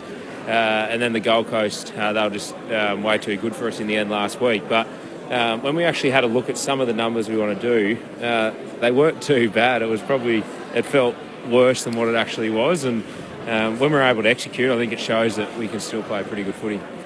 You're a 3-time premiership player at the Hawks, and there was a little bit of jeering going on when you were getting the footy. I know you played against them last year, but you think, come on, guys, I'm a 3-time premiership player. That's a bit rough. Well, a few of the boys from the 2013 premiership team were in the room before the game on the other side. I actually thought about just putting a civvy on and walking in and popping my head up. But, it's interesting coming up against the old club. Obviously, got a lot of great relationships there and a lot of great memories. But once you cross that white line, you want to win. And I'm sure we'll probably have a quiet ale tonight.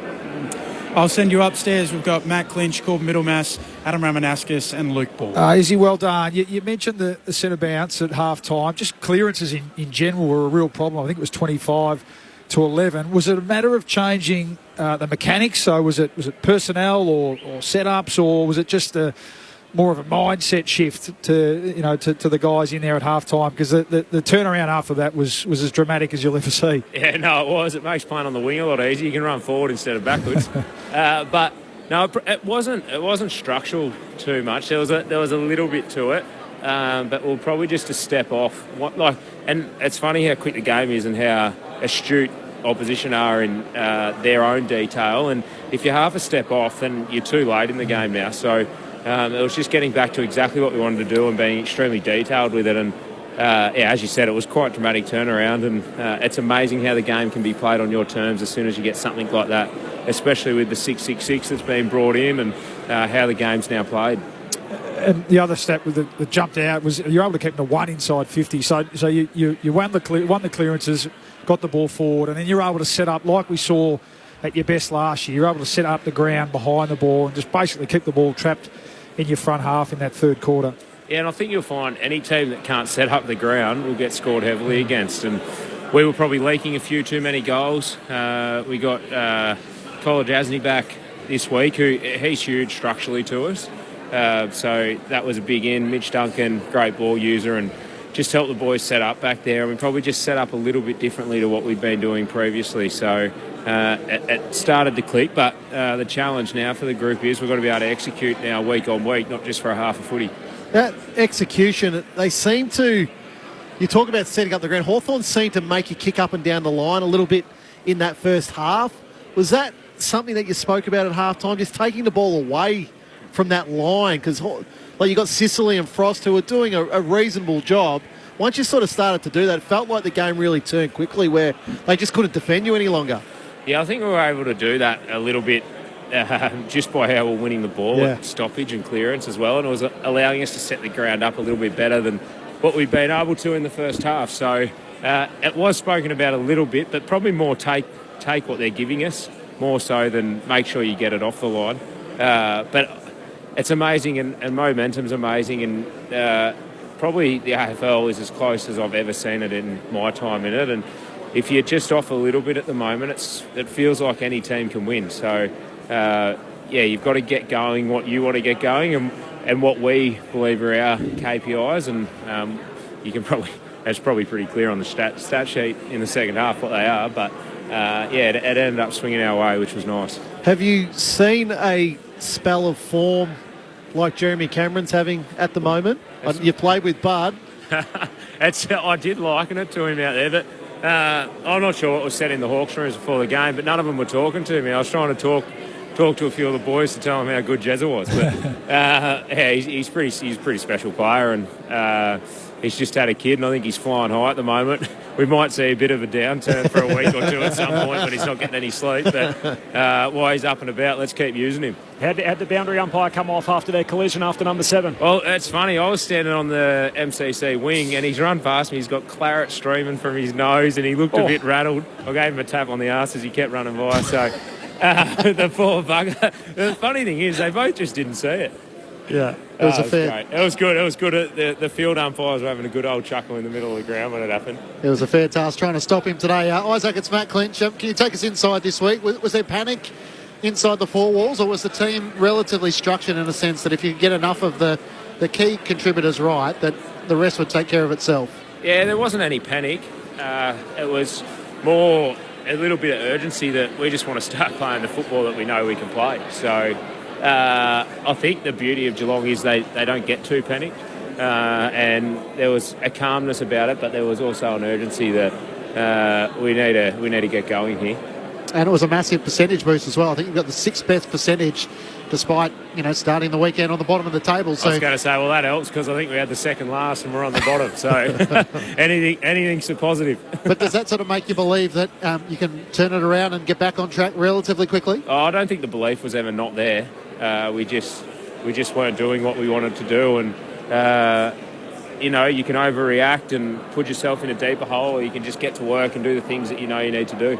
What about the skipper? Were you starting to we heard from him during the week, was he starting to feel a bit of the pressure that maybe those shoes that he was stepping into were perhaps a little bit bigger than he thought, being North 3 as a skipper? I thought his second half in particular was sensational. Well, it was on a hiding to nothing following Joel. So I think you see most captains that come in after one of the great captains, they're on a hiding to nothing. But I think Pat's sort of old enough, ugly enough to understand the caper and understand what he needs to do. And the reason the club appointed him is because they wanted him as captain, so he didn't have to change too much. And he's been good.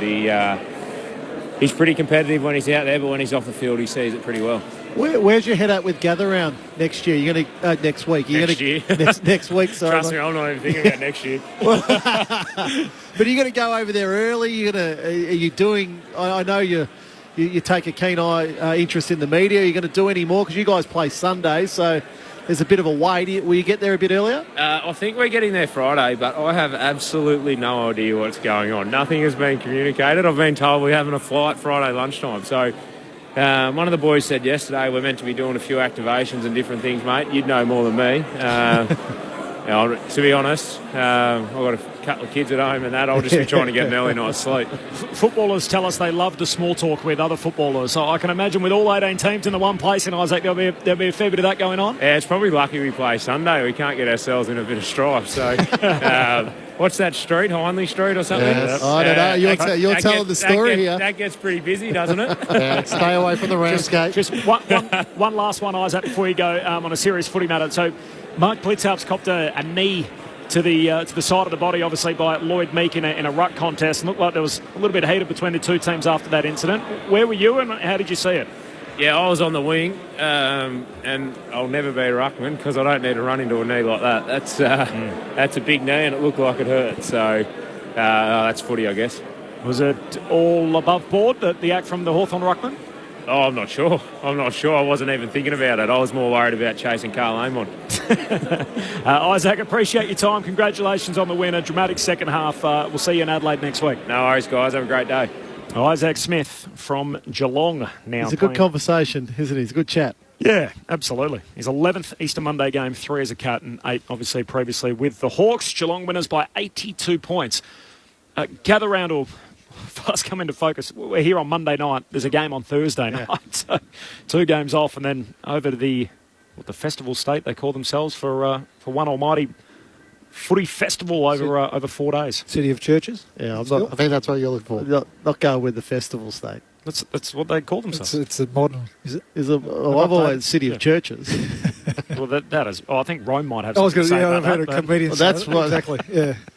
That's right. The important thing, though, is we're talking about the actual concept? Are we fans of it? Do we think it'll work? We're all going, all five of us. So. I think it's great. I think it's exciting. I'd imagine the place will be buzzing. You'd think if it's not, then there's an issue. It never will be. But and it's the start of the year, so most teams are still feeling pretty positive about things. So. And there's a nice fixture of games as well. So look, I think the Adelaide Oval will speak for itself. That's a terrific football ground. But then you've got a game or games at Norwood. Yep, and the Adelaide Hills. That's what I'm more interested in. Mount Barker. Just to see how the atmosphere and the attendance is at those games, because that to me will be where it either succeeds or fails. If there's not crowds at those three games, that's where I think you might scratch your head and go, oh. Should it be in Queensland at Carrara and at the Gabba, or should it just simply be in Melbourne at the Docklands and the MCG? Yeah, some more weather would be appealing, but is it surprising we don't know about any of sort of the activation sites or any sort of it doesn't need to be celebration sort of things they have going on? It doesn't need to be in Melbourne, surely. No, I'm not saying it does, but all I'm saying if those venues that have got lesser capacities and probably games that they're not expecting big crowds at. If you're a football lover and you're going over there for that, well, that's where I want to see crowd and I want to see atmosphere at. And I think that's what makes we spoke about this a bit yesterday, what makes the NRL version work, that it's all at one venue. Yeah. So it can almost be like this footy wonderland where you walk in and you've got all those activation type things and little kick-to-kick and handball stations and stuff, whereas I agree, it's going to live and die on the other three venues as to what that looks like. So I have no doubt the Adelaide Oval stuff will be great, but if I'm travelling over and supporting North Melbourne or Hawthorn or something, and I'm out at some suburban ground or up in the hills, I'm probably not getting as much of that flavour at. I think you can make a weekend of it, and the beauty of where the Adelaide Oval is, you walk over the bridge into the city, everything's pretty close around there, isn't it? So even if you're following one of those teams and out for the game, if you're back staying in the city.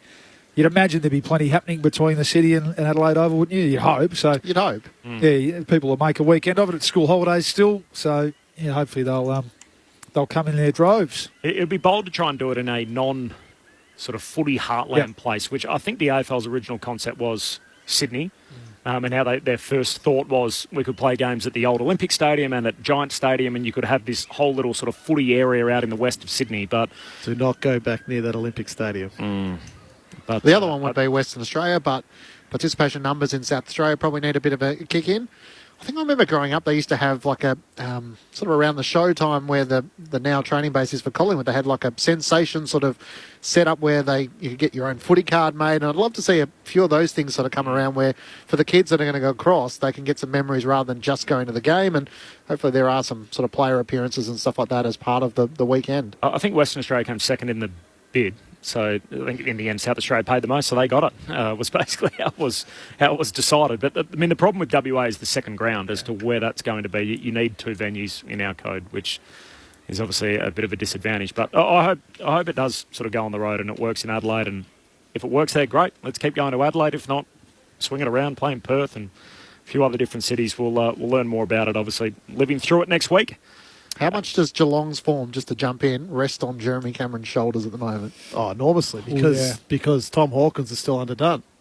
He looked a bit better today. He kicked 2 goals, he had 15 possessions, took 10 marks. So he's probably found a little bit of form today. But until he's back in absolute firing, I don't think that will be to the middle of the year. I'll expect him to have maybe a week off at some stage. Hawkins is the one. Cameron is the one. I really liked the second half of Ollie Henry today. He looked lively. He's kicked 2 goals, 3 in a half of football. So good time to come on, wasn't it? Yeah, really against that team. And with sort of Stengel and Close and Myers, a few out of form, he provides certainly an avenue to goal. I thought they got a good spread of contributions today. Certainly, obviously, as the game went on, and look, you could say that. It was hard not to get in on the act the way that second half was playing out, where the ball was in their front half a lot. But I thought they got a pretty even spread of contributions across the ground today. So the Connies, we know, will come back. Radaglia, it's interesting. They're still experimenting with that down back. Whether that's Jack Henry, isn't it? Really? Yeah, it is. Yeah. So De Conning comes back, Jack Henry comes back, and you think that probably squeezes Radaglia out. Into the losers' rooms. A win for Geelong by 82 points. Ben Cameron is down in the Hawthorn rooms. Well, Well, I've got the man who goes by CJ, Chankwath Jath. CJ, where did it go wrong in the second half? It was very disappointing. Obviously we couldn't do it for the whole 4 quarters, but the key thing for us is just stay on task, just refer back to our DNA and playing tough and hard footy. We'll get there. We've just got to do it now on the training track and implement things over down the journey as well, but we'll get there. We've just got to stick together and be positive. Sam Mitchell came out at three-quarter time, brought you all in immediately. What did he have to say after that disappointing third quarter at that three-quarter time break? Yeah, obviously we had our highs in that first half, but obviously in the second half was just where we fell off, and we just had to keep, if things were down, we just got to keep staying up and stay positive, and that's where it went wrong for us. I think we folded, but we're learning. We're a very young side, but that can't be the case every week, so we just got to learn from there. I ripped you away from your family, so I feel bad for that, but I think I did see on social media today, it's your little sister's birthday. She was all decked out in her Hawthorn kit, ready to go. Who have you got here today? Yeah, I've got my father, Stephen. I got my brother here as well, my brother's girlfriend and all that. So it's nice to have him in the rooms just to cheer you up after a loss. But, we'll get there. It's always nice to see family and just smile after a game. Absolutely. I'll send you upstairs for a couple of quick questions. Matt Clinch, Corbin Middlemass, Adam Ramanauskas and Luke Ball. So, CJ, the first half's going really well. You're playing good football, hard football. You're winning around the contest. Third quarter's a disaster. It's 10 goals to 0. When you spoke about training, to go back out and train, what were you supposed to do in that situation when a team has a run on like Geelong had in that third quarter? It's so important for us to continue talking out there. We know the importance of using your voice and obviously communicating with your teammates. We can't be isolated. If things go wrong, we cannot be isolated, and that's really key for us. So we always just got to, refer back to one another, lean on each other if things are tough, and then obviously work together to get back on task. But should a player or two players be dropping back in defence to create and help you guys out? The ball was inside 50, it was 22-1 in that third quarter alone. So a couple of extra bodies in there. It's at the end of the day, we're just going to win our 1v1s. That's key, I guess. But we can't always rely on trying to get a spare. We play back for a reason. It's to stop goals. So that's priority number one for us. CJ, it's Bally, mate. Keep it up. Really proud of you. Have you had to as a back six come up against 42 inside 50s in a half in any stage in your young career at the moment? Mate, you coached me back in year 12, so I don't think that happened back in the day. But it was tough, but we just have to stay on task and be really positive and try not to get really down, but we'll just try to continue to get better every week.